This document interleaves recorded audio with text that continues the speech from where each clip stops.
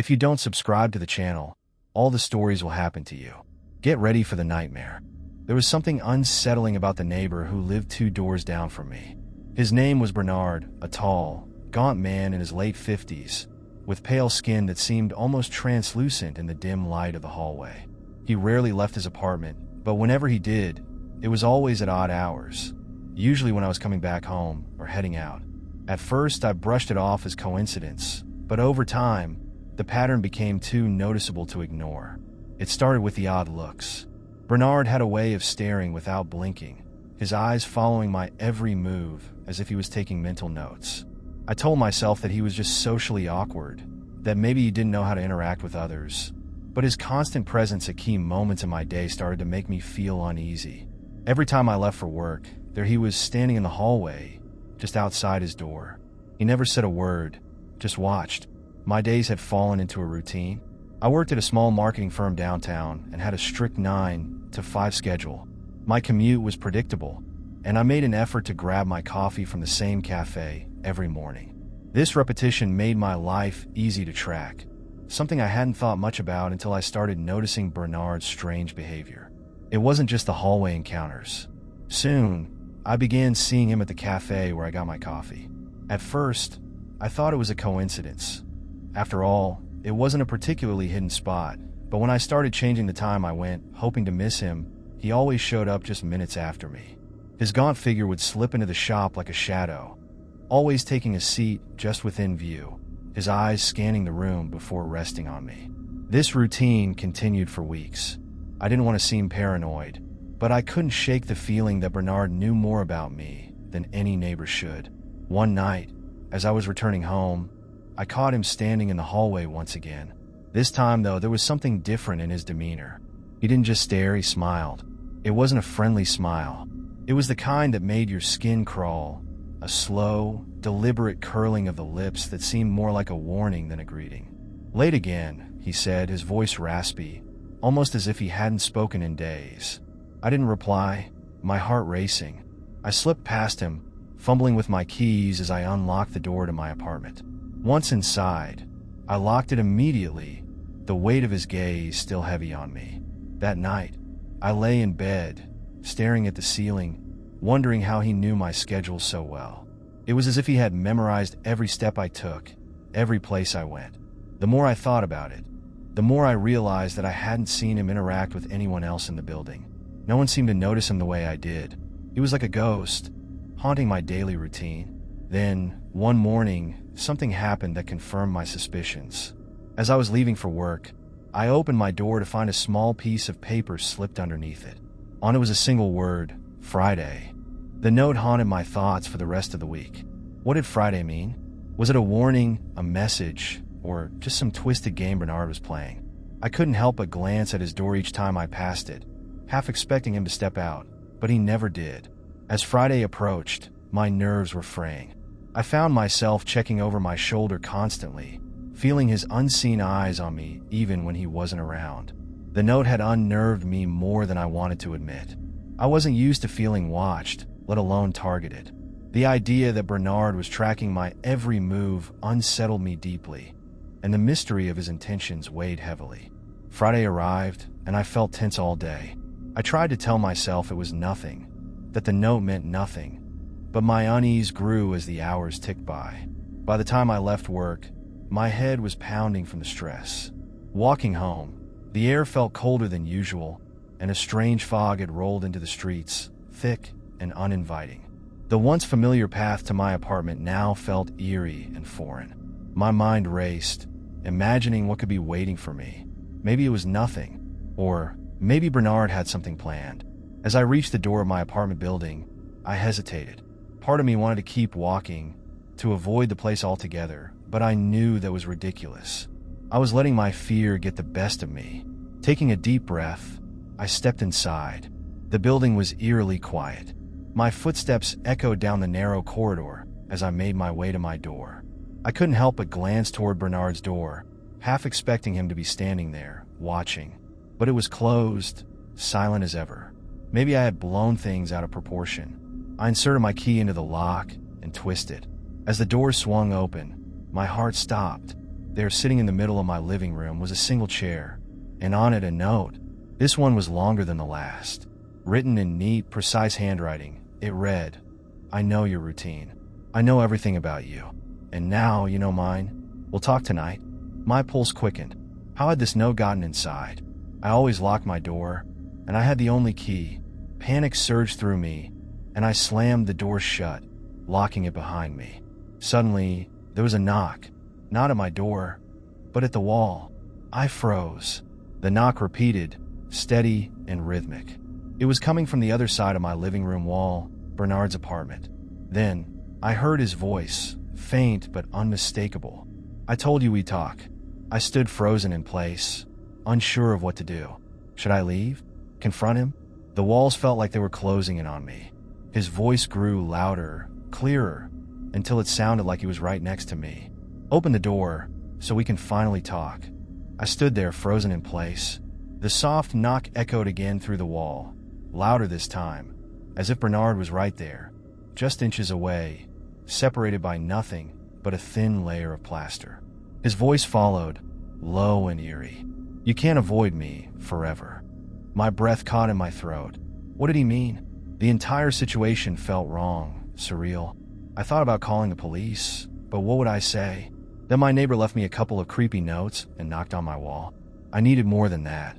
I backed away from the door, trying to make as little noise as possible.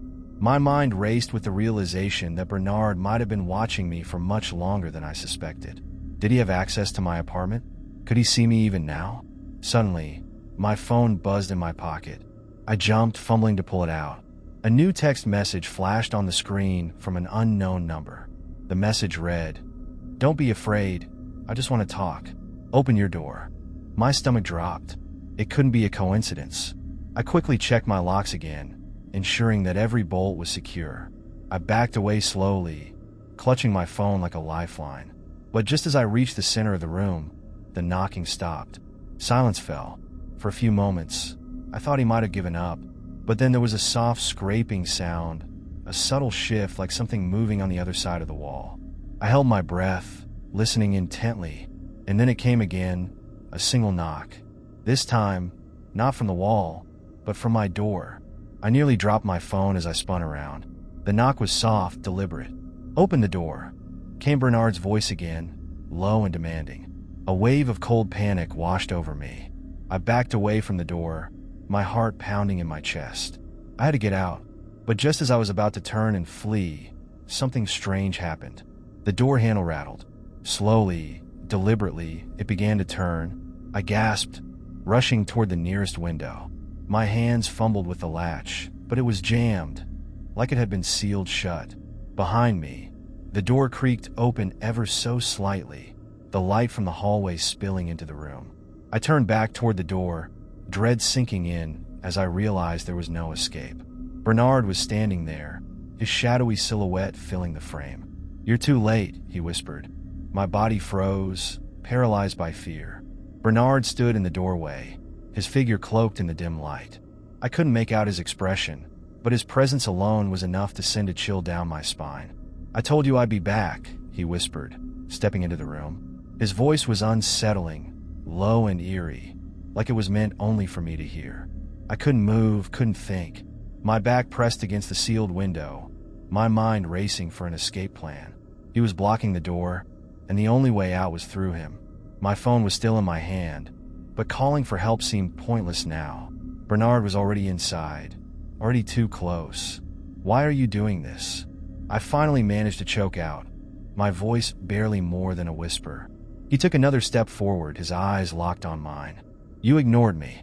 I've been watching, waiting for you to notice, but you shut me out." I swallowed hard, my heart pounding so loudly I could barely hear my own thoughts. "Notice what? What do you want from me?" Bernard paused, his gaze dark and unsettling. "You. I know everything about you. Your schedule, your habits, your secrets." A cold sweat broke out across my skin. How long had he been watching me? How could he know so much? Panic clawed at my chest, but I couldn't let him see it. I needed to keep him talking, distract him somehow. "You're sick," I said, my voice trembling but defiant. "This isn't normal. You need help." Bernard's lips curled into a twisted smile. "Oh, but I'm not the one who needs help. It's you. You've been so oblivious, so blind to everything happening around you." He took another step closer, his hand reaching out. I recoiled, pressing myself tighter against the window, but there was nowhere to go. The fear was suffocating, wrapping itself around me like a vice. Suddenly, the lights flickered, and for a brief moment, the entire room was plunged into darkness. My breath hitched, the silence around us becoming unbearably thick. When the lights came back on, Bernard was gone. I blinked, stunned, my eyes darting around the room. How could he just disappear like that? The door was still slightly ajar, but the hallway beyond was empty. I didn't dare move. My body felt heavy, weighed down by the terror that gripped me. Slowly, cautiously, I edged toward the door, peeking out into the hallway. It was completely still, the dim lights casting long shadows down the corridor. Was it a trick? Was he waiting for me to leave? I hesitated, but staying in my apartment no longer felt like an option. If Bernard could get inside once, he could do it again. I had to leave, had to get out before he came back. Gathering every ounce of courage I had, I rushed toward the door, flinging it open. I sprinted down the hallway, not daring to look back, my footsteps echoing loudly in the otherwise silent building. As I reached the front door of the complex, I yanked it open, the cold night air hitting me like a wave of relief. I was outside, finally free, but as I stood there, gasping for breath, something caught my eye. Across the street, in the dim glow of a street lamp, stood Bernard. He was watching me, his figure barely visible in the shadows. He didn't move, didn't make a sound.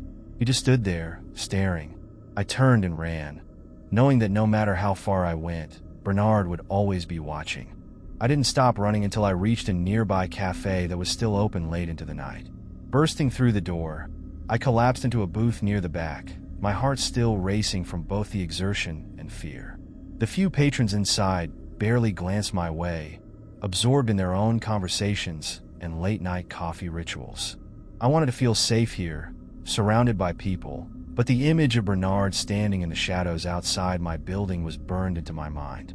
I pulled out my phone with shaky hands and scrolled through my contacts. I needed to call someone, anyone who could help. But who would believe me? What could I even say?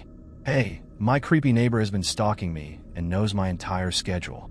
Oh, and he vanished into thin air in my apartment. It sounded absurd, like something out of a bad thriller. Still, I couldn't stay silent. I dialed my best friend, Rachel, praying she was still awake. After a few agonizing rings, she answered, her voice groggy. "Hey, what's going on?" "It's late," she muttered, clearly half asleep. "Rachel, I need help." My voice was barely steady, each word a struggle to get out. "It's Bernard, the guy next door. He's been watching me, stalking me. He was in my apartment. I don't know how, but he knows everything about me." There was a pause on the other end, then a rustling as she sat up. "Wait, slow down. What do you mean he was in your apartment? Did you call the police?" I hadn't. In my panic, the thought of involving the authorities hadn't even crossed my mind. But as soon as she mentioned it, a wave of doubt washed over me. Would they even believe me? There was no evidence, just a man who had disappeared into thin air. How could I explain that?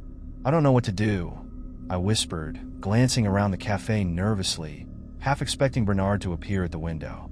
I ran out of my apartment. "I'm at the cafe down the street. I'll come get you," Rachel said firmly, her voice now fully alert. "Just stay there. Don't go back to your place." Relief washed over me, and I nodded, even though she couldn't see it. "Okay, thank you." As I hung up, I felt a little more grounded, knowing Rachel was on her way. But the unease didn't fully subside. Every shadow outside the cafe window, every customer who walked through the door, made my heart jump.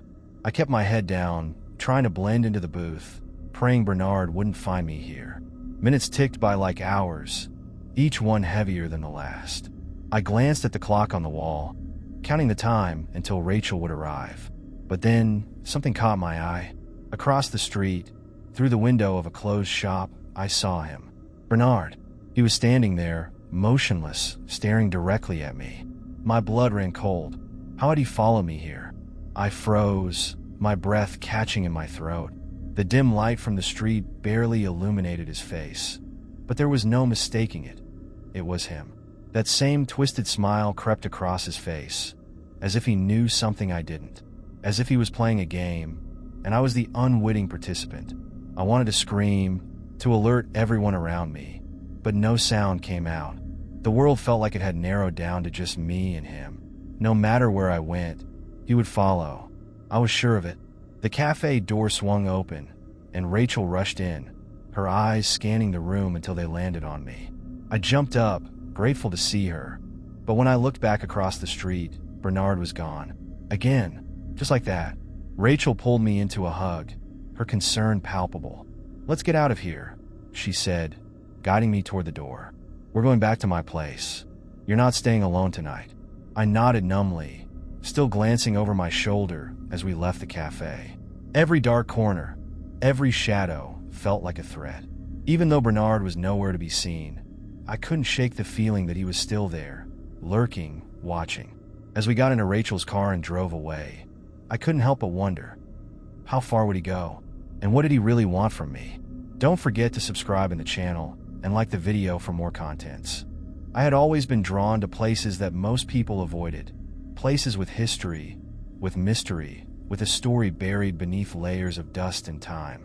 So when I heard about the abandoned town of Ravensbrück, it felt like the perfect destination for one of my solo weekend trips. Supposedly, the town had been deserted for decades, left to rot after the local mine disaster. No one had lived there since, or at least that's what the story said. The drive through the mountains was long, the kind of journey that made you feel isolated from the world, but that was exactly what I wanted. I didn't even have cell service, and the last road sign I passed was almost unreadable from years of neglect. It was just me, the winding road, and the overcast sky, the sun barely managing to peek through the dense clouds. As I approached Ravensbrück, the first thing that struck me was how eerily preserved it was. The town was frozen in time, its weathered buildings standing like tombstones, marking a place long forgotten. I parked my car near what must have once been the town square, a wide open space surrounded by dilapidated homes, a crumbling general store, and a church whose bell tower looked like it could collapse at any moment. It was silent, not just the absence of noise, but an oppressive kind of quiet that felt unnatural, the kind that made you second-guess your decision to come here in the first place. But I had come for the thrill of exploration, and a little unease wasn't going to stop me. Slinging my backpack over my shoulder, I began walking down the main street, my boots crunching against the gravel. I peeked into the windows of the boarded-up buildings as I passed, catching glimpses of dusty furniture, broken shelves, and fading wallpaper. It was as if the residents had just up and left one day, leaving everything behind. As the day wore on, the unease in my chest grew. I couldn't shake the feeling that I was being watched, though logically I knew that couldn't be possible. Still, every now and then, I'd catch movement out of the corner of my eye, a curtain swaying in a window, or a shadow disappearing just as I turned my head. It was probably just my imagination, but it was hard to stay rational in a place like this. By the time the sun began to set, casting long, sinister shadows over the town, I decided it was time to call it a day. I hadn't planned on staying the night, but as I made my way back to my car, I froze. The door was wide open, and the front seat was empty. I knew I had locked it. Panic surged through me. I hurried over and checked the car, but nothing seemed to be missing. My keys were still in the ignition, my bag still on the passenger seat. But the fact that someone, or something, had been inside was undeniable. I glanced around nervously, the hairs on the back of my neck standing on end. Ravensbrück was supposed to be empty, but in that moment, I felt more exposed and vulnerable than ever. My instincts told me to leave immediately, but the car wouldn't start. It sputtered and whined, but the engine refused to turn over. I was stranded. The town was completely dark now, the only light coming from the faint glow of the moon as it peeked through the clouds. Desperation gripped me. I considered trying to walk back the way I came, but in the pitch black of night, through the mountains, that idea seemed even more dangerous than staying put. I decided to find shelter for the night, just until morning when I could figure out what was wrong with the car. The thought of spending the night in one of these abandoned buildings made my skin crawl, but I didn't have much of a choice. I made my way to the church, the one building that seemed somewhat intact. Its tall, looming presence offered a strange sort of comfort. I pushed open the heavy wooden doors, which groaned loudly in protest, and stepped inside. The interior was just as eerie as the rest of the town. Dusty pews lined the nave, and an old organ sat at the far end, its keys missing and broken. I found a corner near the front and sat down, pulling my jacket tight around me. I tried to stay calm, telling myself that it was just one night. But as midnight approached, something changed. A low hum filled the air, almost like the faint whisper of voices. At first, I thought it was the wind, but the sound grew louder, more distinct. It was coming from outside. With a sinking feeling in my gut, I moved toward the front door and cracked it open. What I saw made my blood run cold. The town had come to life. Dim lights flickered in the windows of the once abandoned buildings. Shadows moved behind the curtains, and figures, human figures, were walking down the streets. Their faces were pale, their clothes tattered and worn, but they moved as if they belonged here. I slammed the door shut, my heart pounding in my chest. Whatever was happening in Ravensbrück, I wasn't alone anymore. I backed away from the door, my breath catching in my throat. My mind raced, trying to make sense of what I had just seen. It wasn't possible. People couldn't just appear out of nowhere. Ravensbrück was supposed to be a ghost town, literally and figuratively. My legs felt like they might give out beneath me as I stumbled back to the pew. I had come here for the thrill of exploring an abandoned place, but now I wanted nothing more than to leave, to be anywhere but here.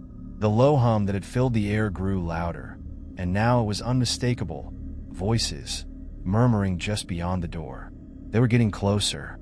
I strained to hear what they were saying, but the words were indistinguishable, just a chaotic blend of whispers that sent shivers down my spine. And then, I heard it, the creak of the church door slowly opening. I froze, my heart pounding so loudly in my ears I thought it might drown out the sound. But there it was, the unmistakable groan of the heavy wooden door. I glanced toward the entrance, expecting to see it swing open, expecting to see one of those figures from outside step into the church. But nothing happened. I waited, muscles tense, staring at the door, but it remained only slightly ajar. The voices outside quieted, as if they, too, were waiting. The air inside the church was thick with tension, the kind that made it hard to breathe. And then, out of the corner of my eye, I saw movement. I turned my head slowly, afraid of what I might see. The pews in the back of the church were lined with dust-covered hymnals and fallen debris, but something else was there now, something that hadn't been there when I entered. A shadow. It was faint at first, barely noticeable, but it grew darker, more defined. The shape of a person, standing at the far end of the aisle. My throat tightened, a scream bubbling up, but I couldn't force it out. I couldn't move. The shadow stood still, but I felt its gaze. It was watching me, waiting. The door creaked again, and this time it opened just a little bit more, enough to let in a sliver of moonlight. The shadow began to shift, moving slowly, deliberately toward me. That's when I finally found my legs. I scrambled to my feet, tripping over the edge of the pew, and bolted toward the door. I wasn't going to wait around to see what the shadow wanted. I yanked the door open and sprinted out into the night. The town was alive. Figures moved in and out of the buildings like a dark, twisted version of a bustling city street. Their faces were hollow, their eyes dull and lifeless. Yet they moved with purpose, as if they were continuing the lives they had lived before the town had died. I didn't stop to take it all in. I ran as fast as I could, weaving between the shadowy figures, hoping that they wouldn't notice me, or worse, follow me. My goal was simple: get to my car, get the engine started, and get out of Ravensbrück for good. But as I neared the car, I saw something that made my stomach drop. One of the figures was standing right beside it, staring directly at the driver's side door. It wasn't moving, just standing there, as if waiting for me. I hesitated, unsure of what to do. I couldn't outrun them all, and I couldn't hide forever. The car was my only way out, and that figure, whatever it was standing between me and my escape. With no other option, I steeled myself and took a step forward, then another. My heart was racing, but I had to reach the car. I had to. Suddenly, The figure's head snapped in my direction, its hollow eyes locking onto mine. I froze. It spoke. "Why did you come back?" Its voice was cold, distant, as if it was coming from somewhere far away. The question hung in the air, and for a moment, I didn't know how to respond. "Back," I whispered, my voice trembling. "I've never been here before." The figure took a step toward me, its movements slow and deliberate. "You've always been here," it said, its voice sending chills down my spine. "This is where you belong." My breath quickened, panic surging through me. I was just a visitor, a curious explorer looking for a thrill. How could I belong here? I tried to reason with myself, but the figure's presence felt suffocating, as if it were closing in on me. "No," I shouted, taking a step back. "I don't belong here." But the figure only tilted its head slightly, an unsettling, almost inquisitive gesture. "You've returned," it insisted, its voice a low murmur that seemed to reverberate in the empty space around us. "You were always meant to return." I turned on my heel, my instincts screaming for me to escape. I sprinted to my car, fumbling with the keys as my shaking hand struggled to find the right one. All around me, shadows moved and swirled, their whispers growing louder, a cacophony of voices that seemed to rise up from the ground itself. As I finally found the right key and shoved it into the ignition, the figure remained rooted beside the car, its expression unreadable. I twisted the key, but the engine let out a sputter, refusing to start. I cursed under my breath, desperation creeping in. "Please," I pleaded, my voice cracking. "Just let me go." The figure took another step closer, its form blurring slightly in the dim light. "You can't leave. Not yet. You must remember." "Remember what?" I shouted, panic tightening my chest. "I don't even know what's happening." For a moment, the figure's face shifted, and I could almost see a flicker of humanity in its eyes, a brief glimpse of emotion that made me pause. "You are tied to this place. Your past is intertwined with its fate." Suddenly, a rush of memories flooded my mind, fragments of laughter, echoes of a child's voice, and the warmth of familiar arms. I clutched my head, overwhelmed by the sudden rush of emotion. It felt like I was being pulled into a memory I couldn't quite grasp, a distant recollection that felt both comforting and terrifying. "Who are you?" I demanded, my voice barely above a whisper. "I am a guardian of this town," it replied, its voice softer now, almost tender. "I protect its secrets, and I am bound to those who share its blood." Blood, the word echoed in my mind. My family had always spoken of Ravensbrook in hushed tones, warning me to stay away. I had brushed off the stories as mere folklore, tales meant to scare children. But what if there was truth buried in those stories? What if I had ties to this town that I had never known about? "Your family left long ago," the figure continued, its voice now laced with sadness. "But you returned, drawn by the threads of fate. The town remembers you, even if you do not remember it." The engine sputtered again, and I glanced back at my car. A flicker of hope ignited within me. "If I remember, will you let me go?" The figure seemed to contemplate my question, its form shimmering as if caught in a gentle breeze. "You must confront your past to find your way forward. Only then will you understand." As it spoke, the ground beneath me trembled, and a low rumble echoed through the air. A strange light emanated from the town square, illuminating the buildings with an otherworldly glow. It felt almost like a beckoning, a pull drawing me toward the heart of Ravensbrook. "Go," the figure urged, stepping back to allow me space. "Find the truth. Only then will you be free." My heart raced as I took a step toward the glowing light, my instincts battling with fear. What awaited me in the heart of this ghost town? Was I ready to confront whatever secrets lay hidden? As I moved toward the town square, the shadows danced around me, whispering in a language I couldn't understand. Yet, something deep within urged me to continue, to seek out the truth that had eluded me for so long. I could feel the figure's eyes on me as I approached the light. With each step, I sensed the past beckoning me, urging me to uncover what had been lost. The air grew heavier as I neared the town square, thick with anticipation.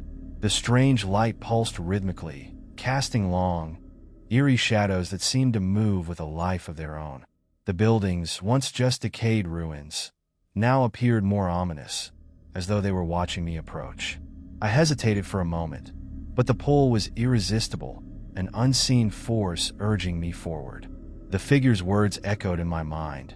You must confront your past. I stepped into the square, and immediately the light dimmed, focusing into a single point in the center. There, standing alone, was an old, weathered well. The stones were cracked and covered in moss, but something about it felt familiar, almost sacred. I approached cautiously, my heart pounding in my chest. The well seemed out of place amidst the ruin, untouched by time's decay. As I peered into its dark depths, a sudden gust of wind swept through the square, carrying with it the faint sound of voices, whispers from the past, calling my name. I leaned closer, trying to make sense of the words. My name, spoken in a soft, pleading tone, echoed from the depths of the well. Goosebumps crawled up my arms as I realized the voice was that of a child. No, I whispered, stepping back. The memories surged again, stronger this time. Images of a small girl with wide, innocent eyes flashed in my mind. She was standing at the well, her hands gripping its edge, calling for someone. For me. A sharp pain shot through my head, and I staggered back, clutching my temples. The vision twisted and blurred, morphing into something darker. The girl's eyes, once filled with innocence, now glowed with fear. Her voice grew more frantic, desperate, as though she was trapped. I shook my head, trying to shake off the vision. Who are you? I whispered, though I already knew the answer. She's part of you. The words came from deep within my mind, not from the figure or the town, but from something inside me. I took a deep breath, forcing myself to approach the well again.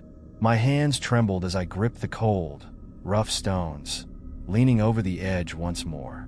The darkness below was impenetrable, but I could still hear the faint cries, the echoes of the past. I swallowed hard. What happened here? The wind picked up again, swirling around me, and suddenly, the town square came to life. Ghostly figures appeared, flickering in and out of existence, their forms translucent but unmistakable. They were townspeople, moving about as though going about their daily lives, but their expressions were grim, their eyes filled with sorrow. A sense of dread washed over me as I realized these weren't just memories. They were shadows of the dead. Ravensbrook wasn't just abandoned. It was haunted by the very people who had once lived here. In the midst of the swirling figures, the small girl appeared again. She stood by the well, her tiny form barely visible through the mist.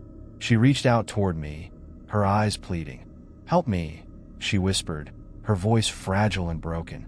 "You promised you would come back." The weight of her words hit me like a freight train. I had promised. Somehow, deep down, I had known that I was connected to this town, that I had left something behind, someone behind. I knelt beside the well, my heart aching as I reached out toward her. "I'm sorry," I whispered, tears stinging my eyes. "I didn't know. I didn't remember." Her eyes softened, but the sadness remained. "It's too late for me," she said, her voice growing fainter. "But you can still free the others. You can still end this." Before I could respond, the ground beneath me began to tremble, and the ghostly figures started to dissolve, their forms disintegrating into the night air. The girl's image flickered and faded, her hand slipping through mine as she disappeared. I jumped to my feet, my heart racing as the tremors intensified. The well itself began to shake, the stones groaning as if they were about to collapse. I backed away, watching in horror as cracks spread across the ground, radiating from the well like a spider's web. "What's happening?" I shouted, but there was no one left to answer. The town was falling apart around me, and I had no idea how to stop it. Suddenly, the ground gave way beneath my feet, and I was plunged into darkness. I fell, tumbling through the air, my mind reeling as I tried to make sense of what was happening. Then, just as suddenly as it had begun, the fall stopped.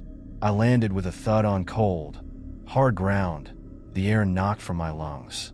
I lay there for a moment, gasping for breath, trying to get my bearings. When I finally opened my eyes, I found myself in a dark, underground chamber. The air was thick and musty, and the only light came from a faint, eerie glow emanating from the walls. I pushed myself to my feet, my legs shaking. I had no idea where I was, but one thing was certain: I wasn't alone. As my eyes adjusted to the dim glow, the reality of the underground chamber settled in. The walls were made of ancient stone, slick with moisture and etched with strange markings that looked both familiar and foreign. The eerie glow came from cracks between the stones, pulsing softly as though the chamber itself was alive. I took a few hesitant steps, my shoes echoing against the cold stone floor.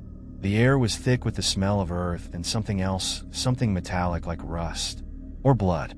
A chill ran down my spine, and I stopped, listening intently. The soft echoes of my movements faded into silence, but then, faintly, I heard something else. A whisper, low, unintelligible, but unmistakable. It wasn't the wind. It was a voice just out of reach. I swallowed hard, trying to steady my nerves. "Hello." My voice came out shaky, and I immediately regretted speaking. But there was no turning back now. The whispering grew louder, swirling around me like a living thing, though I still couldn't make out the words. I scanned the chamber, searching for the source, but it was as though the sound was coming from everywhere at once. I followed the whisper deeper into the chamber, my heart racing with each step. The path twisted and turned, leading me further into the darkness, until the glow of the walls grew dimmer, and I was left nearly blind. Just as panic began to set in, the whispering stopped abruptly, leaving an unnerving silence in its place. Ahead of me, the chamber opened into a larger space, where the faint glow returned. In the center of the room was a large stone altar, its surface covered in what looked like old, faded bloodstains.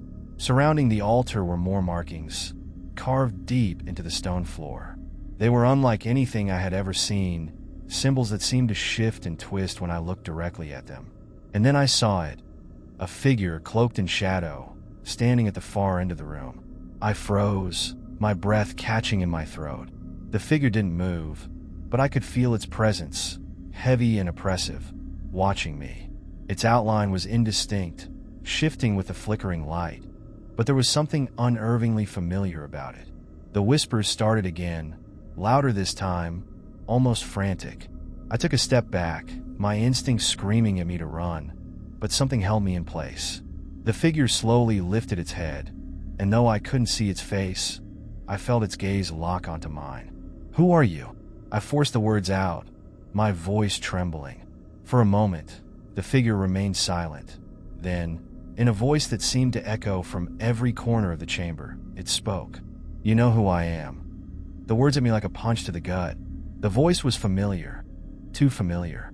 It was my own. I stumbled backward, my mind racing. How was this possible?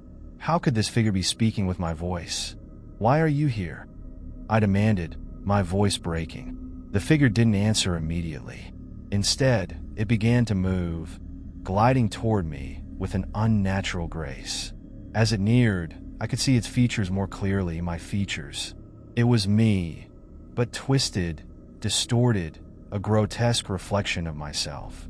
"You brought me here," the figure said, its voice dripping with malice. "You called me." "I didn't." I began, but the words caught in my throat as memories began flooding back. Memories I had buried deep, memories I didn't want to face. The nightmares, the voices, the forgotten promises. It was all connected to this place, to this figure, to me. "You abandoned them," the figure hissed, stepping closer. "You left them to suffer, and now you've come to face the consequences." My heart pounded in my chest as I tried to make sense of what was happening. The girl, the town, the well. Everything led back to this moment, to the dark, twisted version of myself standing before me. "What do you want from me?" I asked, my voice barely above a whisper. The figure smiled, a cold, cruel smile that sent a shiver down my spine. "I want what you promised," it said, reaching out a hand. "I want your soul." Before I could react, the chamber began to shake violently, the walls cracking and crumbling around me. The glow intensified, casting the figure in an otherworldly light. I stumbled backward, trying to escape, but the ground beneath me gave way once more. I fell, the darkness swallowing me whole. Don't forget to subscribe in the channel and like the video for more contents. A heavy rain drummed against the windows, creating a symphony of chaos outside. Inside, a dimly lit room offered a stark contrast to the storm's fury. The air was thick with anticipation, a feeling that something extraordinary was about to unfold. The room was filled with the scent of aged wood and the faint hint of lavender from a forgotten candle. At the center of this space stood a tall, ornate grandfather clock. Its pendulum swung with a hypnotic rhythm, yet its hands were frozen at precisely 3:15. This was the room where time stood still, and it was where 26-year-old Alex found himself drawn after hearing tales of its mysterious nature from the locals. Alex, a curious soul with a penchant for adventure, had recently moved to the small town of Eldridge. His friends often joked about his obsession with the supernatural, but he shrugged it off, believing there was more to the world than what met the eye. With a camera slung around his neck, he stepped into the room, eager to capture the essence of its enchantment. The first thing that struck him was the collection of photographs adorning the walls. They depicted scenes from various eras: women in flowing dresses, men in top hats, and children playing in the gardens of what once was a vibrant estate. Yet, each photograph carried an eerie quality. The subjects appeared to be gazing directly at Alex, their expressions a blend of sorrow and longing. As he examined a particularly striking image of a woman with hauntingly beautiful eyes, a shiver ran down his spine. Her name, according to the faded inscription below the frame, was Eliza Hawthorne. Rumor had it that she was the last resident of this house, having vanished under mysterious circumstances. Many believe that her spirit lingered, trapped in the very fabric of this room. Suddenly, a soft whisper echoed through the space, breaking the silence. "Help me." The voice was barely audible, yet it resonated deep within Alex, sending his heart racing. He turned toward the direction it came from, but the room remained empty, its shadows stretching and shifting as if alive. Determined to uncover the truth, Alex set up his camera, the red recording light illuminating his focused expression. "If anyone is here with me, I invite you to show yourself," he called out, his voice steady despite the anxiety coursing through him. He paced the room, examining every corner, searching for signs of the unknown. The whisper returned, more urgent this time. "Help me, please." The words tugged at his heart, compelling him to follow the sound. He approached the grandfather clock, instinctively sensing that it held the key to the room's secrets. As he reached out to touch it, the moment his fingers brushed against the cold wood, a surge of energy coursed through him. The air thickened, and the temperature dropped drastically. Alex's breath came out in visible puffs, and he felt an overwhelming presence envelop him. In a flash, the room transformed. The walls shimmered, revealing glimpses of the past. He saw Eliza, her vibrant laughter echoing, as she danced gracefully in the very space where he stood. But suddenly, the scene shifted. Dark shadows loomed, and a sinister figure approached her, eyes glinting with malice. Alex stumbled backward, fear gripping him as the vision faded. The room returned to its original state, but now he understood. The whispers were cries for help from a trapped soul. Eliza had been wronged, and it was up to him to uncover the truth behind her disappearance. Determined, he began to research Eliza's story, unearthing the dark history of her family. The Hawthorns had been a powerful dynasty, but whispers of betrayal and greed shrouded their legacy. As he delved deeper, he discovered that Eliza had been engaged to a man named Victor, who was rumored to have sinister intentions. The more he uncovered, the more restless the spirit seemed. Each night, Alex returned to the room, hoping to connect with Eliza and find a way to bring her peace. The clock remained frozen, a constant reminder that time had forgotten her.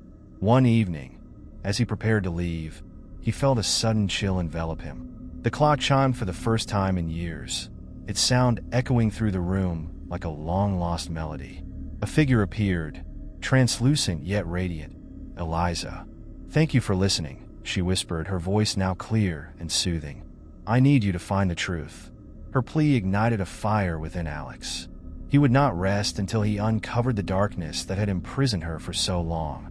But as he nodded in agreement, the room darkened once more, the shadows creeping closer, as if warning him that the truth would come at a price. The weight of Eliza's words lingered with Alex long after he left the house that night. He couldn't shake the image of her spectral form, her haunting beauty tarnished by the pain of whatever secret she had carried into death. The next day, Alex dove deeper into the local archives, determined to piece together the clues Eliza had left him. Eldridge was a town where stories were whispered, but never spoken aloud.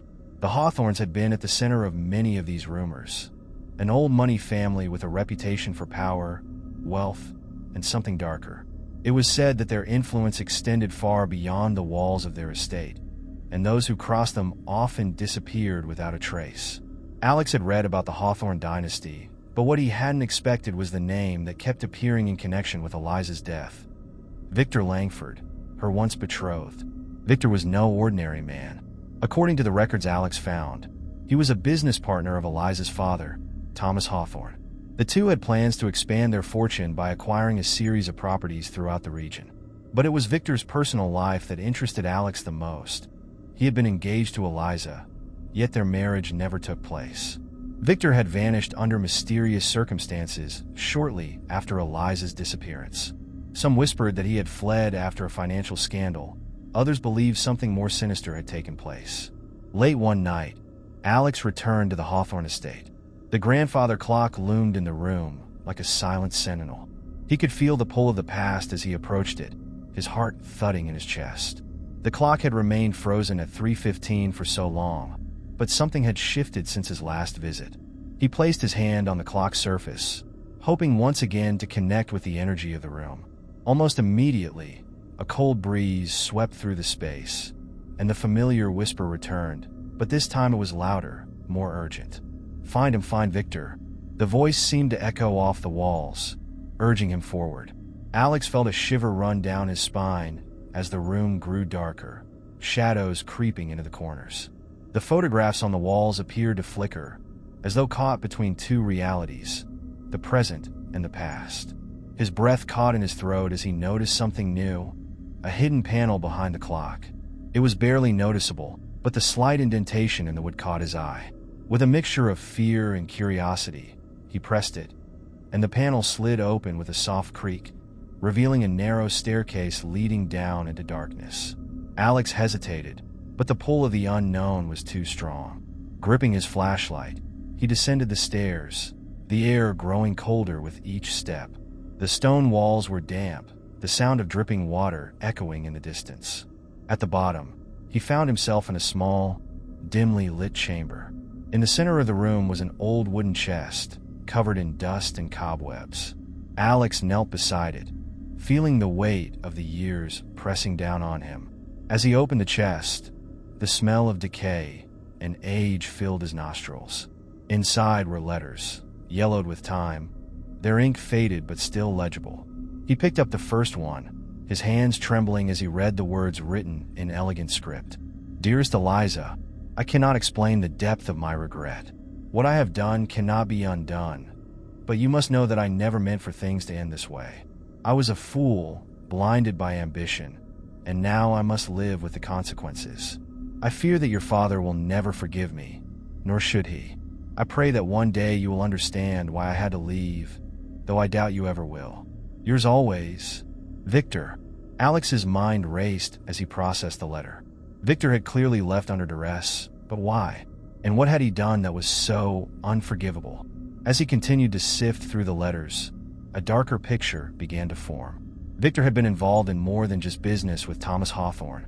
The final letter, written in a hurried scrawl, revealed the truth. "Eliza, I was wrong. Your father is not the man I thought he was. He is dangerous, more so than I ever imagined. I uncovered something he has kept hidden for years. If you value your life, you must leave the estate immediately. Do not confront him. Do not trust anyone. There are things here that even I cannot explain, but they are dark and they are deadly. I will try to find a way to help you, but if I fail, know that I tried. Please, get out before it's too late. Victor." Alex's heart pounded as the reality of the situation hit him. Eliza's father, Thomas Hawthorne, had been hiding something far darker than financial scandal, and whatever it was had cost both Eliza and Victor their lives. But what could it have been?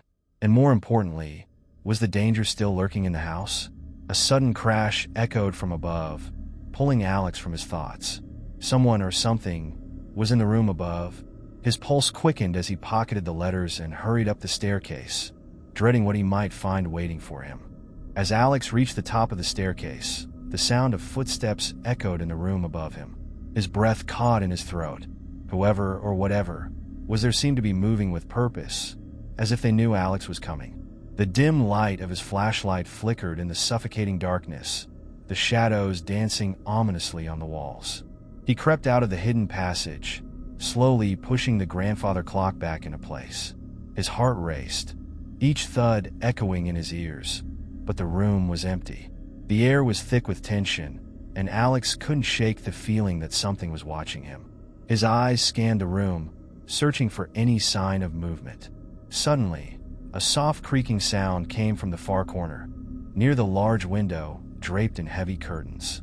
Alex's flashlight caught a glimpse of something, just for a moment. A dark figure, standing motionless, as if waiting. He felt a surge of adrenaline, his fingers tightening around the flashlight. "Who's there?" he called out, his voice barely above a whisper. There was no response. The room felt eerily silent. The only sound the faint rustling of the curtains as a breeze drifted through the partially open window. Alex approached cautiously, every step slow and deliberate. His mind raced, recalling the dark secrets of the Hawthorne estate and the warnings Victor had left behind. As he neared the window, the figure seemed to dissolve into the shadows.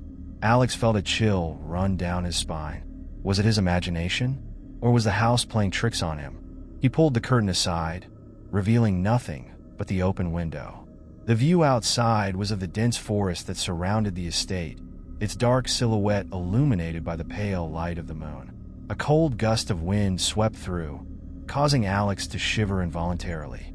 He closed the window, locking it tight, but the uneasy feeling persisted. Turning back, Alex froze. In the middle of the room, standing near the clock, was a woman.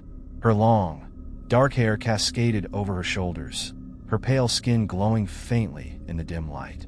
She wore a flowing white dress, stained at the hem as though it had been dragged through the mud. But it was her eyes, wide, haunting, filled with an unspeakable sadness, that made Alex's blood run cold. "Eliza," he whispered, recognizing her instantly from the portrait he had seen earlier. She didn't move. Her gaze was fixed on him, her expression sorrowful, yet pleading. The room seemed to close in around them, the atmosphere thick with the weight of the past. "You found him." Eliza's voice was soft, barely audible. "You found Victor's letters." Alex nodded, his throat tight with fear and confusion. "I did," he managed to say. "But there's more, isn't there? Something your father was hiding. Something that got both of you killed." Eliza's gaze shifted, her face contorting with pain. "My father. He wasn't the man the town believed him to be. He did terrible things I didn't understand until it was too late." Her voice wavered, filled with regret.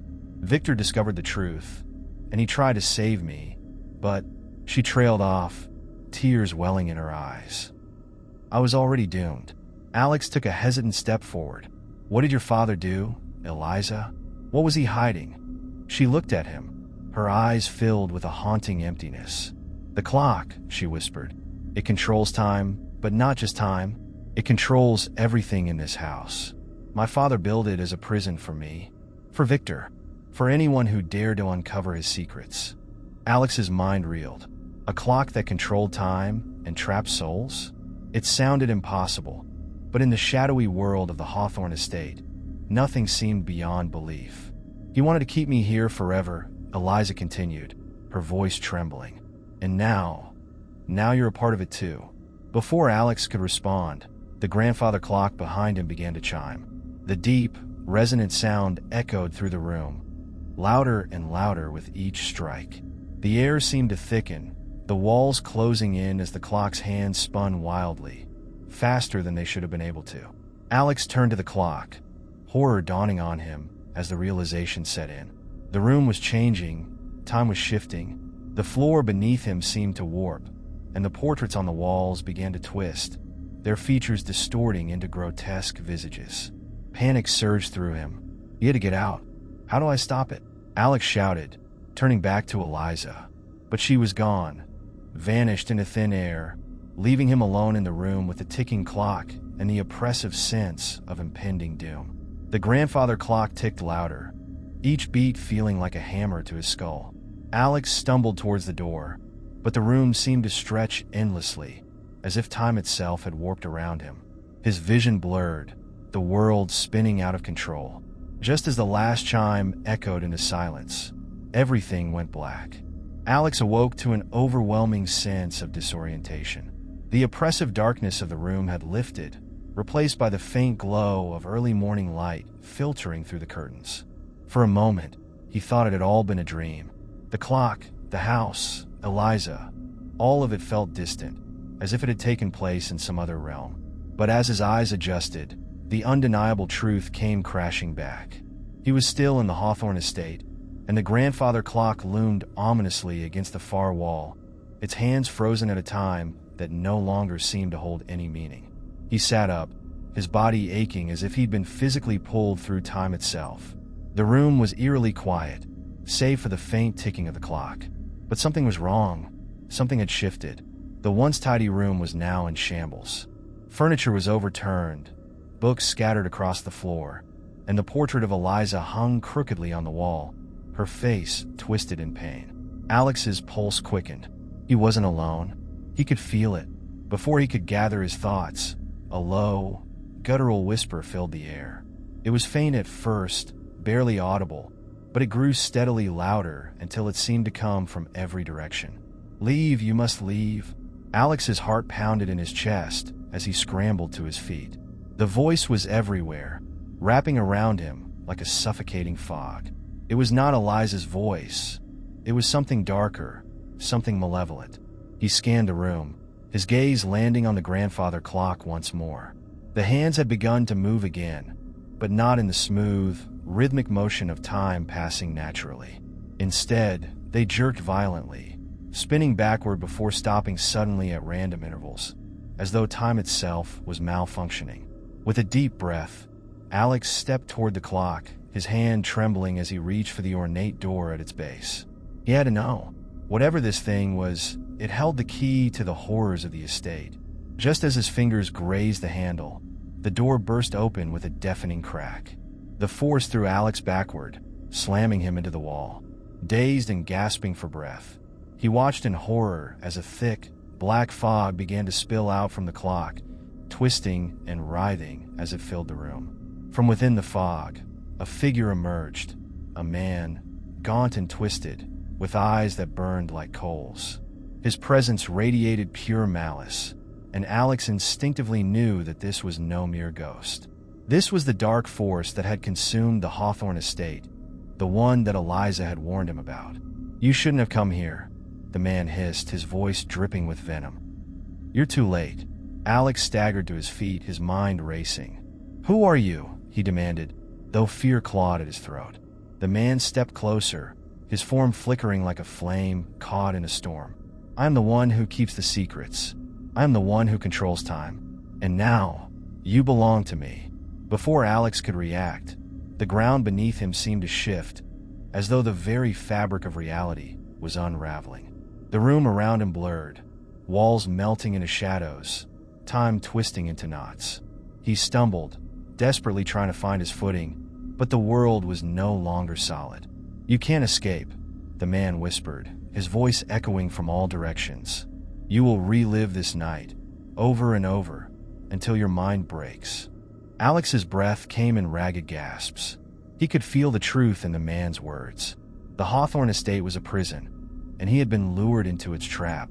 The clock, Eliza, the man, they were all part of a twisted cycle, a nightmare that would never end. Desperation clawed at him. He had to get out. He had to find a way to break the cycle. But how? As the fog closed in around him, Alex's mind raced through everything he'd learned. The clock held the power. It controlled time, and somehow, It was tied to the dark force that had taken over the house.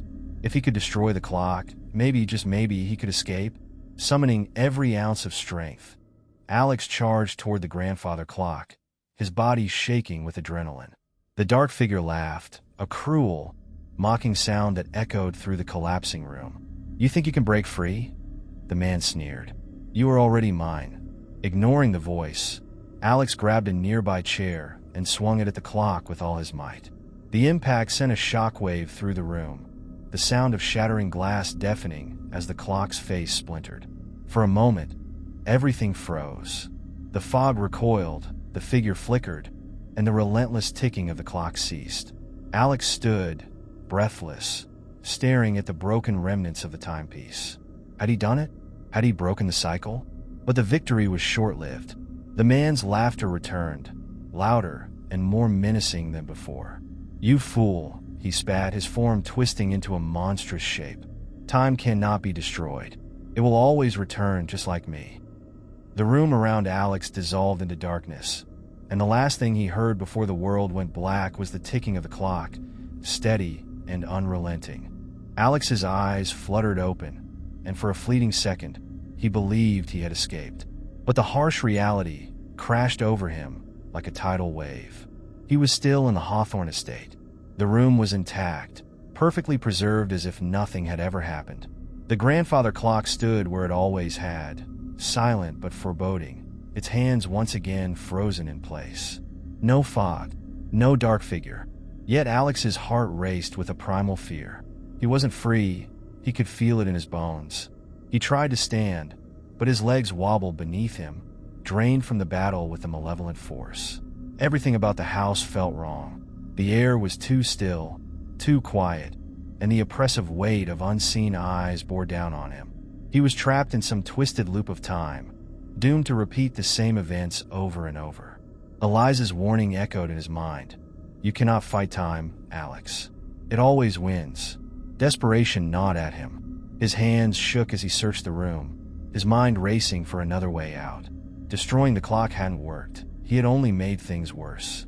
The house itself was alive, a living entity that fed on time, feeding off his very presence. Suddenly, the faint sound of ticking returned, louder than ever, coming not just from the clock but from every corner of the room. It was as though the house itself was mocking him, reminding him that there was no escape. Alex stumbled toward the door, his only instinct to run, to leave the cursed place behind. But as he reached for the handle, a shadowy figure appeared in the doorway, blocking his path. It was Eliza.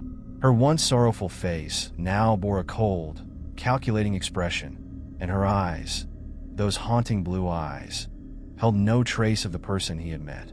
They gleamed with something far more sinister. "Eliza?" Alex breathed, a mixture of confusion and dread twisting in his gut. "You should have listened," she said, her voice flat and emotionless. "You can't leave now." Alex backed away slowly, his mind scrambling for answers. "What do you mean?" "You told me to destroy the clock, too." "I told you nothing of the sort."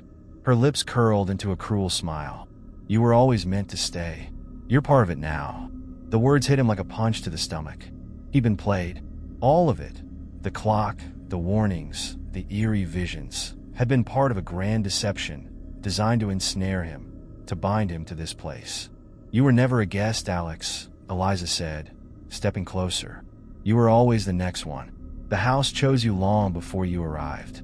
He felt his pulse quicken, the horror of her words settling in his chest. "The next what?"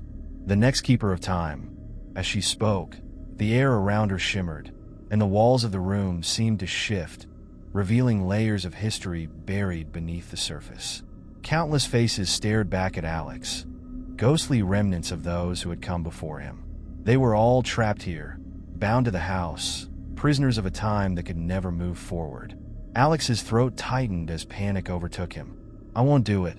I'm not staying here." Eliza's smile faded into a look of pity, and for a brief moment, the real Eliza seemed to surface. "I didn't want to stay either," she whispered, "but the house never lets go. You belong to it now." The shadows around her deepened, and the ticking of the clock grew deafening. Time itself was closing in on him, a relentless force that demanded its due. Alex could feel it, an invisible chain tightening around his soul. His vision blurred, the room spinning as the weight of his fate pressed down on him. He had become part of the house, bound to its cursed cycle, just like all the others before him. As Eliza faded into the darkness, her final words echoed in the suffocating silence. Welcome to eternity. Don't forget to subscribe in the channel and like the video for more contents. It started as nothing more than an idle glance out of the window one evening. Callum was closing the blinds of his new apartment when he saw it. Across the street, in the old, dilapidated house that had stood empty for as long as he could remember. A figure. The house was a relic of a forgotten time, a once proud Victorian mansion now abandoned and decaying, with shattered windows and overgrown vines choking its walls. People in the neighborhood had their share of stories about it. Some whispered of tragic deaths, others of mysterious disappearances, but no one dared to get too close. But that night, through one of the cracked second-floor windows, Callum spotted the silhouette of a man. He was standing perfectly still, bathed in the dim glow of a street lamp outside. His face was hard to make out, obscured by shadow, but his posture was unnerving. Motionless, rigid. At first, Callum thought it was a trick of the light, or maybe a mannequin left behind by some vandals. But something about the figure sent a chill down his spine. He couldn't shake the uneasy feeling that he was being watched. He stared for a moment longer, waiting for the man to move, to turn away, to do something. But the figure remained still, unwavering, eyes fixed on the street below. Callum laughed at himself, shaking off the creeping dread that clawed at the back of his mind. It was probably just some squatter, maybe a homeless guy who'd found shelter in the old house.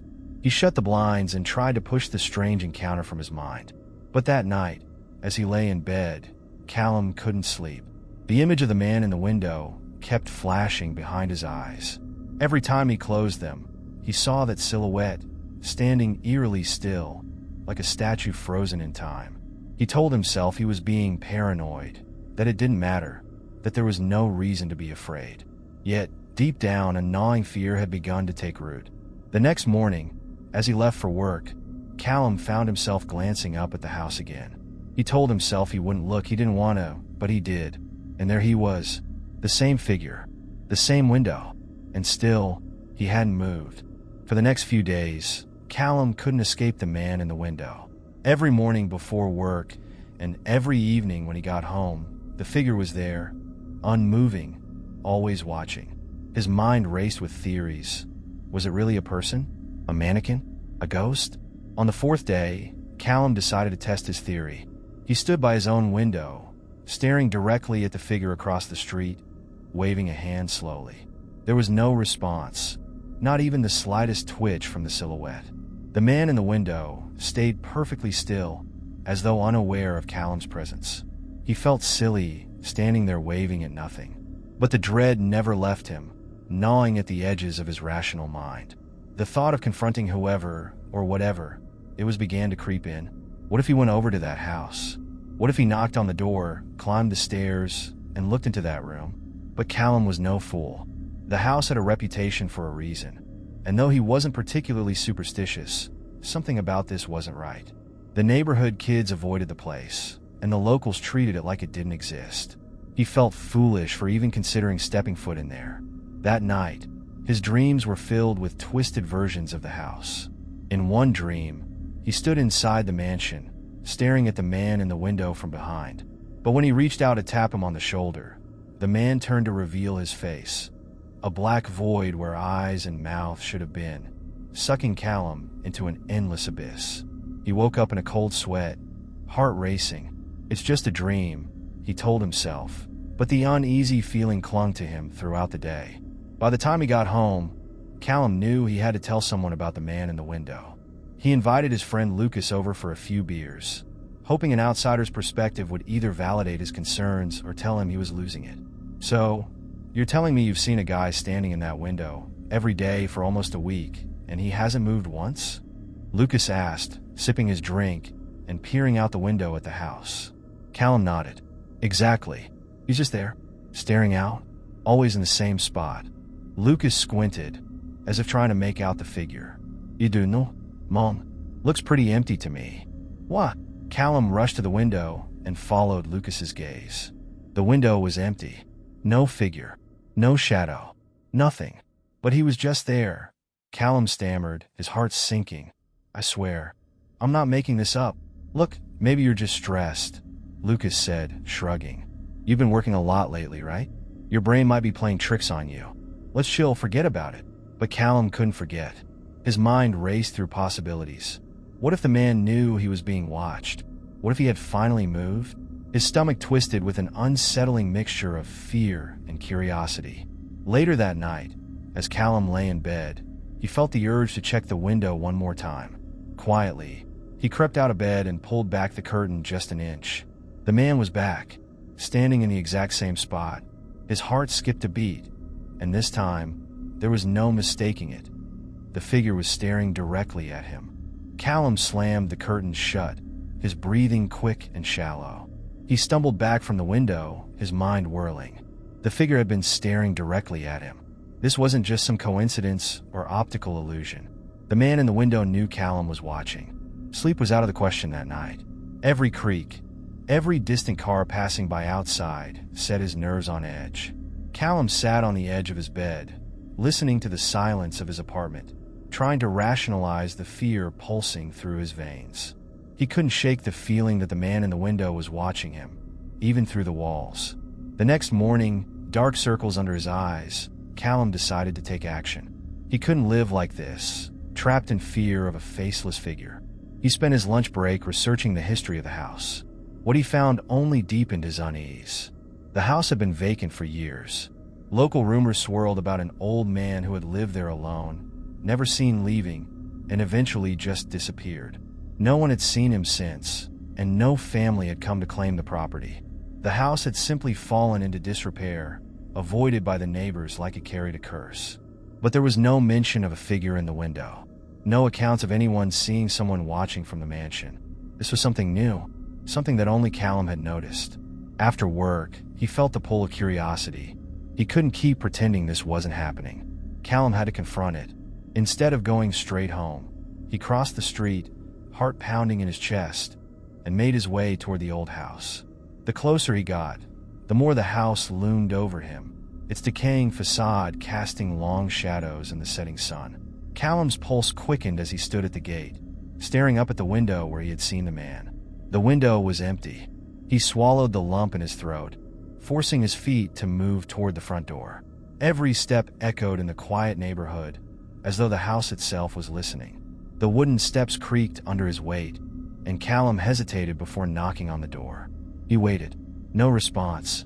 Gathering every bit of courage he had left, he turned the rusted knob and pushed the door open. It creaked loudly, revealing a dark, dusty interior. Callum stepped inside, the musty smell of abandonment hitting him immediately. The silence was suffocating. His footsteps seemed to reverberate through the empty halls as he moved deeper into the house. He couldn't explain why he felt compelled to go upstairs, to the very window where the man had stood. His breath quickened as he reached the landing and saw the room at the end of the hall. The door was slightly ajar. Callum's legs felt like they were moving on their own as he approached. He pushed the door open with trembling hands. The room was empty. No furniture, no personal belongings, just dust and silence. He walked to the window and stood exactly where he had seen the figure so many times. He looked down at the street, at his own apartment across the way. Suddenly, he felt a shift in the air, a presence behind him. Callum spun around, heart pounding in his chest, but the room remained empty. His eyes darted around, trying to catch a glimpse of something, anything that could explain the man in the window. Then he heard it, a soft, raspy whisper from behind him. "I've been waiting." Callum froze. The whisper wasn't loud, but it was enough to send a chill down his spine. His breath caught in his throat as he slowly turned around, searching the empty room for the source of the voice.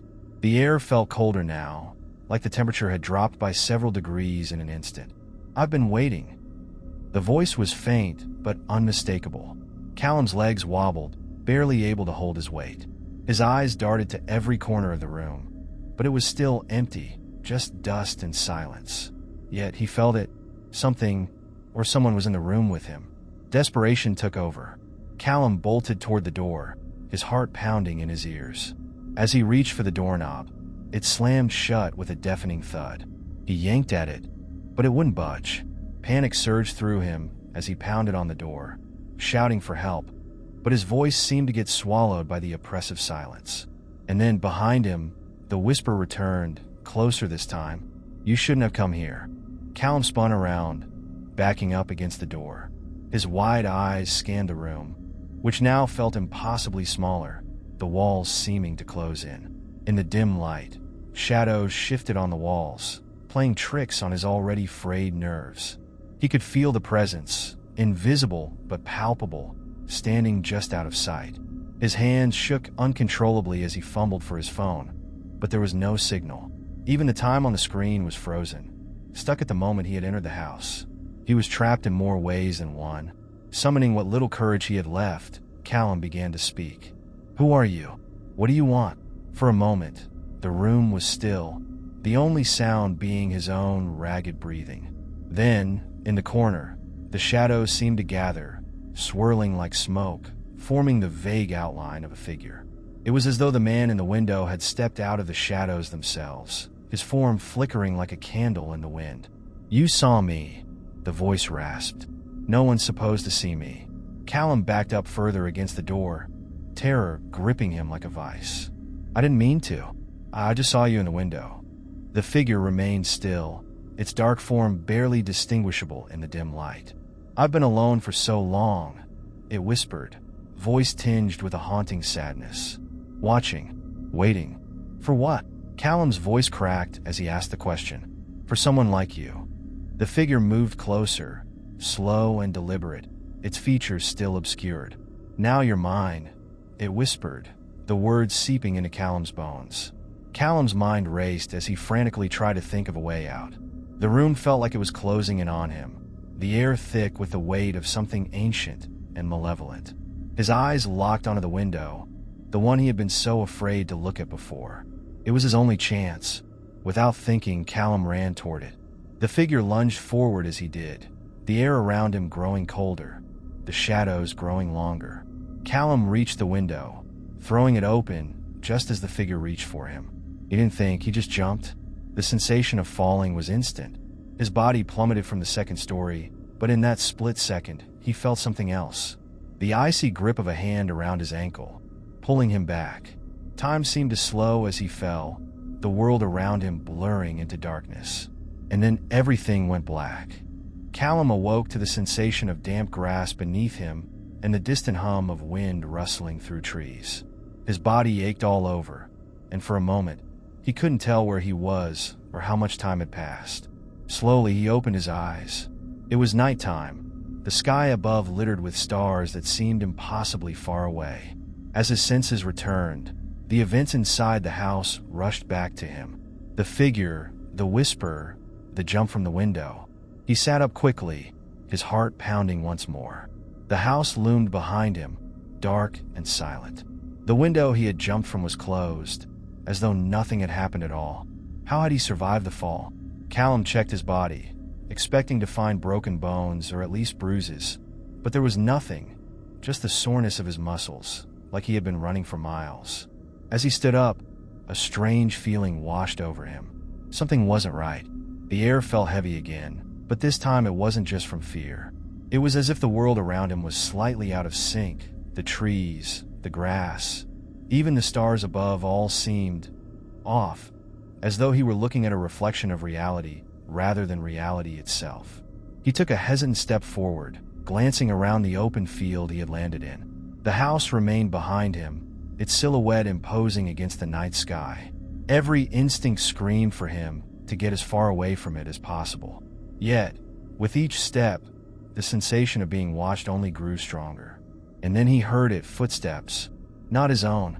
These were different, faint but unmistakable, following closely behind him. Callum whipped around, but there was no one there, just the darkened landscape stretching into the night.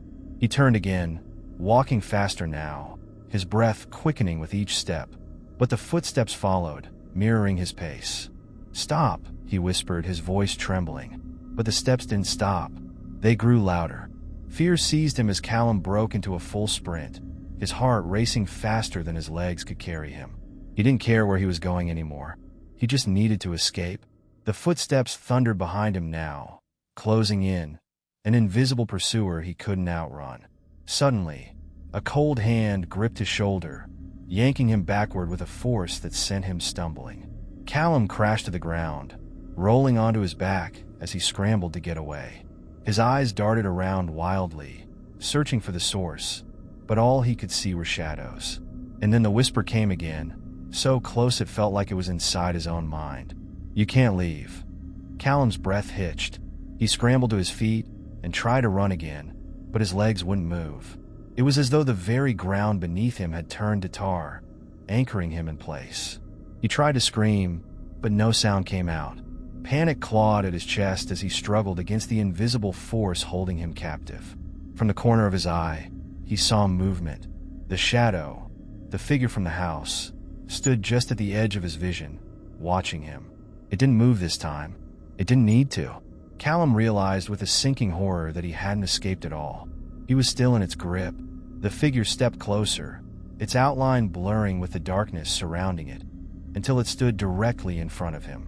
Callum's legs finally gave out, and he collapsed to his knees, helpless.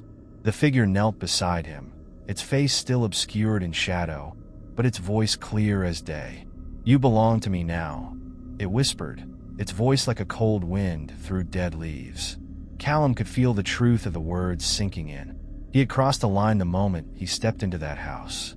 Now, no matter how far he ran, no matter where he went, the shadow would follow.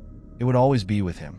The last thing he heard before the darkness claimed him completely was the sound of the footsteps, echoing through the night, forever behind him. Don't forget to subscribe in the channel and like the video for more contents. Sarah was walking home from her usual late shift at the diner, her feet aching from a long day, when she first noticed the stranger. It was nearly midnight, and the streets were quiet, save for the occasional hum of a distant car or the flicker of a street lamp. The neighborhood wasn't the safest, but she had taken this route countless times and never felt anything more than the usual wariness that came with walking alone at night. But tonight felt different.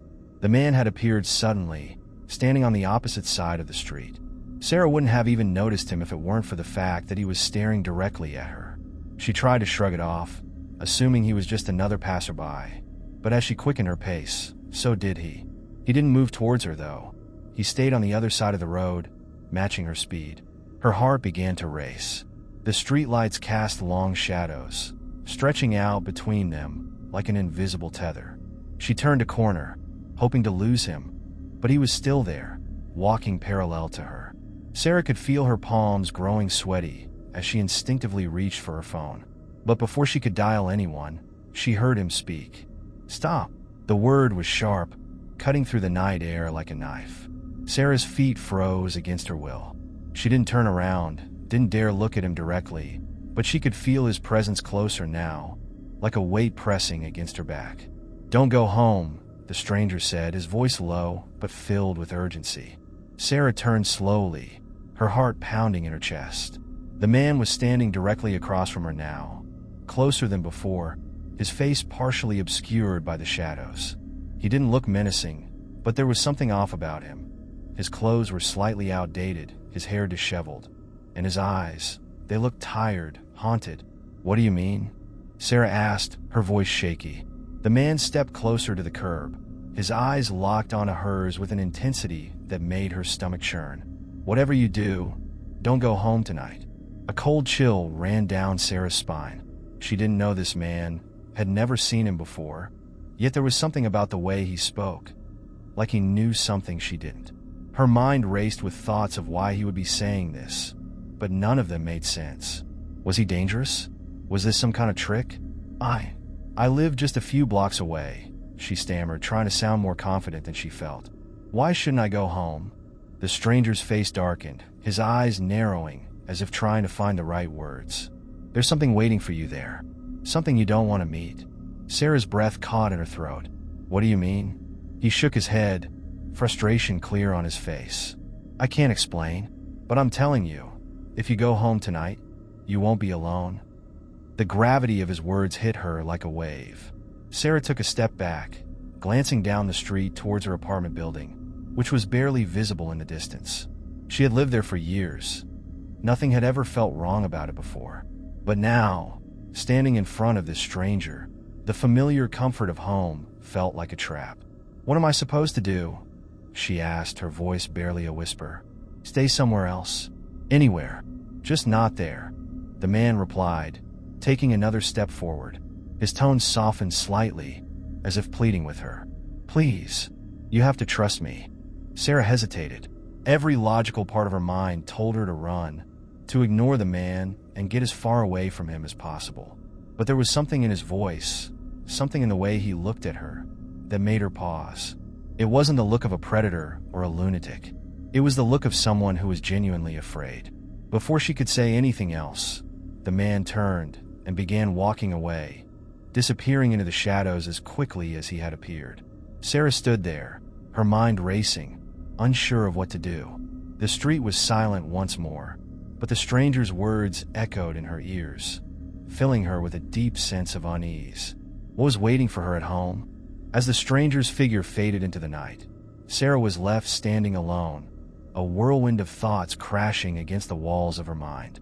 She glanced down the street toward her apartment, the familiar facade now looking ominous in the dim light. The decision lay heavy on her shoulders. Trust the warning of a stranger she had never met, or dismiss it and risk whatever it was he had implied. A shiver ran through her as she imagined what could be lurking in her home. She pulled out her phone and glanced at the time, almost 12:30. The thought of staying anywhere else felt foreign and unsettling. Yet the stranger's eyes had held a desperation that sent chills down her spine. She felt a strange urge to heed his warning. Turning on her heel, Sarah started walking toward the nearby 24-hour cafe, a place she often went to unwind after work. It was only a few blocks away, and as she walked, her mind raced with possibilities. Why would someone want to harm her? Was it even about her? The soft glow of the cafe's neon sign became visible in the distance, and she quickened her pace, eager for the comforting warmth inside. The bell chimed as she pushed through the door, and the familiar scent of coffee and pastries enveloped her like a warm blanket. "Hey, Sarah," greeted Lisa, the barista from behind the counter. Her smile was bright, and the usual chatter of customers filled the air, creating a sense of normalcy that Sarah desperately craved. "Hi, Lisa," she replied, forcing a smile. "Can I get a coffee to go, please?" "Of course. You look like you've seen a ghost," Lisa chuckled, but her eyes were sharp, assessing. "It's been a long night," Sarah muttered, avoiding further questions as she fidgeted with her phone, still in her hand. While Lisa prepared her coffee, Sarah slid into a booth in the corner, trying to calm her racing heart.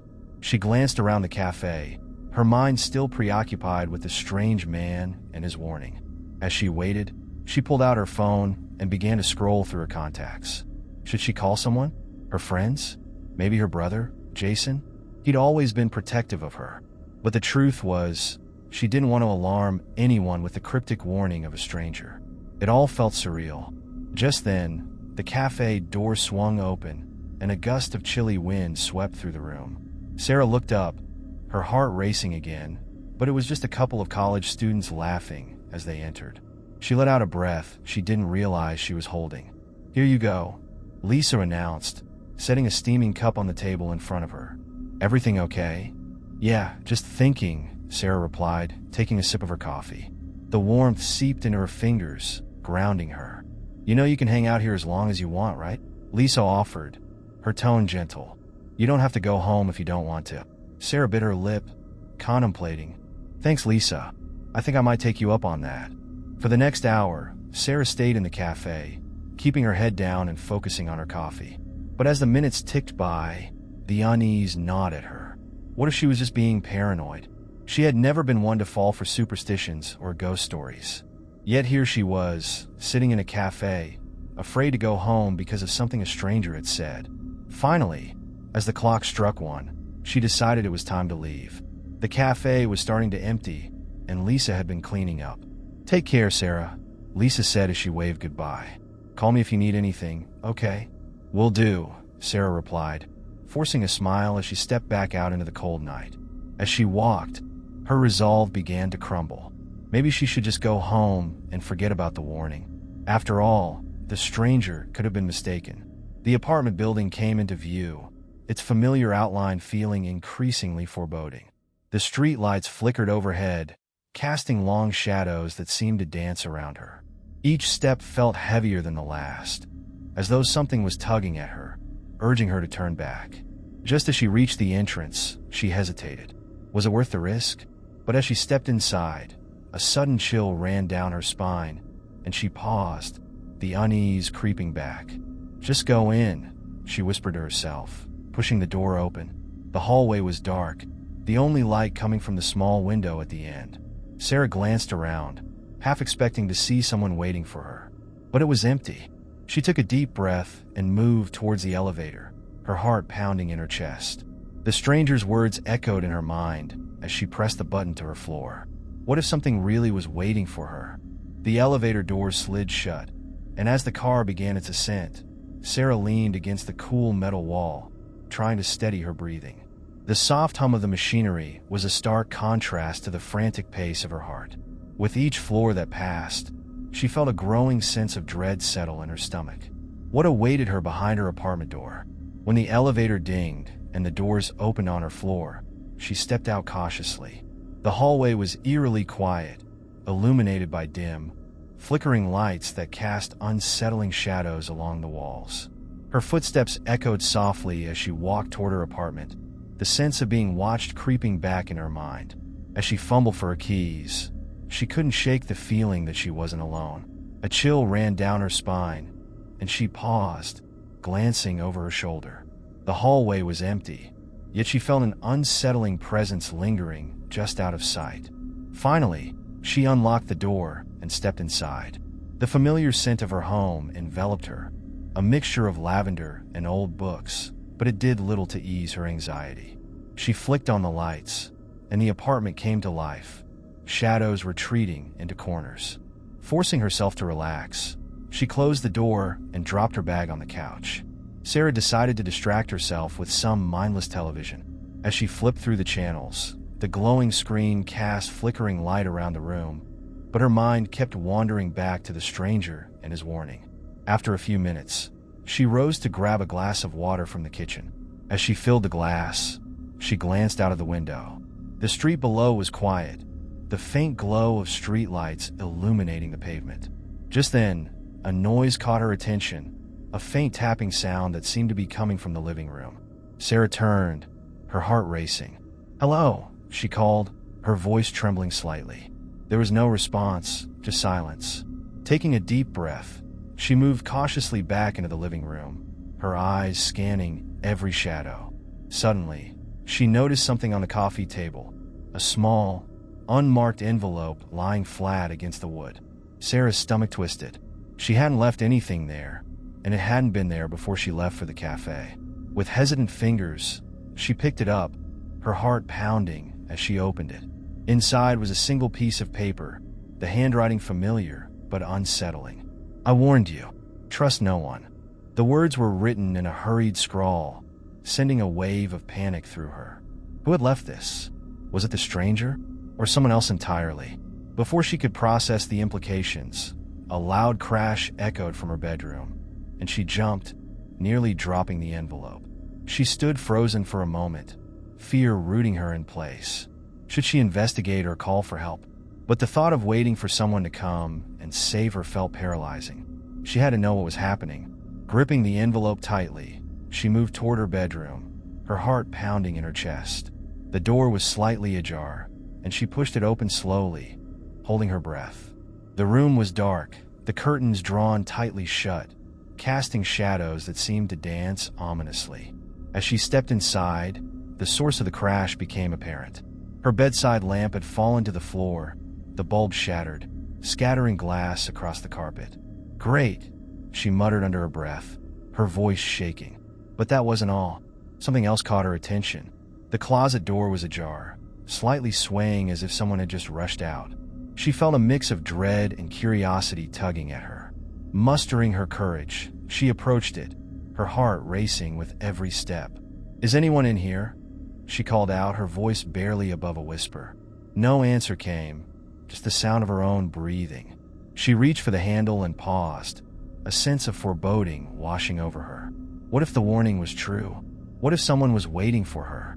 Taking a deep breath, she pulled the door open fully. The closet was empty except for her clothes hanging neatly on their hangers, but something glinted at the back, something small and metallic. With trembling hands, she stepped inside, her heart racing as she reached for it. It was a small key, unlike any she had ever seen before. As she turned it over in her palm, she noticed a strange symbol engraved on it, something that looked almost like an eye. "What is this?" she murmured, her curiosity piqued despite her fear. Just then, her phone buzzed loudly on the bedside table, startling her. She hurried back to the main room, the key clutched tightly in her hand. It was a message from an unknown number. "You have to leave. They're coming for you." Sarah's heart sank, the stranger's warning echoing in her mind. She felt the weight of the key in her palm, and a strange sense of urgency washed over her. What did it unlock? Sarah stared at her phone, the message burning in her mind. She felt a sense of panic rising within her, a tightness in her chest that made it hard to breathe. The weight of the key felt heavy in her hand, and she realized that she needed to act quickly. She glanced back toward the closet, contemplating whether to investigate further or leave her apartment altogether. Her instincts told her to trust the warning. There was something deeply unsettling about the stranger's ominous words and the anonymous message that followed. Deciding she couldn't ignore the urgency any longer, Sarah shoved the key into her pocket, grabbed her jacket, and headed for the door. She paused, glancing back at her apartment, feeling a pang of regret at leaving it behind. The warm, safe space had suddenly transformed into something alien and threatening. As she stepped into the hallway, her pulse quickened.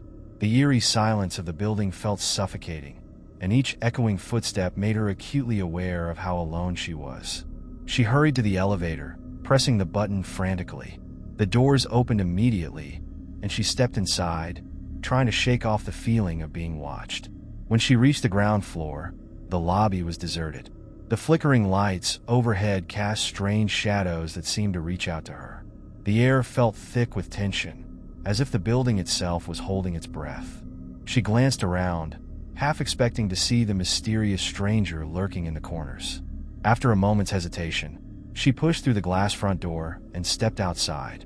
The cool night air hit her face like a splash of cold water, invigorating yet unsettling.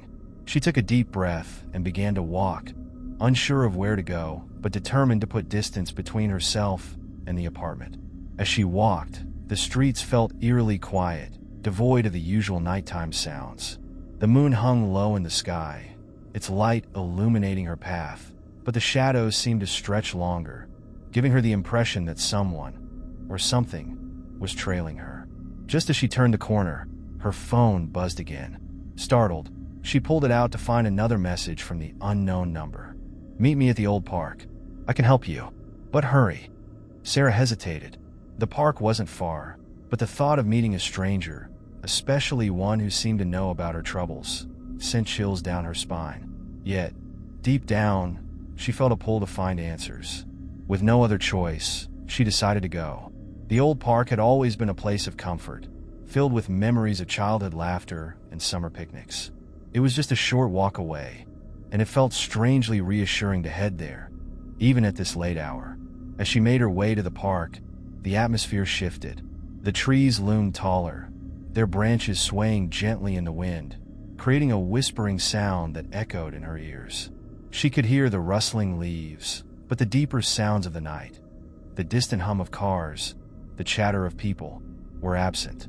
When she reached the park entrance, she stopped short. The park was shrouded in darkness, illuminated only by the sparse moonlight filtering through the thick branches overhead. It felt deserted, yet she could sense a presence lurking just beyond her view. "Hello," she called out, her voice trembling slightly as it echoed into the darkness.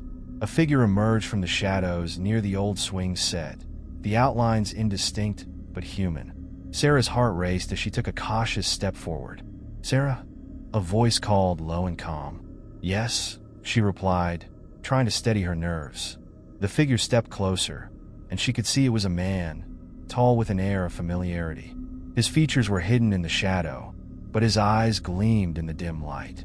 "I'm here to help you," he said, his tone reassuring. "I'm Ben. I've been watching you." "Watching me?" Sarah echoed, her mind racing. "Why? Who are you?" "I know what's happening to you," he replied, stepping into a patch of moonlight. His face was kind but serious, with tousled hair and deep-set eyes that seemed to hold secrets. "I can explain everything, but we need to talk quickly before they find out." "Who will find out?" she pressed, glancing around the dark park, feeling the shadows closing on her. "They don't want you to uncover the truth. That key you found, it's the key to a hidden past, a connection to something dangerous." Her heart raced. "What do you mean? What does it unlock?" "It unlocks a place where the truth is buried, but it's also a key to their secrets. You're in danger, Sarah. We need to move." "Move," she repeated, feeling a surge of fear mixed with determination. "Where?" "There's an old storage facility a few blocks away. It's where I keep things I've collected, information that might help you. If we hurry, we might find what you need to keep you safe." Before she could respond, a noise interrupted them, a rustling in the bushes nearby. Sarah's heart dropped as she turned to look, dread creeping up her spine. "Quick, we have to go," Ben urged, grabbing her hand and pulling her away from the swing set. As they ran through the park, Sarah couldn't shake the feeling that they were being watched. The chill of the night air was nothing compared to the fear that coursed through her veins. She glanced back, her instincts screaming that something was following them, something dark and sinister. Ben led her down a side street, the storage facility coming into view. Her heart raced with the thrill of the chase and the uncertainty of what lay ahead. Would they find answers, or would they stumble into a deeper danger? The storage facility loomed ahead, its metal exterior reflecting the sparse light from the street lamps. Ben pulled her toward the entrance, his grip firm but reassuring. Sarah's heart raced as they approached the heavy metal door, a sense of urgency pushing them forward. "Stay close," Ben whispered as he fumbled with the lock. "If we're seen, we could be in serious trouble." The door creaked open, revealing a dimly lit hallway lined with doors. The musty smell of forgotten memories filled the air, and Sarah felt a shiver run down her spine. "Is this really safe?" she asked, her voice barely above a whisper. "For now," Ben replied, leading her inside. "But we have to work quickly. There's a lot to uncover, and time isn't on our side." They moved deeper into the facility, the sound of their footsteps echoing in the stillness. Ben stopped in front of a door marked with a faded number.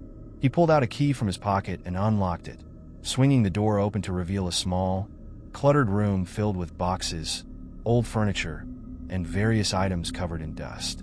"Help me find it," he urged, rummaging through the stacks of boxes. "There should be a box labeled Archives. Inside, you'll find everything you need to understand what's going on." Sarah nodded, her pulse quickening as she joined the search. She pushed aside old furniture, her mind racing with questions. What secrets could possibly be hidden here? Why was she entangled in this web of mystery? As she rifled through the boxes, she spotted a dusty, wooden box in the far corner. The moment her fingers brushed against it, a wave of unease washed over her. The box felt cold, almost as if it were warning her to turn back. "Is this it?" she called out, lifting the box to show Ben. "Yes." "Open it," he replied, excitement evident in his voice. With a deep breath, Sarah unlatched the box and opened it slowly. Inside were old photographs, yellowed newspaper clippings, and a faded journal. She picked up the journal, its cover worn and frayed. "Read it," Ben urged, his eyes fixed on the journal with intensity. Sarah opened to the first page, revealing elegant handwriting that flowed across the paper. As she began to read, her heart raced. The entries detailed a family history riddled with secrets, a lineage intertwined with darkness and tragedy. Her eyes widened as she read about her own family, how her grandmother had been involved in a mysterious incident decades ago that had left a lasting stain on their history. Names and places she recognized flitted through her mind, sending chills down her spine. "Do you see?" Ben asked, his voice barely above a whisper. "This is why they are watching you. They want to keep this buried." "But why?" Sarah asked, her voice trembling. What does it have to do with me? Ben stepped closer, urgency etched across his face. Your grandmother discovered something she shouldn't have. She tried to protect your family, but in doing so, she made powerful enemies. Now, they know you've found the key. Panic flooded Sarah's mind as she processed his words. So, the message, the stranger, they're all connected? Yes, but there's more, he continued. Your grandmother hid something here, something that can protect you from what's coming. We have to find it before it's too late. With determination coursing through her veins, Sarah dove deeper into the box, sifting through photographs and clippings. She suddenly froze as she stumbled upon an old, folded letter tucked away in the corner. She unfolded it carefully, revealing a hastily written note from her grandmother. The words were frantic, filled with warnings and regret. They're coming for you, she read aloud, her voice shaking. I've hidden the truth, but you must find it before they do. Trust no one. A chill ran down Sarah's spine as she realized the gravity of the situation. Who are they? She asked, looking up at Ben. He ran a hand through his hair, frustration evident. I don't know exactly, but it's clear they've been watching your family for generations. We need to find what your grandmother hid. As they searched through the box, time slipped away, and the air thickened with tension. Sarah's heart raced with fear and determination. What had her grandmother uncovered, and where could it be hidden? Suddenly, the sound of footsteps echoed down the hallway, interrupting their frantic search. Sarah's heart dropped as she exchanged a fearful glance with Ben. Hide, he hissed, pushing her behind a stack of boxes as he turned off the light. They crouched in darkness, holding their breath as the footsteps drew closer. Sarah's mind raced, her pulse pounding in her ears. Who is it? She whispered, trying to peer through the shadows. I don't know, Ben replied, his voice tense. But we can't be caught here. As the footsteps neared, Sarah's thoughts raced. She could feel the weight of the journal and the letter in her hands, the key to uncovering her family's dark past and the danger that loomed ahead. The footsteps stopped outside their door, and for a moment, silence enveloped the room. Sarah held her breath, heart racing, as she awaited the unknown intruder's next move. Would they find what her grandmother had hidden, or would the secrets of her past remain buried forever? Don't forget to subscribe in the channel and like the video for more contents. The small town of Millfield was known for its quaint charm, with its cobblestone streets and cozy cafes. But beneath its surface lay a web of secrets and whispers that the locals rarely discussed. Emily, a curious and adventurous soul, had always been drawn to the unusual stories that surrounded her hometown. She often spent her weekends exploring the old libraries and flea markets, searching for hidden treasures and forgotten tales. One sunny afternoon, while browsing a dusty antique shop at the edge of town, Emily stumbled upon an old, weathered book tucked away in the corner. The cover was adorned with intricate designs, and the pages were yellowed with age. Intrigued, she picked it up and noticed that it was filled with sketches and notes about the supernatural. It was a journal of sorts, documenting the experiences of a local psychic from decades past. As she flipped through the pages, a soft voice interrupted her thoughts. You shouldn't meddle in things you don't understand, it said. Emily turned to find a woman standing behind her, her long gray hair cascading over her shoulders and her eyes sparkling with a mix of wisdom and mystery. The woman wore a flowing dress that seemed to shimmer in the dim light of the shop. I'm sorry, do I know you? Emily asked, taken aback. The woman smiled gently. No, but I know you. I've seen you in my visions. Your curiosity will lead you down a path you may not be prepared for. Emily felt a shiver run down her spine. What do you mean? The psychic stepped closer, her gaze piercing into Emily's soul. You have a gift, child, but with it comes a heavy burden. You must listen to the signs around you, for they will guide you. There is darkness lurking, and it will seek you out. Emily hesitated, torn between skepticism and intrigue. I appreciate your concern, but I'm just a regular person. I don't believe in that kind of thing. The psychic's expression turned serious. You may not believe now, but soon you will. Mark my words, you'll wish you had heeded my warning. With that, the woman turned and walked away, leaving Emily with a mix of unease and curiosity. Shaking off the feeling, she returned to her exploration of the shop, but the psychic's words lingered in her mind. Over the next few days, Emily couldn't shake the feeling that something was off. She found herself glancing over her shoulder, the shadows of Millfield feeling more foreboding than usual. But as the days turned into weeks, she pushed the warning aside, convinced that it was just a figment of her imagination. One evening, while working on a project at home, Emily received a strange text message from an unknown number. The message simply read, "You should have listened to her." Her heart raced as she stared at the screen, anxiety creeping in. Who could it be? Did they know about the psychic's warning? Determined to brush off her growing paranoia, Emily decided to go out for a walk, hoping to clear her mind.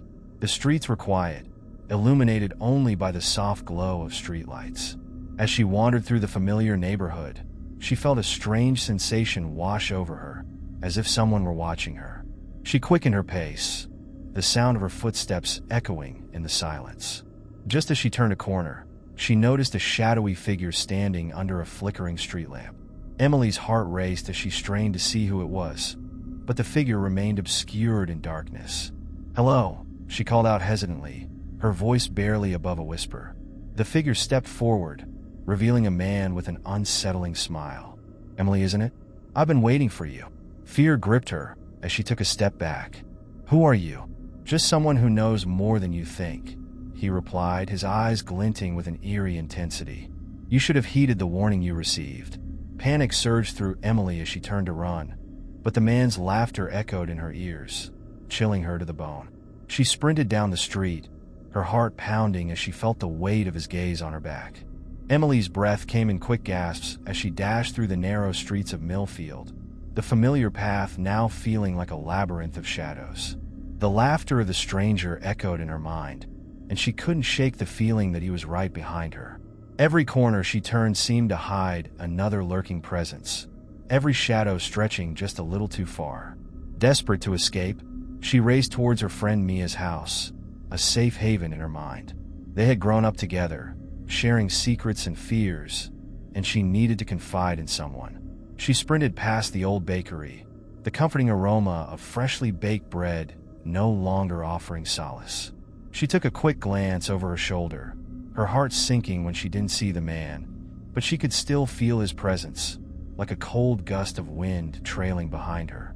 As she reached Mia's house, she knocked frantically, her hands shaking. The door swung open almost immediately, revealing her friend's worried expression. "Emily, what's wrong?" Mia asked, pulling her inside and closing the door quickly behind her. "There was a man. He was following me." Emily gasped, still trembling. "He said I should have listened to a warning from a psychic." Mia frowned, concern knitting her brow. "A psychic? Emily, you know how superstitious those people can be.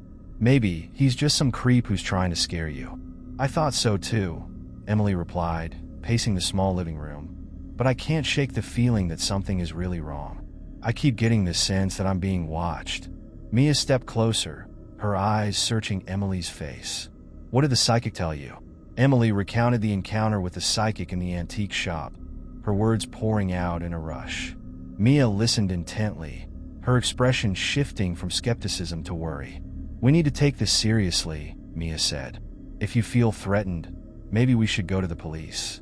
Before Emily could respond, her phone buzzed again. Heart racing, she picked it up to find another message from the unknown number. "He's not the only one watching. Be careful, Emily." Panic surged through her, and she clutched the phone tightly. "I can't go to the police. They'll think I'm crazy," she exclaimed. Mia's brow furrowed, her voice steady. "Then what do we do? You need to stay safe." Just then, the lights flickered ominously, casting shadows that danced across the walls. A chill swept through the room, making Emily's skin crawl. She glanced towards the window, half expecting to see the stranger lurking outside.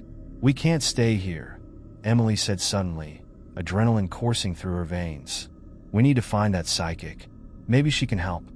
"Are you sure that's a good idea?" Mia hesitated. "What if she's not what she seems?" Emily took a deep breath, resolve settling within her. "I need answers. I need to know what's going on." Reluctantly, Mia nodded. "All right, but let's go together. I don't want you to face this alone." The two friends left Mia's house, their hearts racing as they made their way back to the antique shop. The streets felt eerily quiet, the shadows longer and darker than before. As they approached the shop, Emily felt a sense of dread settle over her. The old building stood like a sentinel, the flickering sign above the door casting ghostly light. "Are you ready?" Mia whispered, glancing around nervously. Emily nodded, her determination faltering for just a moment. "I have to be." They pushed open the door, the chime announcing their arrival. The shop was empty, the dusty shelves lined with forgotten treasures. The atmosphere felt thick with anticipation, as if the walls themselves were holding their breath. "Excuse me," Emily called out, her voice echoing in the silence. "Is anyone here?" From the back of the shop, a figure emerged, an older woman with a gentle smile and piercing eyes. It was a psychic. "I knew you would return," she said, her voice soft yet firm. "You've been warned, but now it's time to face the truth." Emily felt a shiver run down her spine. "You know what's happening to me, don't you?" The psychic nodded, her gaze unwavering. "The shadows are closing in, and you must be prepared. There are forces at play that you cannot understand, and the man you encountered is only the beginning." "Why me?" Emily asked, her voice trembling. "Because you are destined to uncover the secrets hidden in your past," the psychic replied. "You must trust your instincts and confront the darkness before it consumes you." As the psychic spoke, Emily felt a surge of energy around her, a connection to something larger than herself. She knew she had to embrace this challenge, no matter how terrifying it seemed. The psychic's words hung in the air, thick with an unshakable weight. Emily felt as if she had stepped into a realm where time had lost its meaning, and every shadow held a secret waiting to be unveiled. She took a deep breath, feeling Mia's reassuring presence beside her. "What do you mean by secrets?" Emily asked, her curiosity mingling with trepidation. "What do I need to uncover?" The psychic motioned for them to sit at a small, round table draped in velvet. "Sometimes, the past has a way of catching up with us.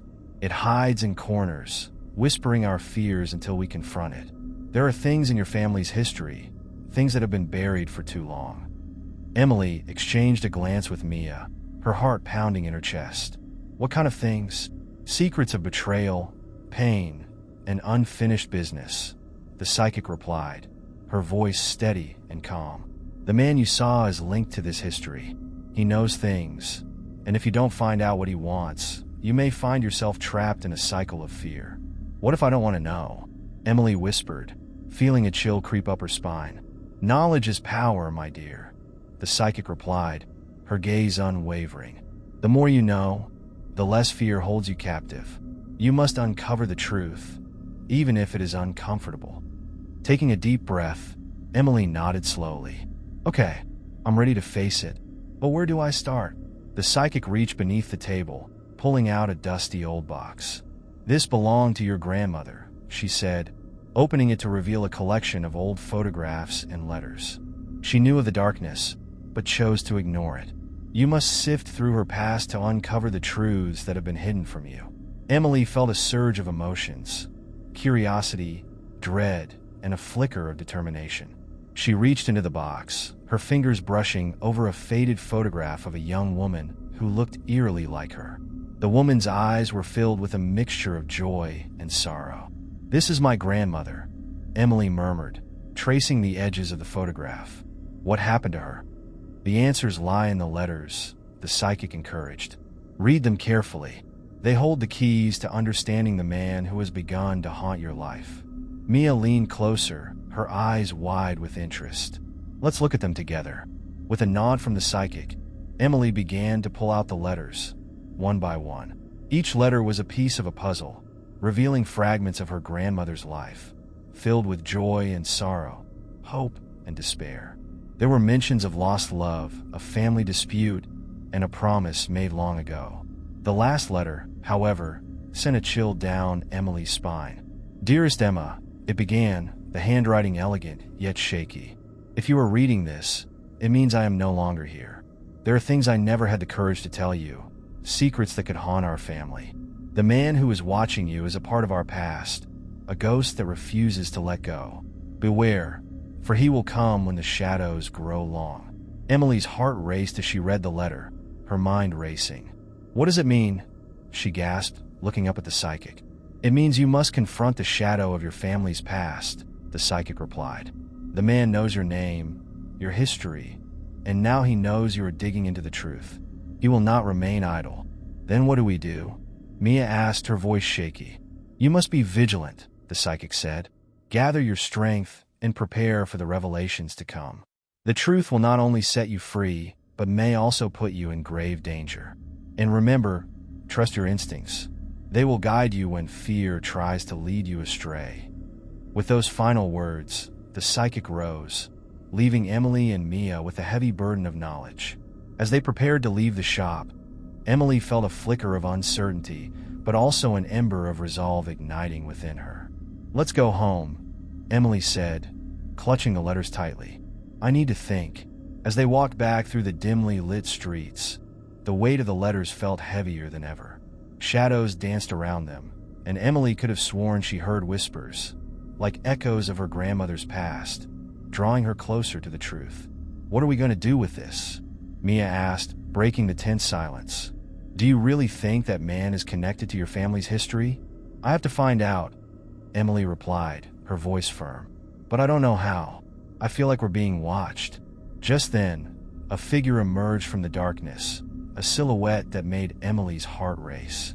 It was the man from before, standing a few feet away, his eyes gleaming in the dim light. Emily, he called softly, almost a whisper, but it sent shivers down her spine. I've been waiting for you. Emily's heart raced as she faced the man, a mix of fear and intrigue flooding her senses.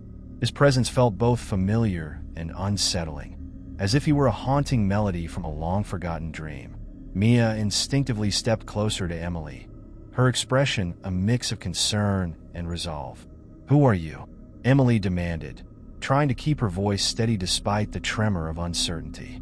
The man took a step forward, his eyes piercing, yet strangely gentle. I've come to talk to you, Emily. There are things we need to discuss, about your family, about the past. What do you know about my family? Emily replied, crossing her arms protectively. Why are you following me? He sighed, running a hand through his tousled hair, revealing a hint of vulnerability. I'm not your enemy. My name is Gabriel, and I knew your grandmother. She was trying to protect you, but there are secrets that must be revealed before it's too late. Mia's grip on Emily's arm tightened. How do we know we can trust you? You just appeared out of nowhere. Gabriel held up his hands in a gesture of peace. I understand your skepticism, but I assure you, I'm here to help. Your grandmother was involved in something dangerous, something that she could never fully escape. The man in your dreams, the shadow that watches you, is a reminder of that danger. Emily glanced at Mia, who nodded, urging her to hear him out. What kind of danger? Emily asked, her curiosity beginning to outweigh her fear. Years ago, there was a tragic event in your family, Gabriel began, his voice low and earnest. Your grandmother made a choice, one that saved her but cost others dearly. She never spoke of it, but it shaped her life and yours in ways you can't even begin to understand. Why should I believe anything you say? Emily shot back, but deep down, she felt a strange connection to his words. A part of her wanted to know more, to understand the weight of her family's history. Because the truth will come for you, whether you seek it or not, Gabriel replied, his gaze unwavering. The man you see, he is not just a figure in the dark. He is tied to the past, and he will not stop until the secrets are uncovered. Emily felt a chill run down her spine. What do you mean? What does he want? Gabriel stepped closer, his voice dropping to a conspiratorial whisper. He wants to finish what was started. He wants you to acknowledge the pain and the choices that were made. If you don't confront him, he will continue to haunt your life, dragging you into the shadows. Mia exchanged a worried glance with Emily. How do we confront him? What do we even know about him? Gabriel paused, taking a moment to gather his thoughts. Your grandmother left clues, fragments of her past. The letters you found, they hold more than just words. They're pieces of a puzzle, and you need to put them together to understand the threat that looms over you. Emily's mind raced. She remembered the letter that spoke of a man who had been watching, the warning about shadows and ghosts. Where do we start? She asked, determination surging within her. "The old family home," Gabriel replied, his voice steady. "It holds the answers you seek. Your grandmother kept the truth hidden there, and now it's time for you to uncover it. But you must be careful. The man will be watching." Mia hesitated, looking between Emily and Gabriel. "This feels dangerous, Emily. We don't know him or what we're walking into." "I know," Emily replied, her voice firm. "But I need to know the truth. I can't let fear dictate my life anymore." Gabriel nodded, his expression approving. "Then we must go quickly. The longer we wait, the more power the shadows will gain. Trust in what your grandmother left behind, and together we will face what lies ahead." With a heavy heart but newfound resolve, Emily took a deep breath and nodded. "Okay, let's do this." As they made their way toward the old family home, a sense of urgency enveloped them.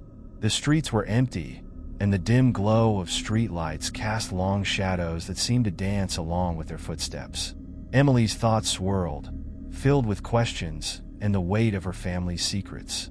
"What do you think we'll find?" Mia asked, breaking the tense silence. "I don't know," Emily admitted, "but I feel like it's something we need to see, something that could change everything." As they approached the house, Emily's heart raced. It stood dark and silent, a relic of the past that loomed before them, its windows like empty eyes watching their every move. "Here we are," Gabriel said, gesturing toward the front door. "Let's find the answers together." With a deep breath, Emily stepped forward, her hand trembling as she reached for the doorknob. The door creaked open, revealing a dimly lit interior filled with shadows and memories long forgotten. The air inside the old family home was thick with dust and memories, each breath stirring up a whirlwind of emotions. As Emily stepped over the threshold, a shiver ran down her spine. The house felt alive, whispering secrets from the shadows that clung to its corners. Mia lingered just behind Emily, her eyes scanning the dimly lit hallway. "It feels different in here," she murmured, her voice barely above a whisper. Gabriel led the way, his familiarity with the space evident. "Your grandmother used to say that memories have a way of lingering long after the people have gone. We must be careful.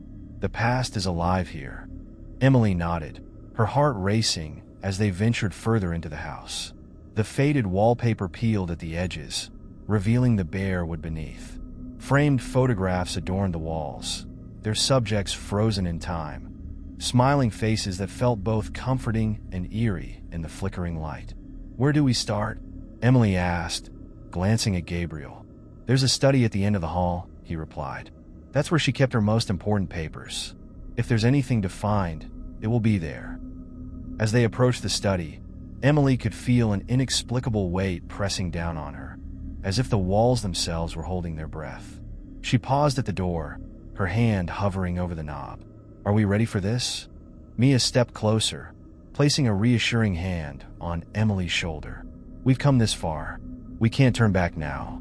Taking a deep breath, Emily turned the knob and pushed the door open. The study was dark, the only light filtering through the dusty windows. Bookshelves lined the walls, filled with tomes that smelled of mildew and forgotten stories. In the center of the room sat a large wooden desk, its surface cluttered with papers and a few old trinkets. Gabriel moved to the desk, his eyes scanning the contents. She was meticulous. If she wrote anything down, it's likely here. Emily stepped closer, her heart pounding as she peered over Gabriel's shoulder. Among the disorganized piles of papers, a leather-bound journal caught her eye. Its cover was worn, and the pages were yellowed with age. "Is that it?" she asked, her voice trembling with anticipation. Gabriel nodded, gently lifting the journal. This could hold the key to everything. Let's see what she wanted to share. As he opened the journal, the scent of aged paper filled the air, and Emily felt a mix of excitement and dread.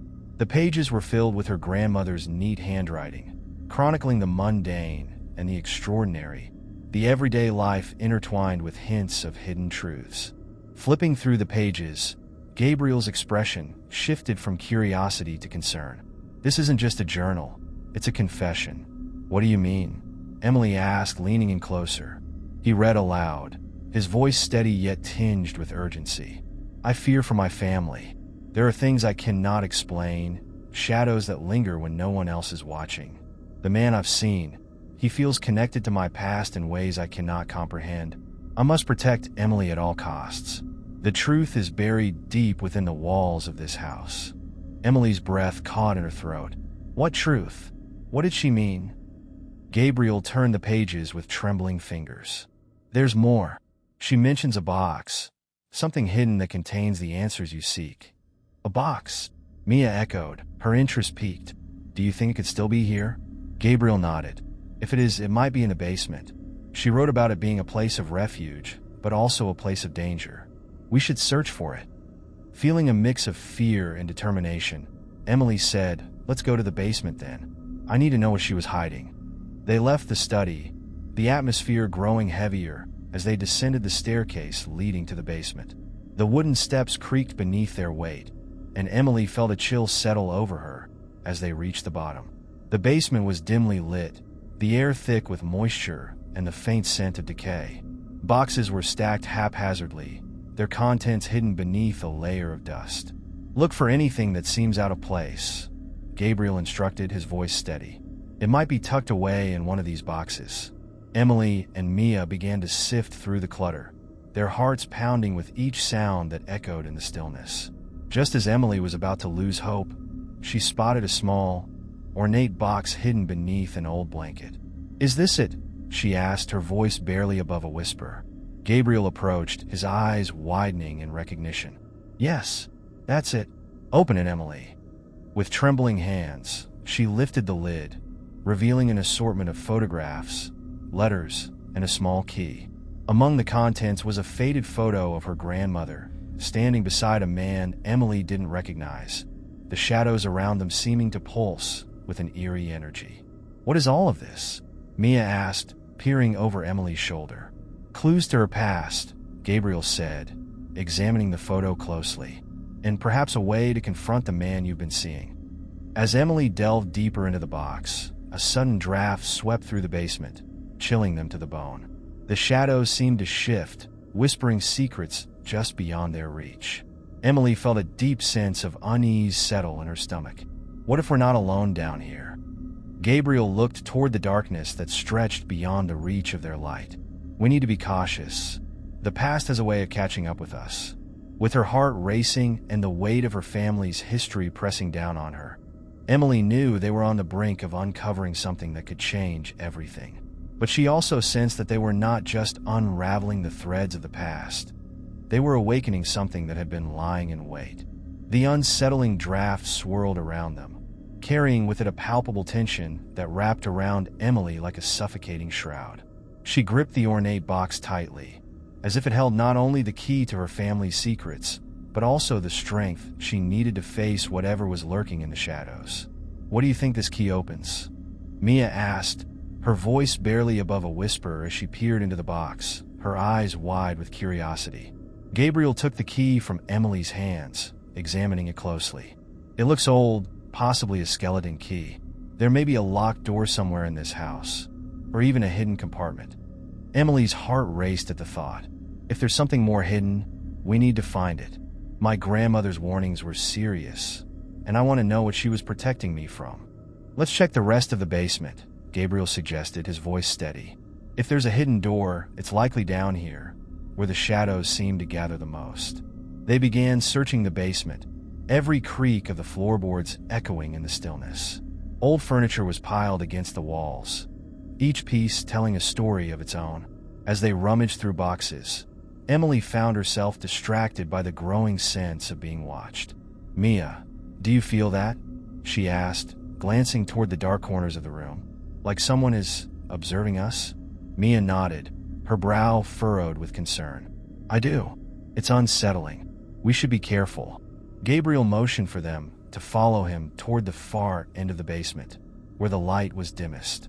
There, they discovered an old wooden door, its surface warped with age and neglect. This could be it, Gabriel said, excitement mingling with apprehension in his voice. He approached the door, holding the key up to the lock. If this doesn't open it, I don't know what will. Emily watched, her breath hitching as he inserted the key into the lock. A soft click echoed through the basement, and the door creaked open to reveal a small, dark room beyond. "Shall we?" Gabriel asked, glancing back at them. With a nod, Emily stepped forward, the air around her thickening as they crossed the threshold. The dim room was lined with shelves covered in dust, but the most striking feature was a single wooden chest positioned in the center. Its surface was intricately carved with swirling patterns, and the air around it hummed with an electric tension. "What is this?" Mia whispered, her eyes wide with wonder. Gabriel approached the chest, his fingers brushing against the carvings. "This looks like it could be something important, but we should be careful. Whatever is inside may hold secrets or even danger." Emily stepped closer, her heart pounding. "What if it contains answers about the man I've been seeing? The shadows that haunt me?" Taking a deep breath, she reached for the chest latch, her hand trembling with a mixture of fear and anticipation. As she pulled it open, the lid creaked ominously, revealing its contents. Inside lay a collection of old photographs, letters, and a faded journal that looked strikingly similar to her grandmother's. Each item was imbued with a sense of history, whispering tales from a time long past. Gabriel carefully lifted the journal, his eyes scanning the faded pages. "This is it. This is your grandmother's writing. We need to know what she recorded here." Emily leaned closer, her heart racing as Gabriel began to read aloud. "The night he came for me, I knew it was time to confront the darkness that had followed our family for generations. He is not just a shadow. He is a man bound by a pact made by my ancestors. I must protect my family at all costs." If Emily reads this, she must remember, not everything that is hidden should be unearthed. The weight of her grandmother's words settled over Emily like a heavy cloak, and the gravity of the situation began to sink in. "What does that mean? A pact? What kind of darkness?" Gabriel looked up, his expression grave. "It means your family has been involved in something sinister. This man, the one you see, may not just be a figment of your imagination. He could be tied to this pact, perhaps seeking to reclaim something that was lost." Suddenly, a low sound echoed from the shadows, pulling their attention toward the dark corner of the room. "Did you hear that?" Mia asked, her eyes darting to the darkness. Emily's heart raced as she nodded. It sounded like a whisper. Gabriel stepped forward, his gaze fixed on the shadows. "We need to be cautious. This place is steeped in secrets, and we may not be alone." Just then, a cold breeze swept through the room, flickering the dim light overhead. Emily felt a chill run down her spine as she turned back to the chest, her instincts urging her to close it and leave. But there was a burning curiosity within her, a desire to understand the truth, no matter how terrifying it may be. "I need to know what's really going on," Emily whispered, her voice steady despite the fear clawing at her insides. "Whatever is happening, I can't let it control me." Gabriel nodded, his gaze unwavering. "Then let's uncover the truth together. But we must be prepared for anything." With that, they delved deeper into the chest's contents, determined to unearth the secrets that had haunted Emily's family for generations. As they pieced together the fragments of the past, the shadows grew thicker around them, the whispers growing louder, a chilling reminder that some truths are more dangerous than others. As Emily, Gabriel, and Mia sifted through the contents of the chest, the air thickened with anticipation and dread. The photographs revealed snapshots of her family through the years, many of which featured solemn faces and an unsettling aura. The further back they went, the more pronounced the tension seemed in each frame. "What's this?" Mia exclaimed, holding up a photograph that caught her eye. It showed a gathering in front of an old house, the very one they were in, but it looked different, newer, and more vibrant. The people in the photo, dressed in early 20th century clothing, smiled, but their eyes held a depth of sorrow that sent shivers down her spine. "That's my great-grandparents," Emily said, peering over Mia's shoulder. "They always talked about how this house was a family haven, but I never knew it had such a dark history." Gabriel reached for the faded journal, flipping through the brittle pages, searching for more clues. "Your grandmother mentioned a man and a pact. Let's see if there's more context here." The room fell silent as he read. "As I pen these words, I can feel his presence growing stronger. I cannot disclose too much for fear of it reaching the wrong ears. The pact was formed generations ago, bound by blood and shadows. We were promised protection at a price, but what that price entails remains a mystery. The shadows that lingered are no longer mere whispers. They are coming for those who dare to uncover the truth. Mia shivered, glancing around the room as if expecting the very shadows to materialize before them. What does she mean by coming for those who dare to uncover the truth? Emily swallowed hard, her instincts urging her to back away. We should stop digging. If my grandmother was trying to protect me, maybe I should heed her warnings. But Gabriel's eyes burned with determination. We can't turn back now, Emily. We need to know what's at stake. Whatever is haunting you isn't going to just disappear. As they continued to explore the chest, Emily found an envelope tucked beneath the photographs. It was sealed with a wax emblem bearing an intricate design she didn't recognize. "This looks important," she murmured, breaking the seal. Inside were several letters, yellowed with age.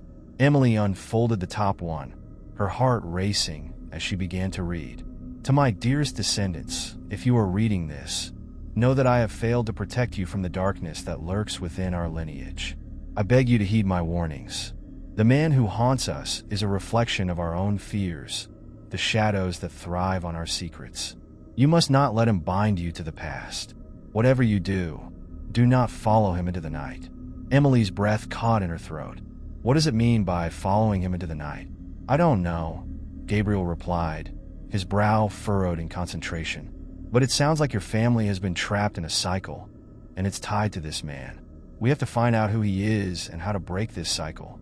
Just then, a heavy silence enveloped the room, the air turning thick and charged. Emily felt a familiar chill creeping up her spine. She turned, heart racing, as a shadow flickered in the corner of her vision. A dark figure standing just outside the glow of the light. "Did you see that?" she whispered, fear lacing her voice. Mia gasped, backing away slightly. "It was just in the shadows." "Stay close," Gabriel warned, scanning the room.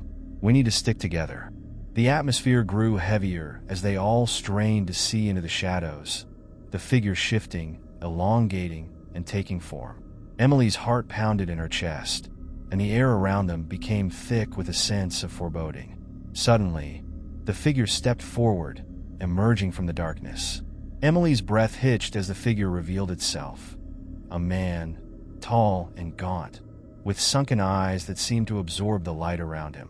He wore a tattered coat and a sorrowful expression that sent a chill through Emily's veins. "Who are you?" she demanded, her voice trembling. The man's lips curled into a faint, sorrowful smile. "I am a memory of what once was," he said, his voice echoing as if it belonged to the very shadows surrounding them. "I am the keeper of your family's secrets." "Secrets?" Emily repeated, taking a step back. "What do you want?" "I seek the truth," he replied, his gaze piercing through her. "But truth comes at a cost. It is your choice whether to pay it or remain forever haunted by the shadows of the past." "Get away from us," Mia shouted, stepping in front of Emily protectively. But the man merely shook his head, the sadness in his eyes deepening. "You cannot escape what is destined to be. The shadows know you. They have always known you." "Leave," Gabriel shouted, his voice ringing with authority.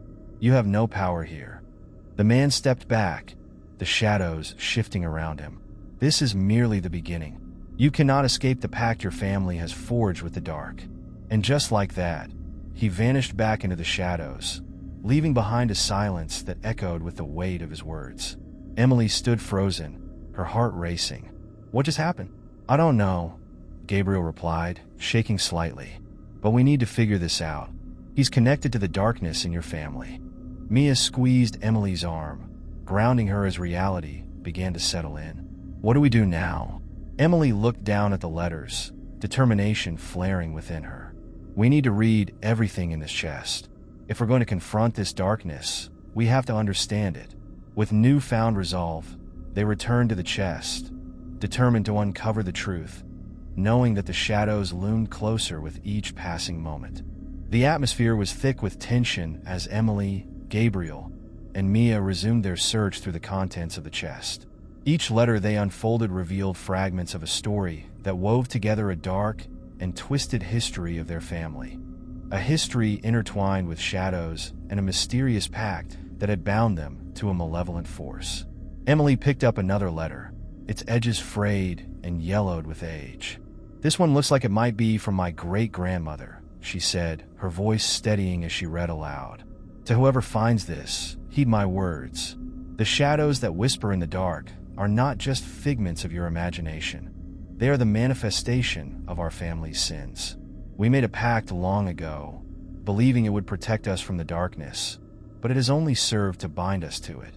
If you wish to break free, you must confront the man who haunts us, the one who watches from the shadows. He is both our protector and our tormentor. Only through understanding the truth can we hope to free ourselves from his grasp." "Confront the man?" Gabriel echoed, his expression serious. "That sounds dangerous. Are you sure you want to do this, Emily?" "I have to," Emily replied, determination burning in her eyes. "If this darkness is tied to my family, then it's my responsibility to end it. I can't let it follow me any longer." Mia nodded, although uncertainty flickered in her eyes. "But how do we confront him? We barely escaped him once."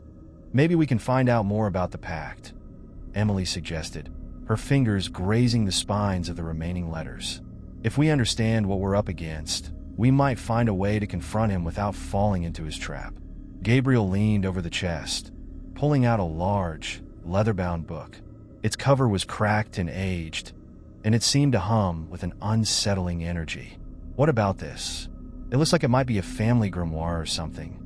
Emily's heart raced as she took the book from him. It might hold the key to the pact, or even a way to break it.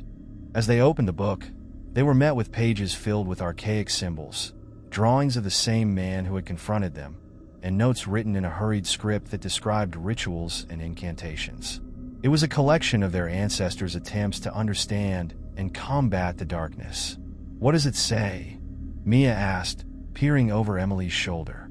"There are mentions of a ritual," Emily replied, her brow furrowing in concentration. "It seems to involve confronting the shadows in a place where they are strongest. If we can find that place, we might be able to break the pact." "What place?" Gabriel inquired, shifting closer to read the text. Emily flipped through the pages until she found a sketch of the old house, a detailed drawing showing a hidden chamber beneath the floorboards, marked with an X.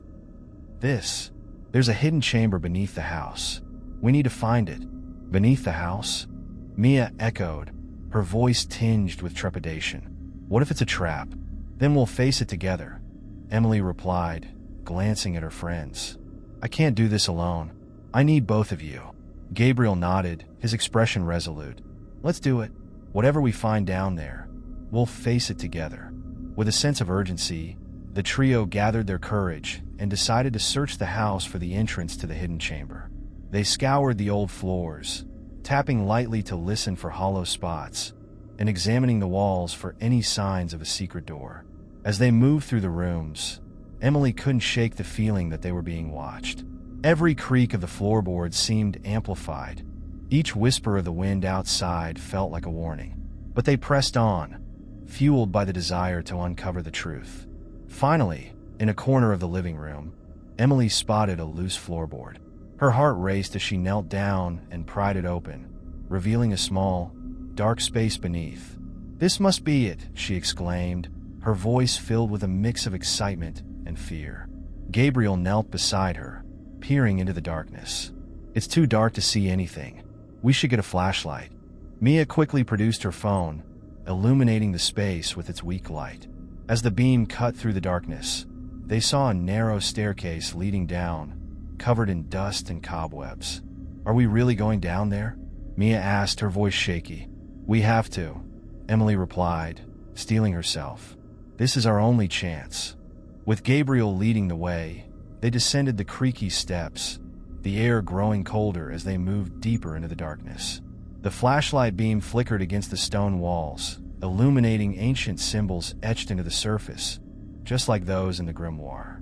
As they reached the bottom of the stairs, they found themselves in a small, dimly lit chamber.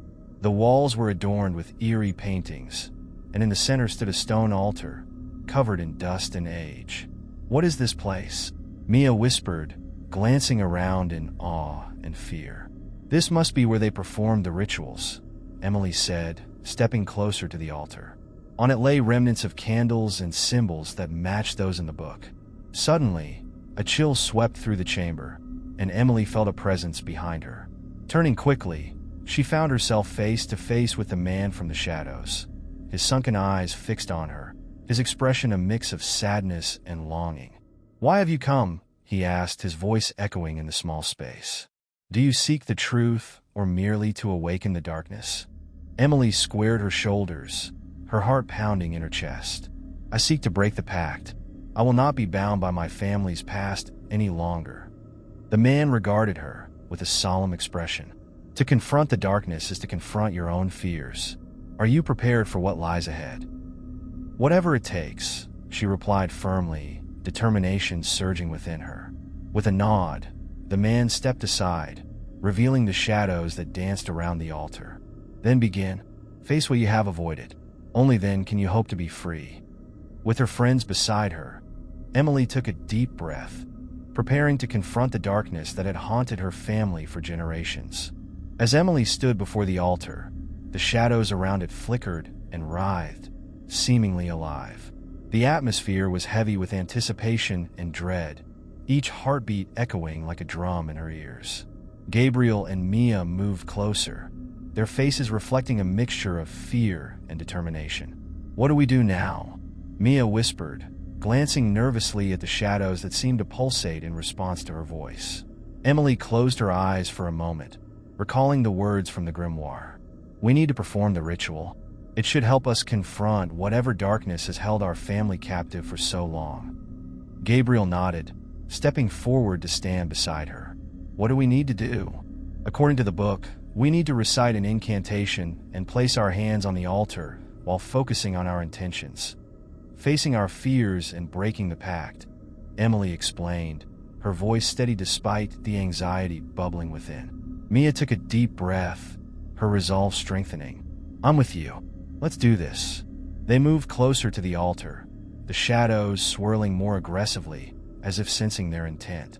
Emily opened the grimoire to the appropriate page, her fingers trembling slightly as she traced the incantation with her eyes. "Here goes nothing," she murmured, placing her palms flat against the cold stone. "We must confront the darkness that binds us. I call upon the truth to break this pact." As she spoke, a gust of wind rushed through the chamber, extinguishing the dim light from Mia's phone. Darkness enveloped them, a thick blanket that pressed in on all sides. The shadows twisted and coalesced, forming a figure that loomed ominously before them. "Do you truly wish to break free?" The figure boomed, its voice a low growl. "Your family has thrived on this pact for generations. It has protected you, even as it consumed you. We don't need your protection," Emily shouted, the strength of her conviction igniting a flicker of light within her. "We want to be free." The figure paused, its features obscured but unmistakably human. "Freedom comes with a price. Are you prepared to pay it?" "Yes," Gabriel yelled, stepping forward beside Emily. "We won't be controlled by fear any longer." The figure laughed, a chilling sound that reverberated through the chamber. "Then face your fears. Embrace the darkness you've hidden from." With those words, the shadows surged toward them, forming images from their past, failures, losses, regrets. Emily was flooded with memories that felt almost tangible.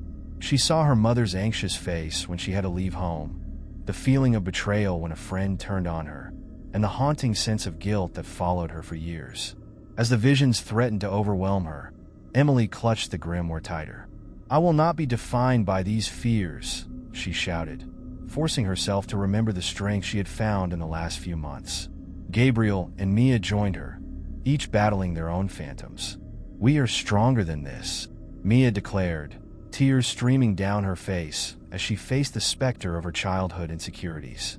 Together, they channeled their energy into the altar, reciting the incantation louder, their voices echoing against the stone walls. The shadows writhed and screamed, the air thick with anguish and power. "Let the truth be known," Emily cried out, feeling the energy surge through her. "We will break this pact." Suddenly, a blinding light erupted from the altar, illuminating the entire chamber. The shadows shrieked, retreating in horror from the light that engulfed them.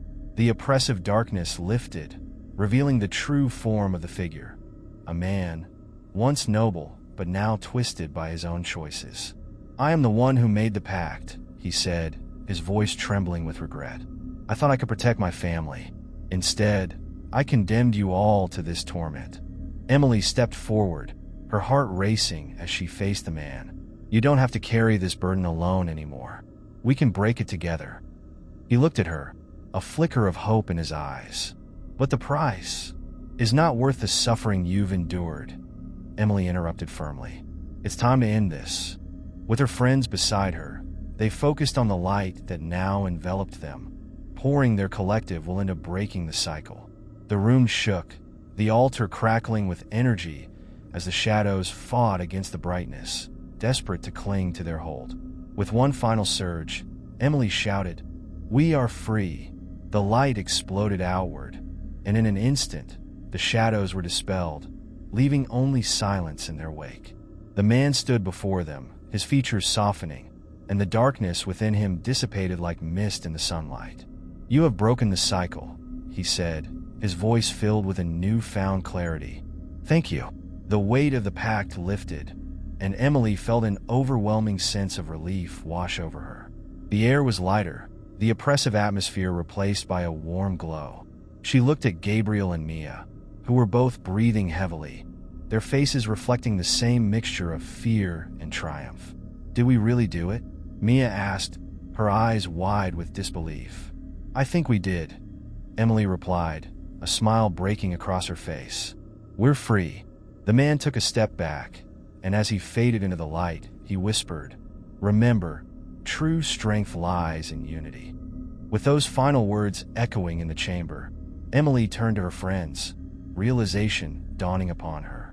They had faced their fears and broken a generational curse. They had become a force against the darkness, united by their shared experiences and the bonds they had formed. "Let's get out of here," Gabriel said, glancing around the now bright chamber. "I don't want to linger in this place any longer." As they ascended the stairs, the shadows no longer followed them. The weight of their past lifted. The house felt different, transformed by the confrontation and the light they had brought with them. Emerging into the world above, Emily took a deep breath, the fresh air filling her lungs with a sense of possibility.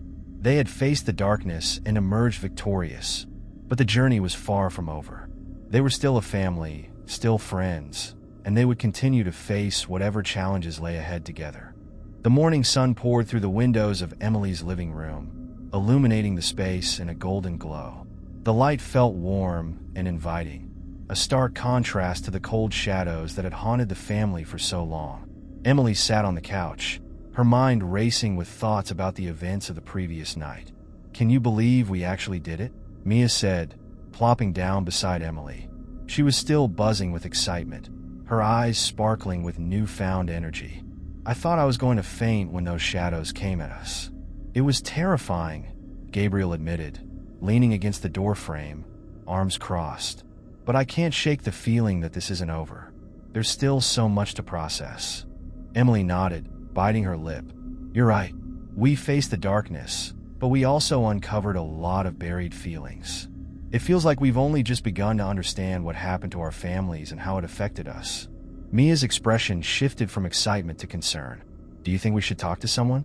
Like a therapist? I mean, we just faced something pretty traumatic." "That might be a good idea," Emily replied thoughtfully. "Processing all of this together will be important. We shouldn't carry these burdens alone." Just then, the doorbell rang, interrupting their conversation. Gabriel straightened up, glancing toward the door. "I'll get it," he said, moving to open it. Standing on the doorstep was Mrs. Henderson, the elderly woman from next door.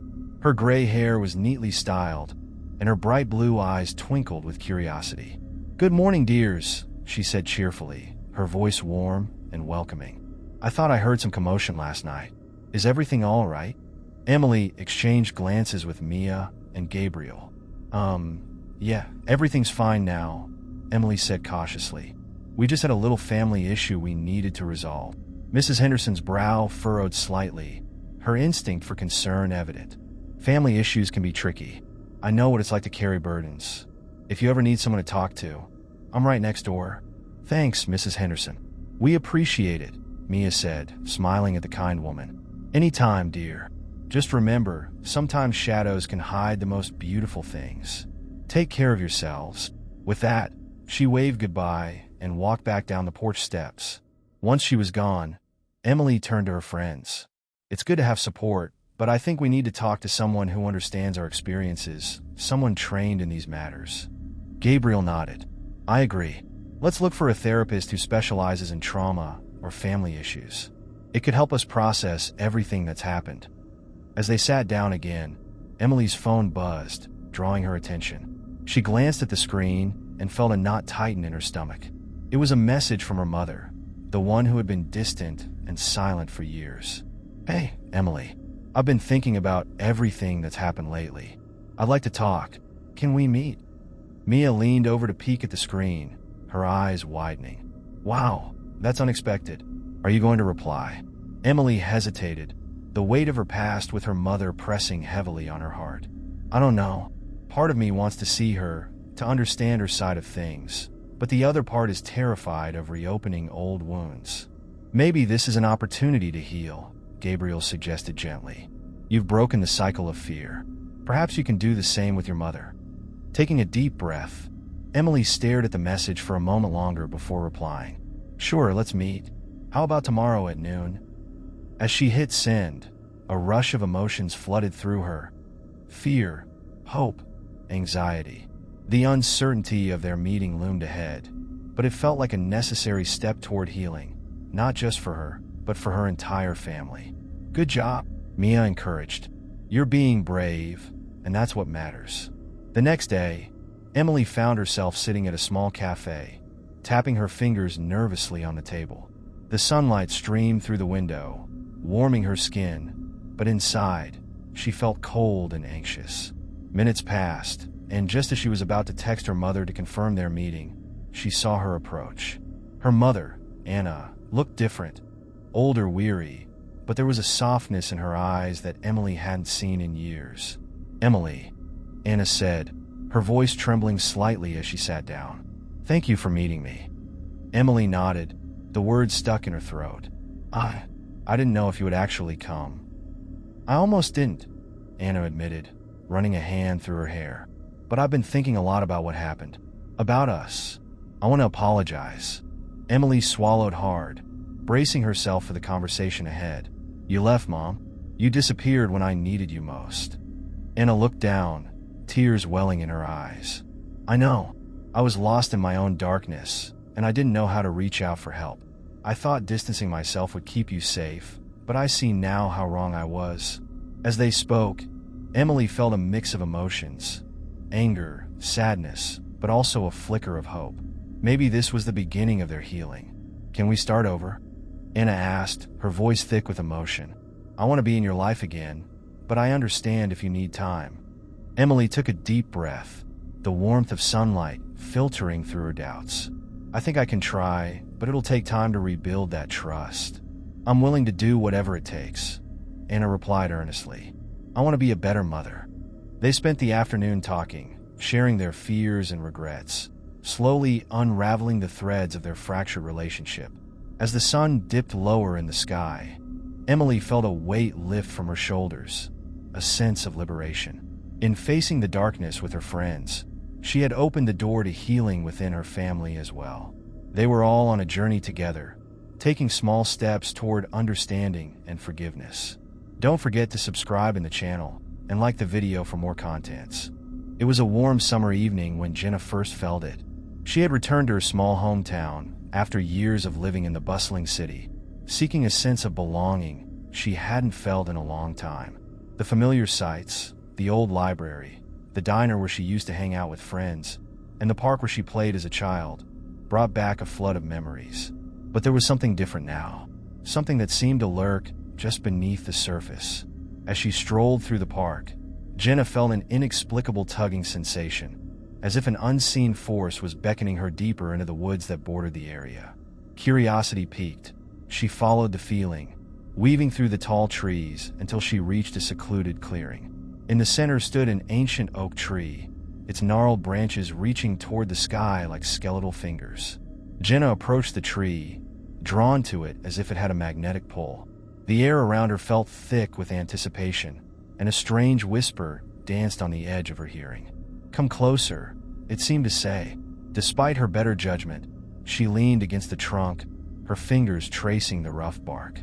As she closed her eyes, memories flooded her mind, fragments of laughter, the warmth of sunlight streaming through the leaves, and the sound of her childhood friends playing hide and seek.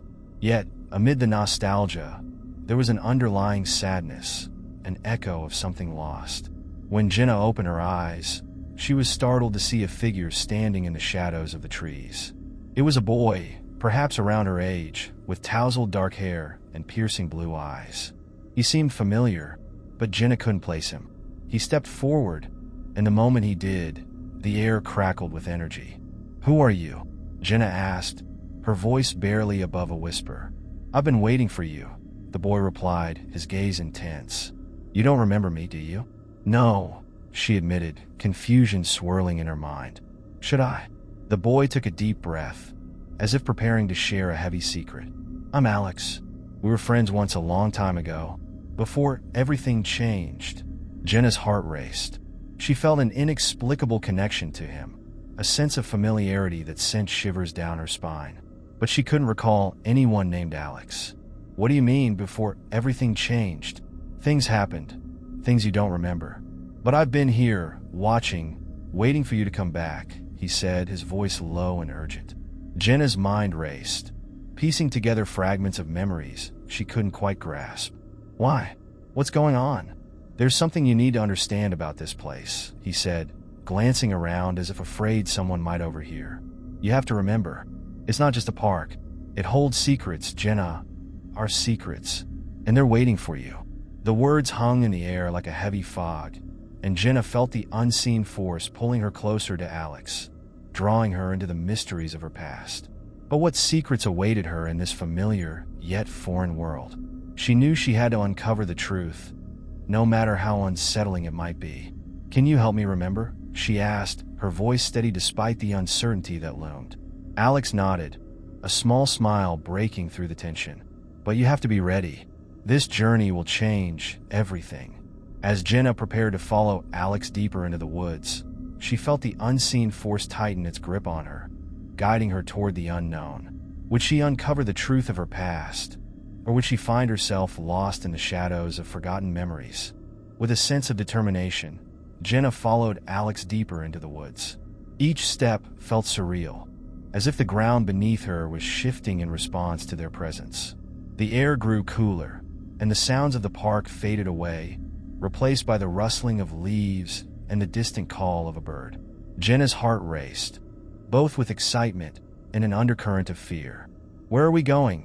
she asked, glancing at Alex, whose expression was a mixture of anticipation and caution. "To the place where it all began," he replied, leading her to a narrow path obscured by thick brush. "It's where we used to play, before everything changed." As they walked, Jenna struggled to grasp the fragmented memories that swirled in her mind. She remembered laughter, the warmth of summer days, and the feeling of safety that came from being surrounded by friends. But there was a shadow lurking in those memories, something she couldn't quite articulate. After what felt like an eternity, they arrived at a clearing surrounded by towering trees. In the center stood an old wooden fort, its once vibrant paint now peeling and faded. Jenna's breath caught in her throat as recognition washed over her. This was their secret hideout, a sanctuary for their childhood adventures. "I can't believe it's still here," she murmured, stepping closer. The fort seemed to pulse with energy, and Jenna felt the pull of nostalgia intertwining with a growing sense of dread. Alex approached the fort cautiously, his expression serious. "This is where it all began. The place we made our promises, where we sealed our fates." "What do you mean?" Jenna asked, her voice trembling slightly.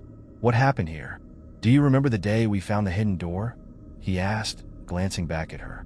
We thought it was just a game, a way to escape reality. But it was so much more than that. Jenna shook her head, confusion clouding her thoughts. I don't remember. Tell me. Let's go inside, Alex suggested, gesturing toward the fort's entrance. It's time you remembered everything. As they stepped inside, the air felt heavy, thick with memories and unspoken words. Dust motes danced in the beams of sunlight, filtering through cracks in the walls. Jenna could almost hear the echoes of their laughter, but there was also a whispering darkness that sent chills down her spine.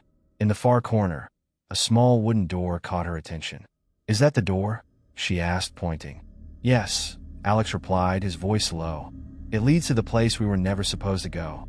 It's where we discovered the truth about this town and ourselves.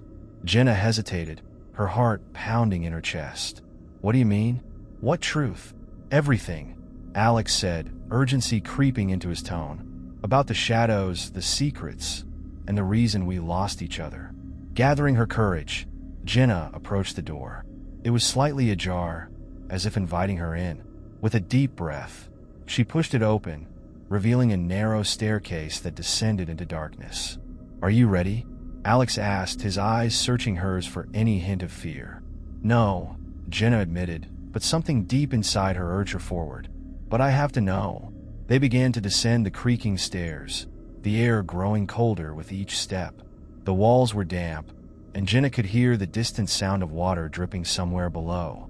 Shadows flickered at the edges of her vision, teasing her with glimpses of memories long buried. As they reached the bottom, Jenna felt the weight of the darkness pressing in around her. What is this place? She whispered, peering into the dimly lit chamber that lay before them. It's where the memories are kept, Alex said, his voice echoing off the stone walls. But be careful. Not all memories are safe to remember. Jenna took a step forward, and as she did, the shadows seemed to dance around her, swirling like a tempest. A sudden rush of images flooded her mind, snippets of laughter, tears, and the faces of friends she had long forgotten. But then, beneath the surface, something darker began to emerge. A feeling of loss, betrayal, and a chilling sense of foreboding. What's happening? Jenna gasped, clutching her head as the memories crashed over her like waves. I can't breathe. Stay with me, Alex urged, reaching for her. You have to face it. You have to remember. In that moment, Jenna felt the unseen force tighten its grip, guiding her deeper into the storm of her past. But would the truth bring clarity, or would it pull her further into the shadows? Jenna clutched her head, the memories swirling chaotically around her like a dark cloud.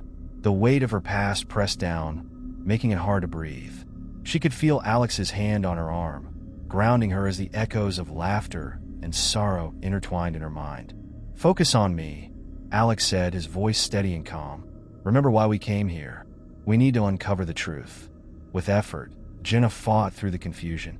She locked her gaze on Alex, trying to block out the torrent of images flooding her mind. Okay, she whispered, her breath shaky. Just guide me. As they stood together in the dim chamber, Jenna felt the shadows around them shift, as if responding to their determination. The walls seemed to pulse with an energy that was both inviting and ominous. Look around, Alex said, motioning to the various objects scattered throughout the room. Each of these things holds a memory, a piece of our past. Jenna turned her attention to the artifacts cluttering the chamber. Old toys, faded photographs, and weathered books filled the shelves. Her eyes fell on a small, ornate box resting on a pedestal in the center of the room. It was covered in intricate carvings that seemed to tell a story of their own. What's in there? She asked, stepping closer. I don't know, Alex replied, his voice tinged with uncertainty. But it feels important. With hesitant fingers, Jenna lifted the box's lid. Inside lay a collection of trinkets, a silver locket, a broken compass, and a crumpled piece of paper. She picked up the locket, feeling its cool surface against her palm. Open it, Alex urged, his curiosity piqued. Jenna took a deep breath and carefully unclasped the locket. As it swung open, a faded photograph slipped out, landing softly on the floor. She bent down to retrieve it, her heart racing as she recognized the faces within. Her childhood friends, smiling and carefree. but there was something unsettling about the image. The background was blurred, and dark shadows loomed ominously behind them. "Do you see that?" Jenna whispered, her voice trembling. "Yeah," Alex replied, peering over her shoulder. "It's like they're being watched." Jenna's stomach twisted as memories began to surface. "I remember this day. We were playing in the park, but I can't remember who was with us." "Let's keep looking," Alex suggested, sensing her unease. "There must be more here." Setting the locket aside, Jenna turned her attention to the crumpled paper.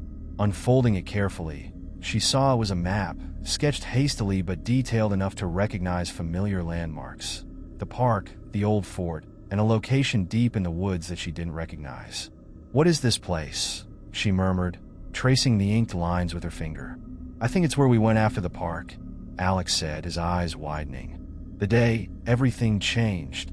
A chill ran down Jenna's spine. "What happened that day?" "I don't know, but whatever it is, it's tied to that location," Alex said, a hint of urgency in his voice. "We need to find out." Suddenly, the atmosphere in the chamber shifted. The shadows deepened, and a low whisper echoed around them, barely audible yet chilling. "Leave now." "What was that?" Jenna gasped, her heart racing.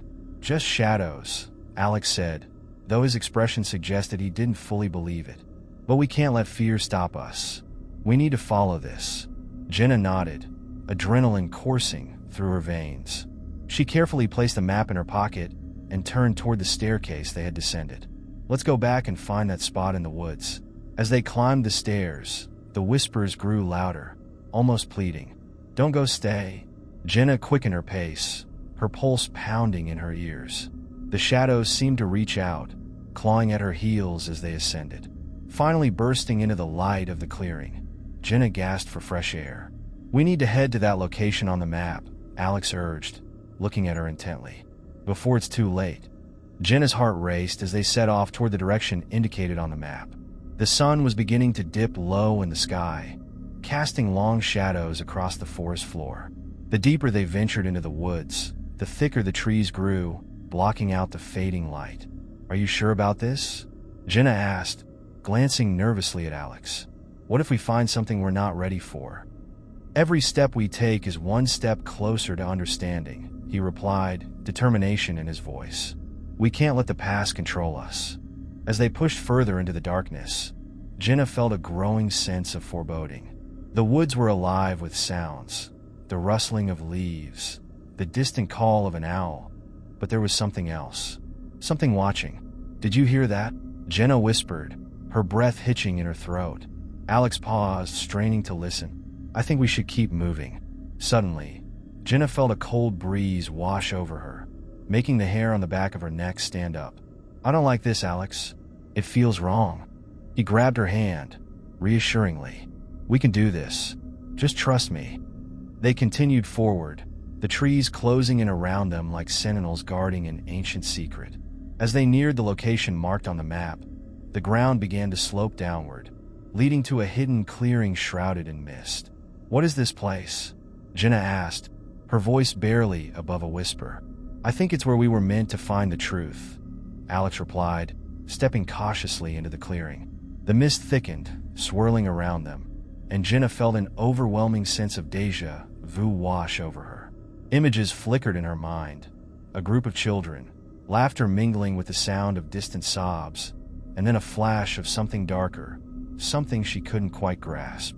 Before she could react, a figure appeared in the mist, watching them intently. Jenna's heart skipped a beat. "Who are you?" she called out, stepping forward, her instincts on high alert. "Help me," the figure whispered, barely audible over the rustling leaves. Jenna's blood ran cold.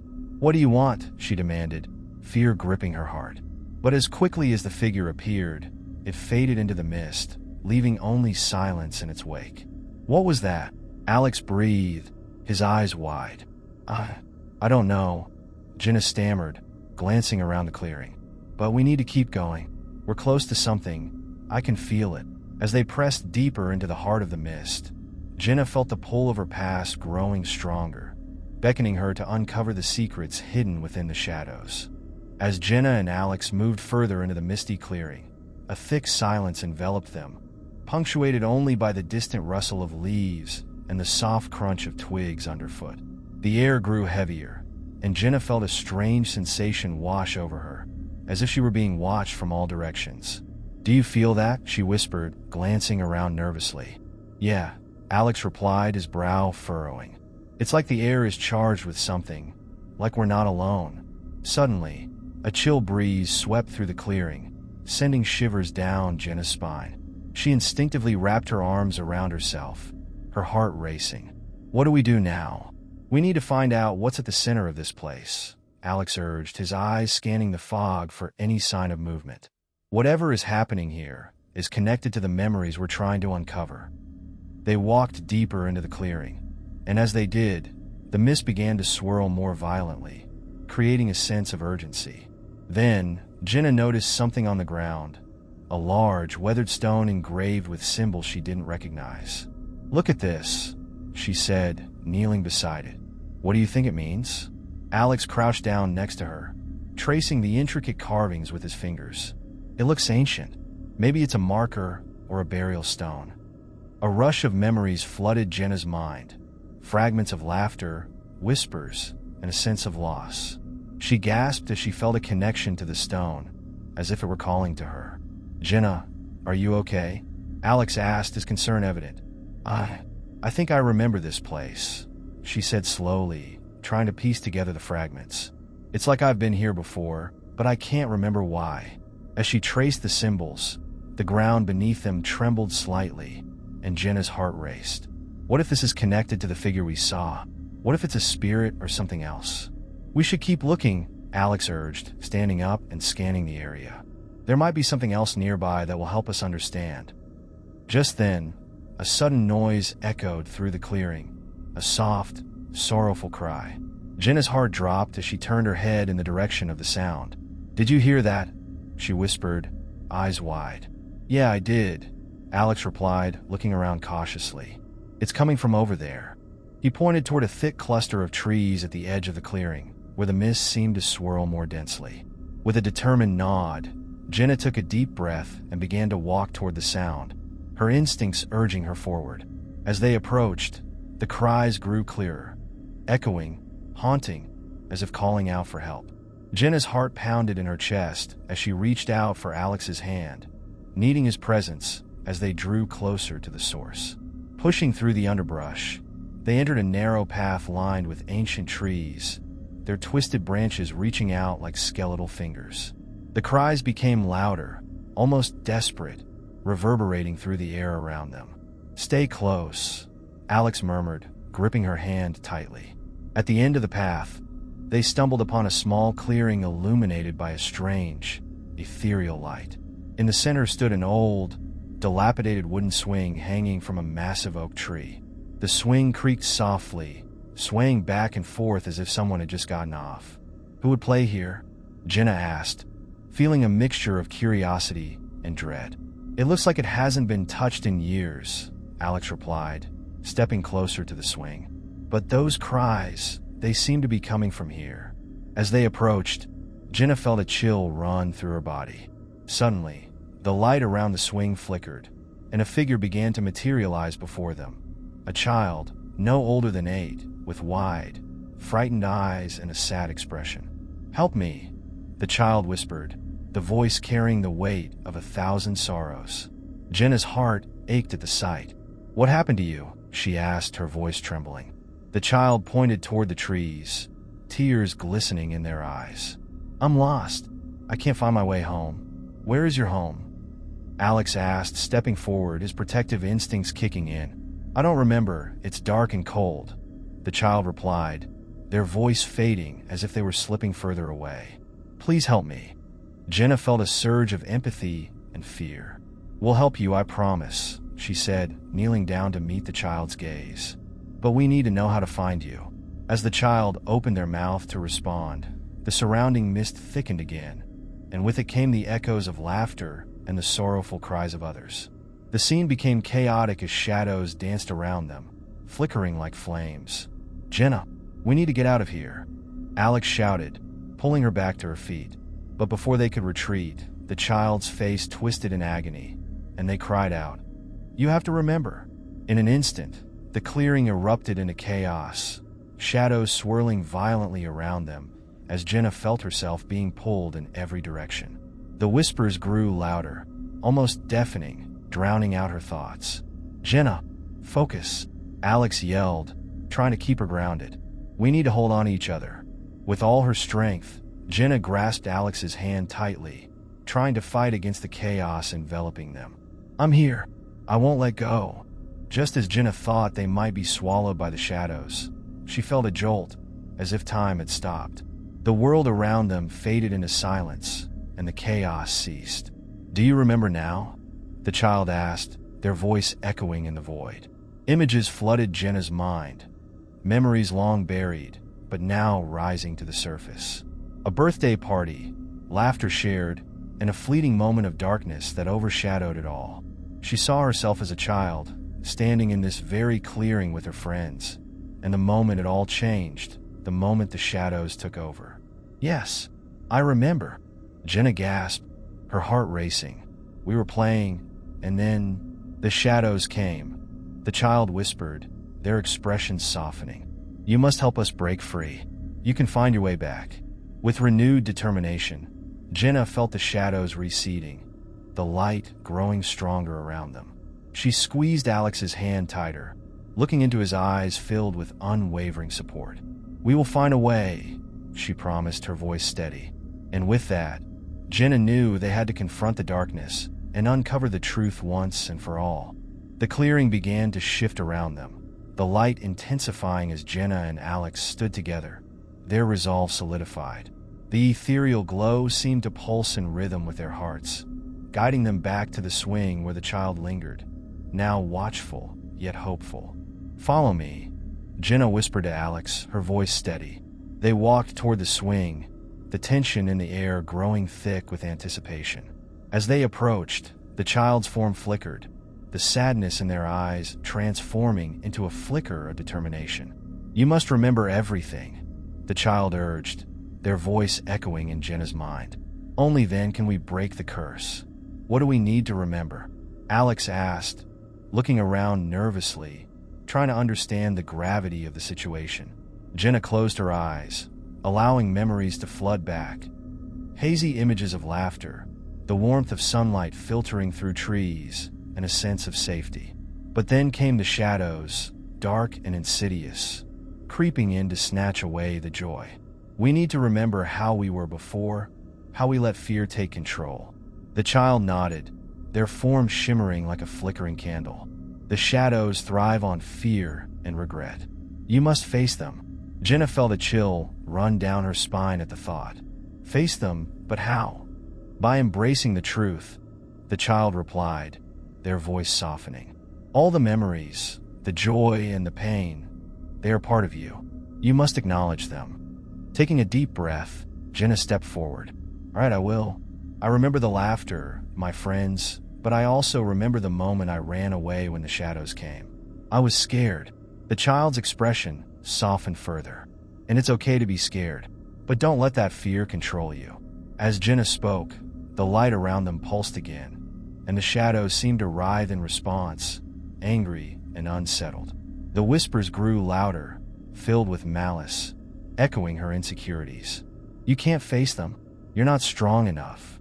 "No," Jenna shouted, clenching her fists. "I won't let you drown me in fear anymore." The shadows surged toward her, dark tendrils reaching out as if to drag her into the abyss. But she stood her ground, recalling the warmth of the laughter and the happiness she felt on that day. "I remember the joy. I remember my friends." Suddenly, the clearing erupted with bright light, and the shadows recoiled, their screeches filling the air like a chorus of tortured souls. Jenna could feel their presence shifting, and with every ounce of strength, she summoned the light from within, feeling it glow brighter as her courage surged. "Alex, we need to join our strength," she cried, holding out her hand to him. Without hesitation, Alex reached for her, their hands clasping tightly. "I'm with you, Jenna. We'll face them together." As they stood united, the light enveloped them, creating a barrier against the encroaching shadows. The cries from the child echoed around them, urging them onward. You can do this.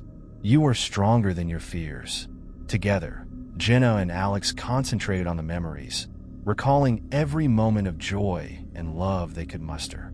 With each cherished thought, the light grew, pushing the shadows back further and illuminating the clearing with a warmth that seeped into their very souls. The shadows twisted and writhed in agony, their forms becoming less defined as the brightness surged. Jenna felt a rush of hope coursing through her veins as she pressed forward, unyielding. "We won't let you take over," she shouted, her voice steady and unwavering. "We reclaim our joy." With a final burst of energy, the light exploded outward, enveloping the clearing in a blinding radiance. The shadows shrieked in defeat, dissipating like smoke in the wind. The child stood before them, their expression transforming from anguish to serenity. "You did it," the child whispered, tears of joy in their eyes. "You faced your fears and broke the curse."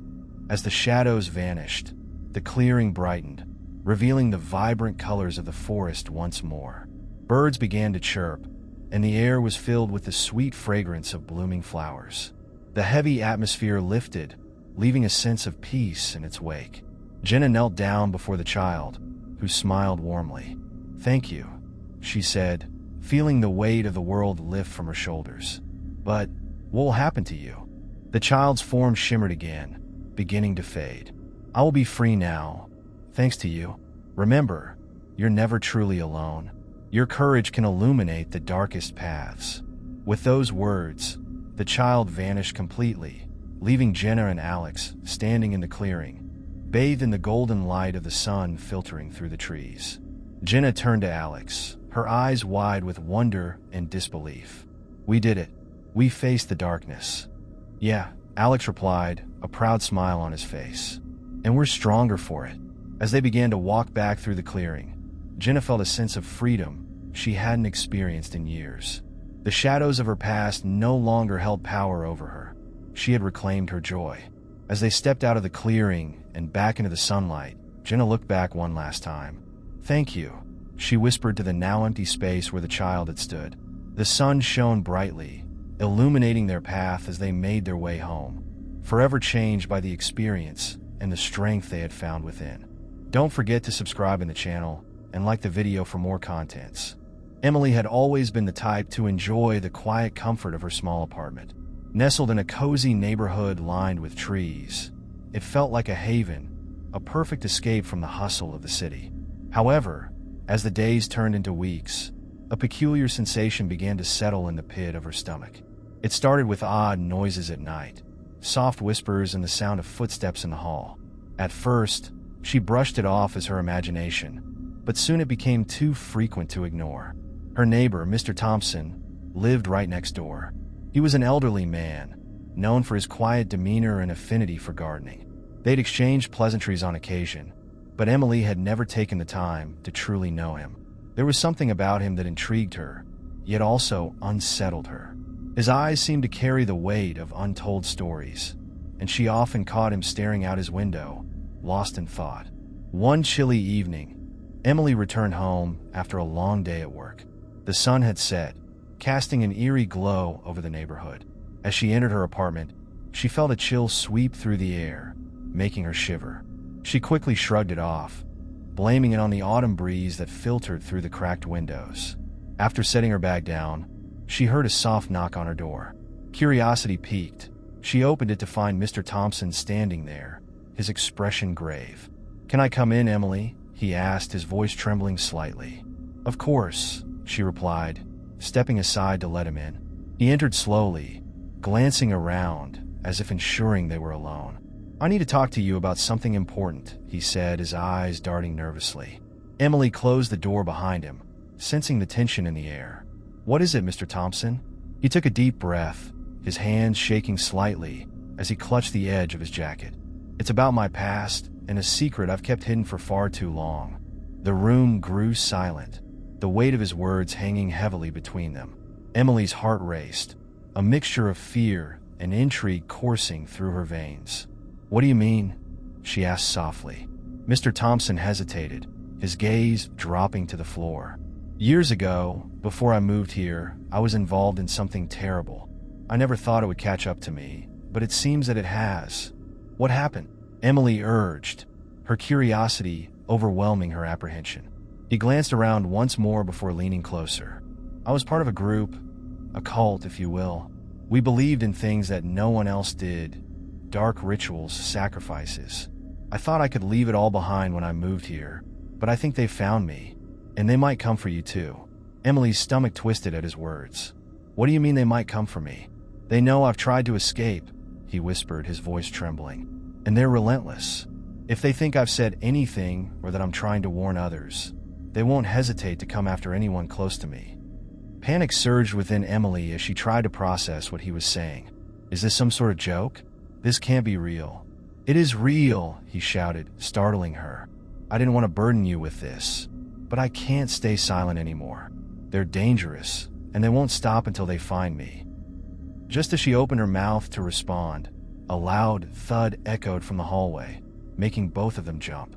Mr. Thompson's face drained of color, and he rushed to the window, peering out into the dimly lit street. What is it? Emily asked, her voice barely a whisper. I think they're here, he replied, panic evident in his eyes. Emily's heart raced. Oh, who's here? The cult, he breathed, stepping back from the window. They'll know I spoke to you. We need to hide. Before she could react, he grabbed her arm, pulling her toward the back of the apartment. This way, he urged. They hurried into her small bedroom, where Mr. Thompson shut the door behind them. The silence was suffocating, and Emily's mind raced with questions. What had she gotten herself into? And was this man really telling the truth, or was it all a figment of his imagination? Listen to me, Emily, he said, his voice low. If they find you with me, they'll do worse than just silence me. They won't stop until they've claimed what they want. What do they want? She managed to ask, her heart pounding. I don't know for sure, but it has to do with the rituals. They believe they can achieve power through sacrifices, and they won't hesitate to take you if they think you're a threat. The gravity of his words sank in, sending chills down her spine. She had to think fast. What do we do now? She whispered, feeling trapped and terrified. We wait and listen, he replied, pressing his ear against the door. If they come, we'll have to be ready to escape. As they stood there in the dark, the atmosphere thick with fear, Emily couldn't shake the feeling that they were being watched. Each second felt like an eternity as they listened to the faint sound from the hallway, waiting for whatever horror might unfold next. The silence in the room was deafening, punctuated only by the sound of Emily's heartbeat echoing in her ears. She stood frozen, her back pressed against the wall, as Mr. Thompson listened intently at the door. A moment passed, and then another, each filled with an unbearable tension. Suddenly, the unmistakable sound of footsteps approached, slow and deliberate. Emily's breath caught in her throat as she watched Mr. Thompson's eyes widen with fear. He turned to her, urgency etched on his face. We have to be quiet. They might not know we're in here yet. As the footsteps grew louder, Emily felt a surge of panic. She strained to hear what was happening outside, her heart racing. The footsteps stopped right outside her apartment door. For a moment, everything was still. Then came a soft knock, and a voice called out, Mr. Thompson, we know you're in there. We just want to talk. Open the door, and we can settle this peacefully. Emily exchanged a frantic glance with Mr. Thompson. His expression was one of terror, and she could see his hands trembling. They're lying, he whispered urgently. They never want to talk. If we open that door, it'll be over for both of us. Then what do we do? Emily asked, her voice barely above a whisper. We wait, he said firmly. We can't let them know we're here. Another knock followed, this time more forceful. Mr. Thompson, you can't run from your past. We just want to help you. Open up. The voice was smooth, almost soothing, but there was a chilling undertone that sent shivers down Emily's spine. The seconds felt like hours as they both stood frozen, listening to the increasingly desperate pleas from outside. We can offer you a chance to return. You know what we want, and you know you can't escape it forever. Emily could feel the weight of dread settling heavily in her stomach. What do they mean by return? She whispered, glancing at Mr. Thompson, who looked more haggard by the moment. It means they want me back in the fold. he replied quietly, his face pale. "They think they can manipulate me again, but I won't go back. Not after everything I saw." The knock at the door became more insistent. "You're making a mistake. This is your last chance. Open the door now, and we can make this right. We're willing to forgive your betrayal." "Forgive? Is that what they call it?" Mr. Thompson's voice was laced with bitterness. "They'll never forgive me for leaving. They'll only want revenge." Emily felt a sudden surge of courage. "What if we call the police? They can help us." Mr. Thompson shook his head vehemently. "No, they'll know we're here. They have eyes everywhere. If you call the police, they'll come after us before help can arrive." The knocking turned to pounding. "Open this door, Mr. Thompson. You're only making it worse for yourself. You don't know what they're capable of." Emily's mind raced, searching for an escape. She couldn't let this be the end. "What if we sneak out the back?" she suggested, her voice barely audible over the chaos outside. He looked conflicted but nodded slowly. "It might be our only chance, but we need to be quick and quiet." They moved to the back of the apartment, where a small window overlooked the alleyway. As Mr. Thompson carefully opened it, a gust of cold air rushed in, sending a chill down Emily's spine. She peered out into the darkness, searching for any signs of danger. "Go first," Mr. Thompson urged, helping her climb out. "I'll follow right behind you." As she slipped through the window and landed softly in the alley, Emily glanced back at him, her heart pounding in her chest. The sound of the door being slammed open echoed through the apartment, and she could hear the men's voices, filled with anger and frustration. "Where is he?" one shouted, and the other replied, "He must have escaped. Go around the building. We'll find him." Emily's heart raced as she felt the urgency of the situation. She crouched low, urging Mr. Thompson to hurry. "They're coming. We need to go." He climbed through the window and landed beside her, breathing heavily. "This way," he said, leading her down the alley. They sprinted through the darkness, weaving between trash cans and debris, trying to stay out of sight. As they rounded a corner, Emily glanced back and saw two shadowy figures emerge from the back of the building. They were searching, their flashlights cutting through the darkness like searchlights. Fear gripped her heart. "Keep moving," Mr. Thompson urged, and they darted down a narrow street, away from the chaos. They finally found themselves in a more populated area, where the streetlights flickered overhead, illuminating the pavement. Emily's breath came in ragged gasps, and she felt a mix of relief and terror. "Do you have a plan?" she asked, her voice trembling. "We need to get somewhere safe. Somewhere they can't find us," Mr. Thompson replied, scanning the street. "There's an old diner a few blocks from here. It's usually open late. We can hide there until we figure out our next move." Without hesitation, they made their way toward the diner, their footsteps echoing in the quiet night. Emily felt a mix of fear and adrenaline coursing through her. She had never imagined she would be running from a cult, or that she would be caught up in something so sinister. As they reached the diner, the neon sign flickered above them, casting a soft glow on the pavement. They slipped inside, the bell above the door jingling softly as they entered. The familiar scent of coffee and greasy food filled the air, providing a momentary comfort amidst the chaos. They chose a booth in the back, and Mr. Thompson glanced around, ensuring they were safe. The waitress, a middle-aged woman with a kind face, approached their table with a warm smile. "Welcome. What can I get for you two?" she asked, oblivious to the tension hanging in the air. "Just coffee for now, please," Mr. Thompson replied, his voice shaky. As the waitress walked away, Emily leaned closer to him, her heart still racing. "What now?" she whispered. "What if they find us here?" "We'll wait until things calm down," he said, his expression grave. "And then we'll come up with a plan. I need to tell you everything I know about them, about the cult, and what they're capable of." Just as he finished speaking, the bell above the door jingled again, and Emily's stomach dropped as she saw two familiar faces enter the diner.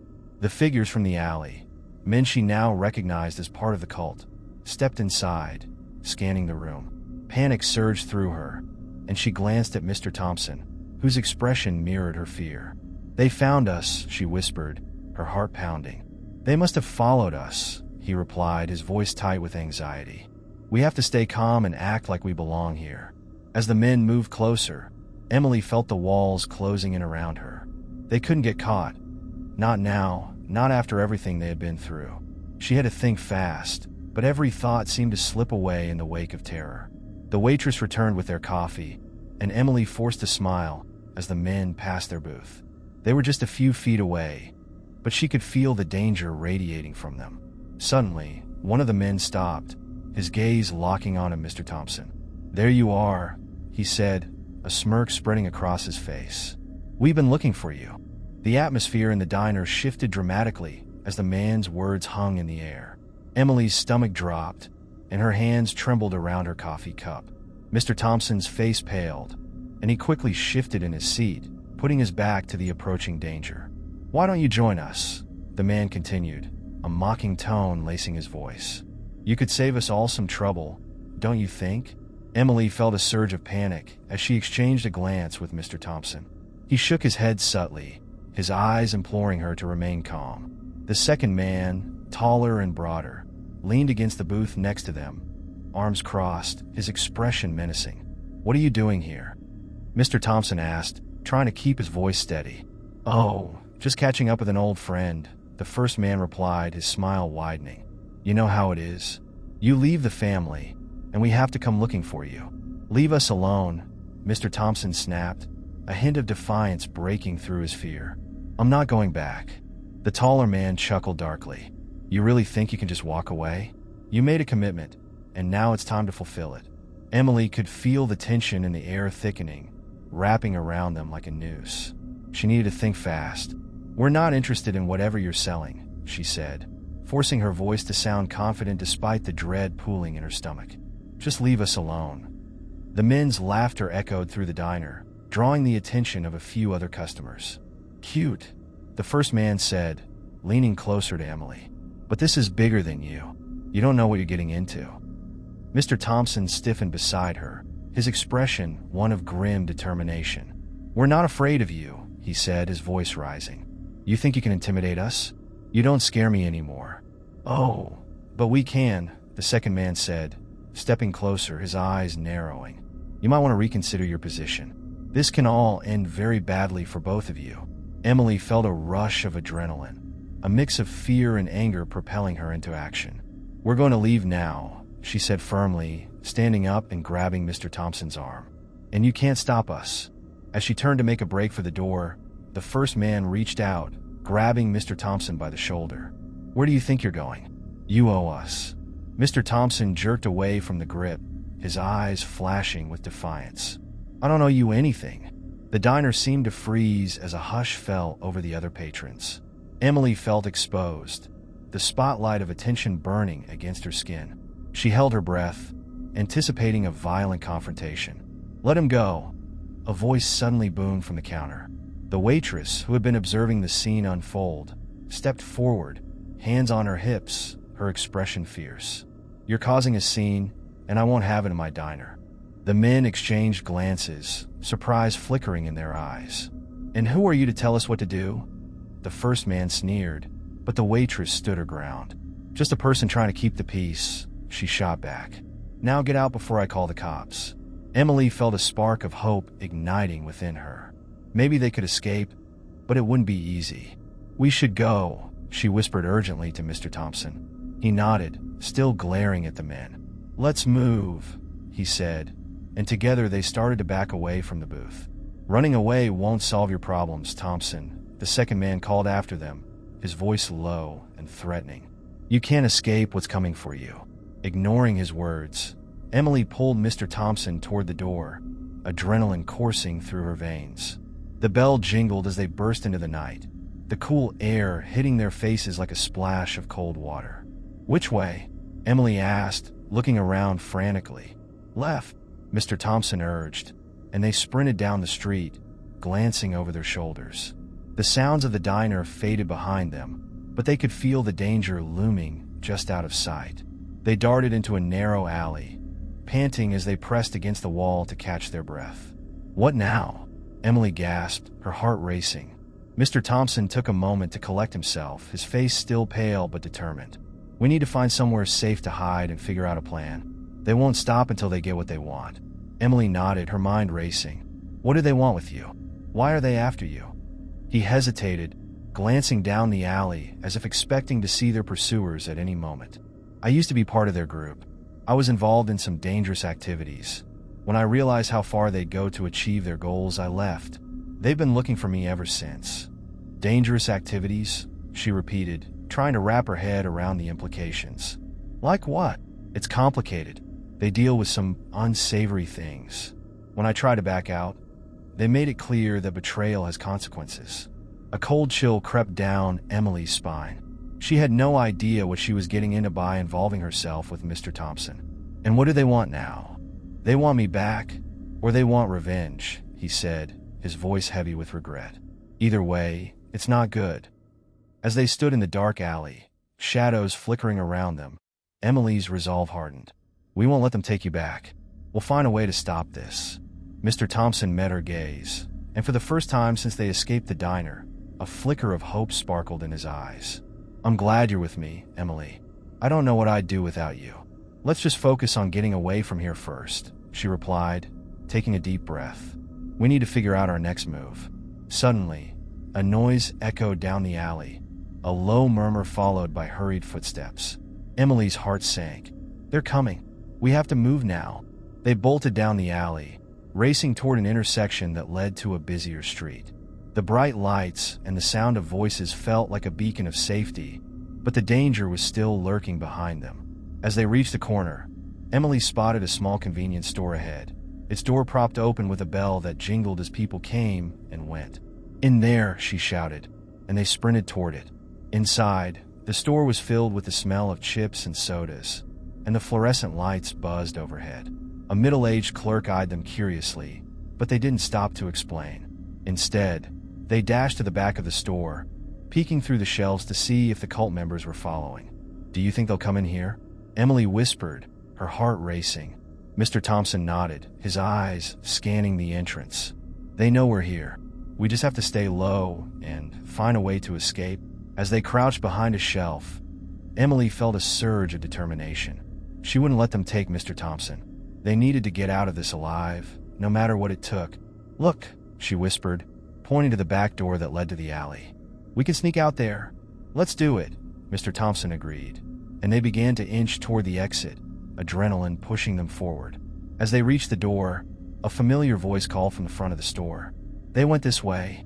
I can feel it. Emily's heart raced as they slipped out the door, just as the cult members entered the store. They hurried into the alley, the door creaking quietly behind them. Where now? Emily gasped as they stepped into the darkness.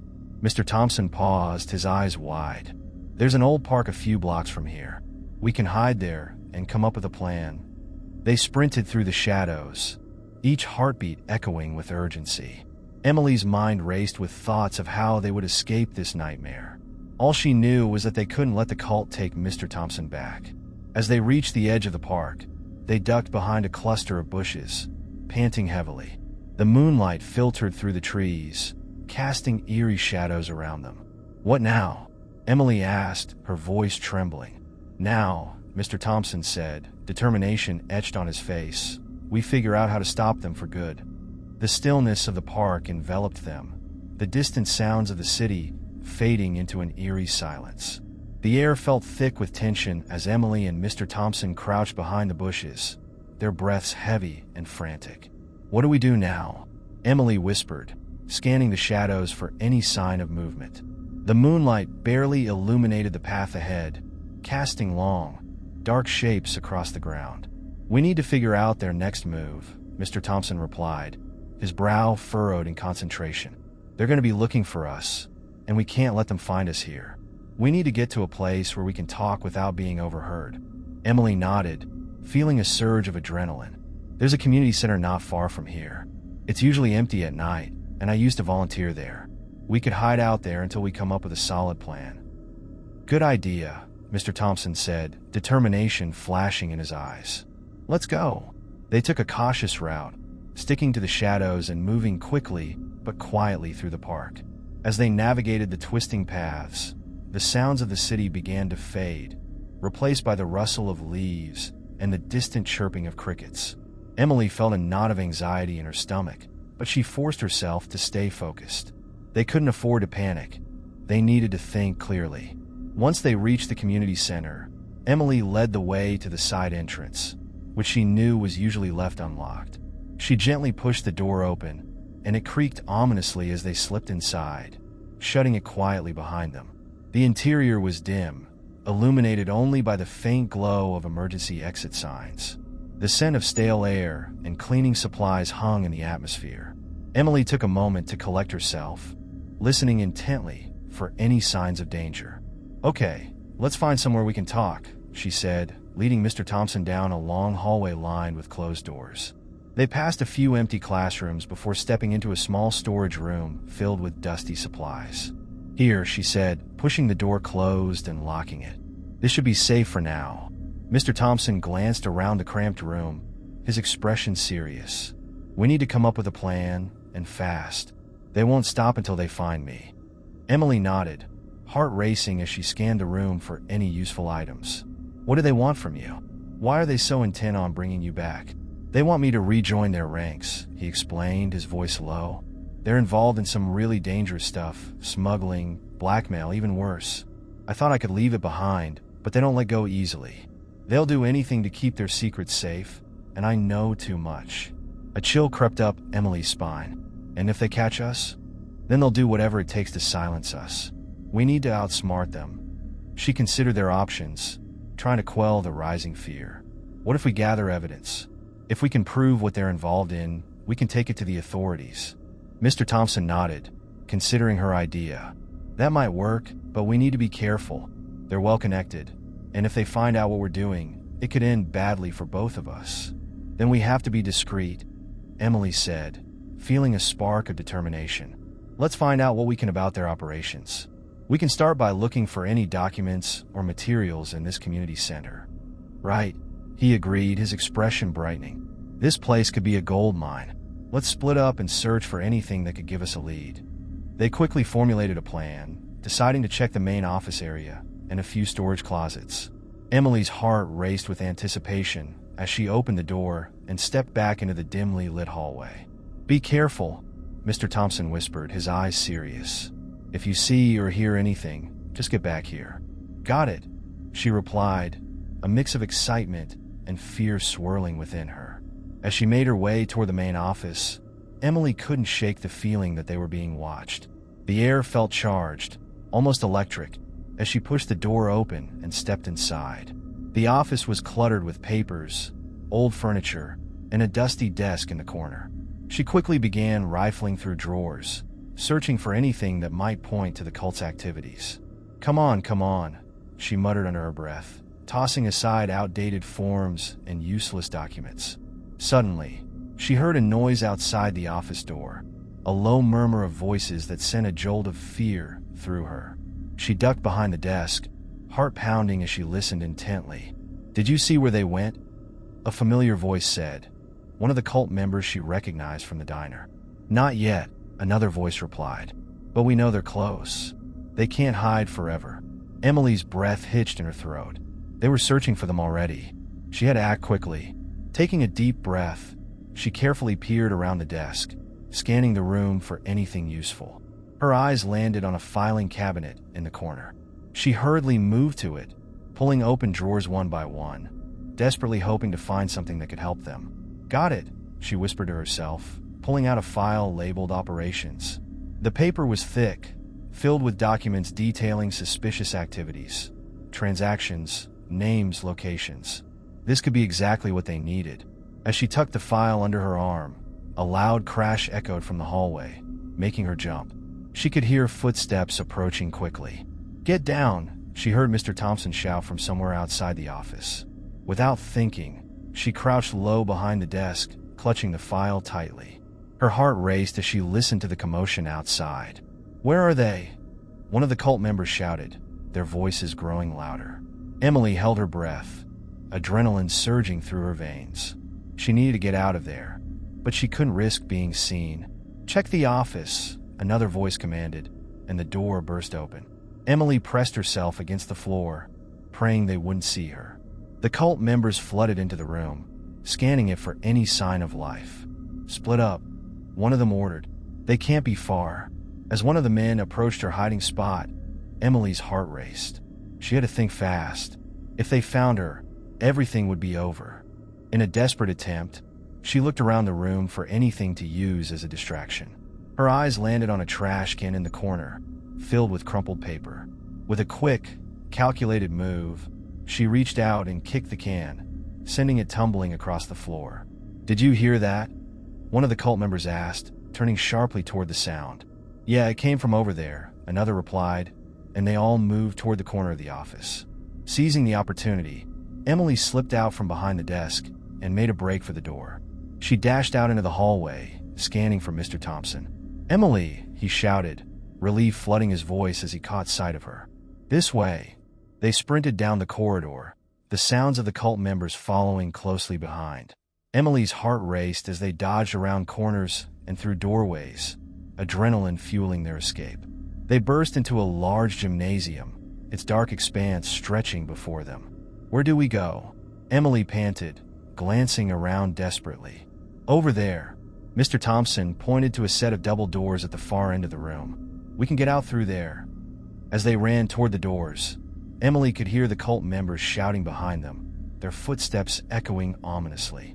They reached the doors just as the sound of footsteps grew louder.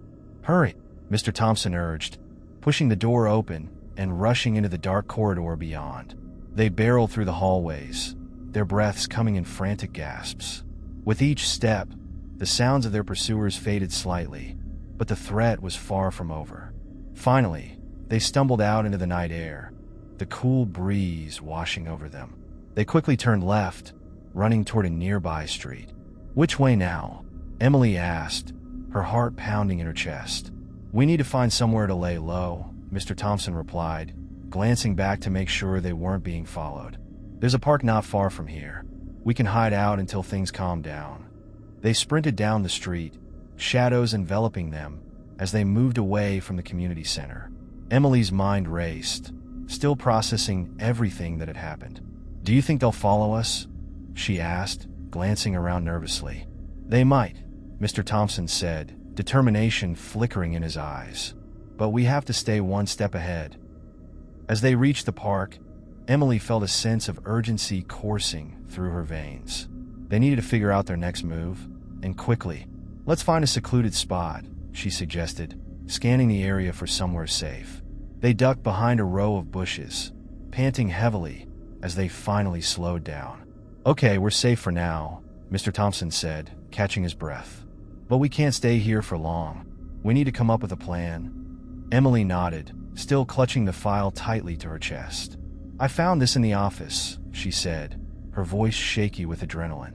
"It has all their operations in it." Mr. Thompson's eyes widened as he took the file from her, quickly flipping through the documents. "This is incredible," he said, his voice filled with a mixture of disbelief and excitement. "We can use this to expose them, but we need to be careful." "Agreed," Emily replied, a sense of purpose igniting within her. "We can take this to the police, but we have to be smart about it. We can't let them know we have it." "Right," Mr. Thompson said, his expression turning serious. "We'll need to gather more evidence and find a way to outsmart them. If we can get them to reveal their operations, we'll have a strong case." Emily felt a surge of hope. "We can do this," she said, determination growing within her. "We can take them down." They shared a brief moment of silence, the weight of the situation settling heavily around them. The air was thick with uncertainty, but they both knew they couldn't turn back now. As they sat in the darkness, the sounds of the city pulsing in the distance, Emily felt a renewed sense of purpose. They were in this together, and they would fight back against the darkness that threatened to consume them. "We need to move," Mr. Thompson finally said, glancing around cautiously. "Let's get somewhere safe and figure out our next steps." Emily nodded, and together they emerged from the bushes, ready to face whatever lay ahead. The night was far from over, and the real fight was just beginning. As they made their way through the park, Emily couldn't shake the feeling that they were being watched.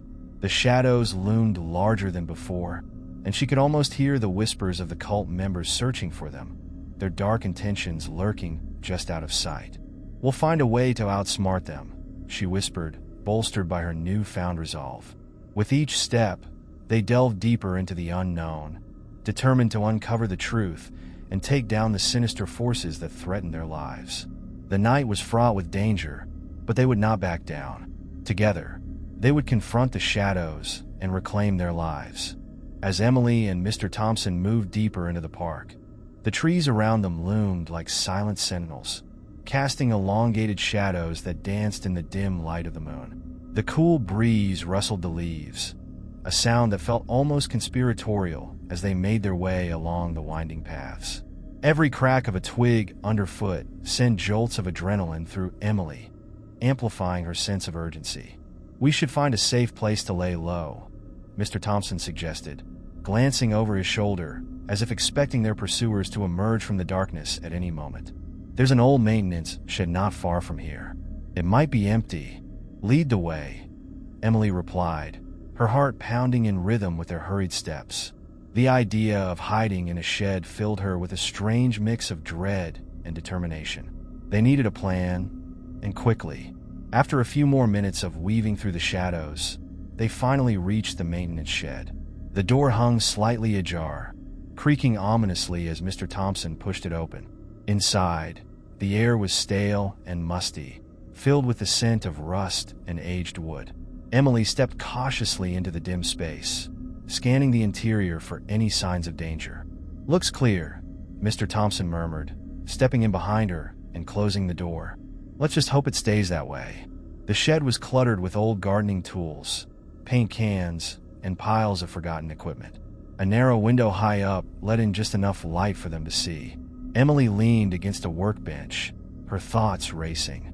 "Do you think they'll come looking for us here?" she asked, her voice barely above a whisper. "I can't say for sure," Mr. Thompson replied, rifling through the tools absent-mindedly. "But we can't take any chances. We need to lay low and come up with a solid plan." As they settled into the shed, Emily opened the file she had retrieved, spreading the documents out on the workbench. The papers were filled with names, locations, and cryptic notes that hinted at something far more sinister than they had anticipated. "This is a treasure trove of information," Mr. Thompson said, his eyes scanning the documents. "They've been operating out of a few different locations around the city. It looks like they have a main base somewhere we haven't identified yet. What if we could track down those locations?" Emily suggested, a spark of inspiration igniting within her. "If we could get to one of those sites and gather more evidence, we could build a case against them." Mr. Thompson nodded, his expression thoughtful. "That's risky, but it could work. We need to be careful, though. If they catch wind of what we're doing, we won't stand a chance." Emily looked down at the papers, her heart racing as she began to piece together the connections. "There's a pattern here," she said, pointing to a series of addresses that seemed to be linked to the cult's activities. "These places are all near each other. If we can find out what they're doing at one of these locations, it could lead us to their main operations." "Let's mark the ones that look most promising," Mr. Thompson suggested, pulling out a pen from his pocket. "We can focus our efforts on those first." As they worked together to highlight the relevant addresses, the tension in the air began to lift slightly. They were formulating a plan, and for the first time since the cult had targeted them, Emily felt a flicker of hope. Once they finished marking the locations, Mr. Thompson glanced at the clock on his phone, its screen illuminated by the pale light. "We need to act fast," he said. "The longer we wait, the more time they have to regroup and figure out what we're doing." "Agreed," Emily replied, biting her lip as she considered their options. "Which one should we go for first?" "There's a warehouse a few blocks from here that looks promising," Mr. Thompson replied, studying the map they had created. "It seems like it's been used for deliveries, which could mean they're bringing in supplies, or maybe even planning something big." Emily nodded, adrenaline coursing through her veins. "Let's go for it. We can't let fear hold us back." They gathered the papers and stuffed them in Emily's backpack, ensuring they had everything they needed before quietly slipping out of the shed. The park was still and quiet, but a sense of urgency hung in the air as they made their way toward the warehouse. As they approached the location, Emily's heart raced in anticipation. The warehouse loomed ahead, its windows dark and foreboding.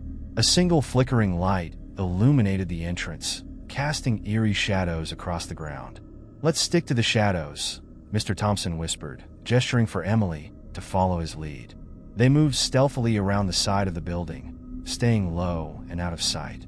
Once they reached the back, They found an open window that was just big enough for them to squeeze through. "This is it," Mr. Thompson said, glancing around to ensure the coast was clear. "Let's go." Emily nodded, feeling a mix of excitement and dread. They climbed through the window, landing softly on the concrete floor inside. The warehouse was vast and dark, filled with crates and machinery that loomed like ghosts in the shadows. "Keep your voice down," Mr. Thompson cautioned as they moved deeper into the building, their footsteps echoing softly. As they made their way through the maze of crates, the tension in the air grew thicker. Emily's senses were on high alert, every sound amplifying her anxiety. "What if we're too late?" she whispered, her voice barely audible. "We won't be," Mr. Thompson replied, his tone firm. "We're here to gather evidence. Just stay close to me." Suddenly, a door creaked open on the far side of the warehouse, and both of them froze, instinctively pressing against the wall. They exchanged anxious glances as footsteps echoed through the space, growing louder with each passing second. "Did you hear that?" Emily murmured, her heart pounding. "Yeah, it's coming from the office," Mr. Thompson replied, his eyes narrowing in concentration. "We need to move." They slipped around a stack of crates, making their way toward the office area at the front of the warehouse. As they neared the door, they could hear muffled voices, and Emily strained to catch any part of the conversation. "They can't keep running forever," one voice said, dripping with malice. "We need to make an example of them." Emily shivered at the threat hidden in the words. "They know we're here," she whispered, panic rising in her chest. "We need to gather what we can and get out," Mr. Thompson urged, his eyes darting around for any sign of an exit. Taking a deep breath, Emily pushed the door open just enough to peek inside. The office was dimly lit, with paper strewn across a desk and a map pinned to the wall, detailing various locations that sent chills down her spine. In the center of the room stood two men, members of the cult, discussing their plans in hushed tones. Emily's stomach twisted as she strained to listen. "Once we find them, we'll take care of it. No one needs to know what happened," one of them said, his voice low and threatening. "We need to act fast," the other replied. "They're getting too close. We can't risk letting them uncover the truth." Emily's heart raced at the mention of their names. They had to escape, and quickly. "Let's back away," she whispered to Mr. Thompson, but just as they turned, a loud crash echoed from behind them. They spun around to find a stack of crates that had toppled over, creating a chaotic mess. "Did you hear that?" one of the cult members shouted, instantly alert. "Check it out." Emily and Mr. Thompson exchanged terrified glances as they quickly slipped into the shadows, their breaths quickening. They needed to hide until the coast was clear.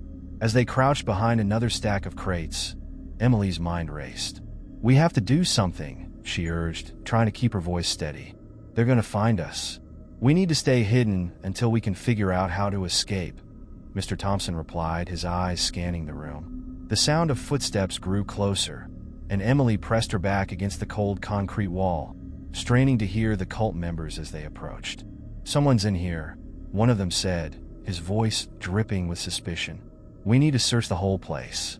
Panic surged through Emily, but she fought to stay calm. They couldn't be discovered. Not now. Not when they were so close to uncovering the truth.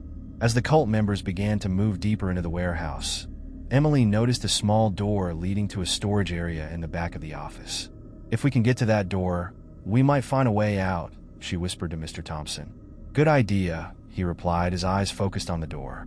Once the cult members were distracted, they slipped away from their hiding spot, darting toward the storage door.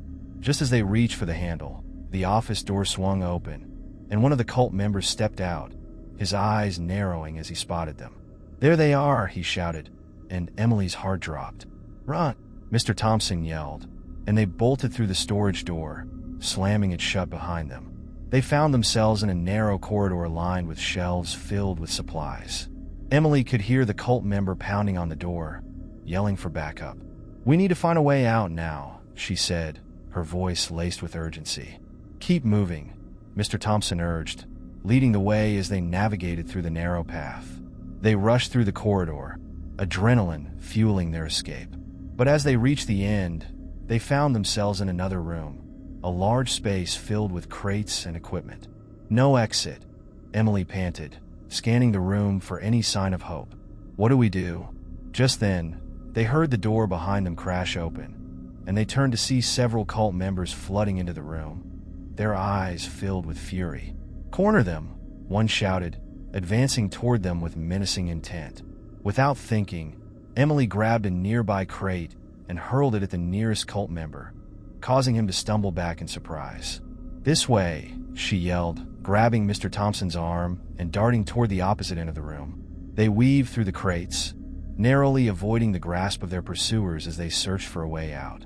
"Over there," Mr. Thompson shouted, pointing toward a set of double doors at the far side of the room. Emily's heart raced as they sprinted toward the doors, pushing through just as the cult members closed in behind them. They burst into a dimly lit hallway, the sounds of their pursuers echoing behind them. "Keep going," Mr. Thompson urged, pulling her along as they dashed down the corridor. They could hear the cult members shouting and pounding on the walls, their footsteps growing louder. "We have to split up," Emily said, desperation creeping into her voice. "They'll catch us if we stick together." "Are you sure?" Mr. Thompson asked, concern etched on his face. "It's the only way," she replied. "Meet back at the park once it's clear." "Okay," he nodded, his expression resolute. "Be careful." With one last glance, they separated, each taking a different path down the hallway. Emily's heart raced as she ran, adrenaline coursing through her veins. She turned a corner and found herself in a small storage room, the walls lined with old equipment and dusty boxes. With no time to think, she slipped inside, closing the door quietly behind her. Her breathing was loud in the silence, and she pressed her back against the door, straining to hear the sounds of pursuit. Outside, she could hear the cult members yelling for each other, the tension in the air palpable. Suddenly, the doorknob rattled, and Emily's heart dropped. She held her breath, praying they wouldn't find her. "Check that door," one of the cult members called out, and Emily's stomach churned with fear.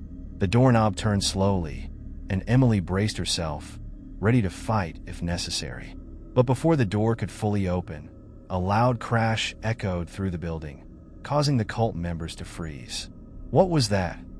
one of them shouted, turning to look in the direction of the sound. Emily seized the moment and darted out the back of the storage room, making her way down another corridor. She could hear the chaos of the cult members behind her, but the noise of something breaking echoed through the warehouse, drawing their attention away. She ran blindly, desperate to escape, and finally spotted a set of stairs leading up to a loft area. Without thinking, she sprinted up the steps, hoping to find a place to hide. At the top, she ducked behind a stack of crates, her heart racing as she listened to the sounds below. The cult members were arguing, their voices laced with anger and frustration. "We need to split up and search the whole building," one of them insisted. "They can't have gotten far." "Don't let them get away," another shouted. Emily felt a wave of panic wash over her. She had to stay hidden, but she also needed to find a way to escape. As the voices faded, she carefully peered over the crates, scanning the room for an exit. To her relief, she spotted a small window at the far end, just big enough for her to squeeze through. Taking a deep breath, she made her way toward the window, careful to stay silent. She reached it and pushed it open, glancing back to ensure the coast was clear. Once outside, she climbed onto the ledge and dropped down into the alley below, landing softly on the ground. Breathless, she took off running, her heart pounding as she retraced her steps through the shadows, heading back toward the park. She needed to find Mr. Thompson and regroup, but her mind was racing with fear of being discovered. After what felt like an eternity, she finally reached the edge of the park, glancing around for any sign of him. Just as she was about to call out, she spotted him emerging from the shadows, his expression filled with relief. "Emily," he exclaimed, rushing toward her. "You made it. Did you get away?" she asked, urgency in her voice. "Yeah, I think so," he replied, glancing over his shoulder nervously. "But we need to get out of here before they catch up." "Agreed," she said, her pulse racing as they began to make their way out of the park, hearts pounding in sync with each step. As they emerged onto the street, the cool night air hit them like a wave, but it did little to calm their nerves. They needed to get somewhere safe and figure out their next move. "Let's head to my apartment," Mr. Thompson suggested, glancing around cautiously. "It's not far from here, and we can regroup without worrying about being watched." Emily nodded, grateful for his presence.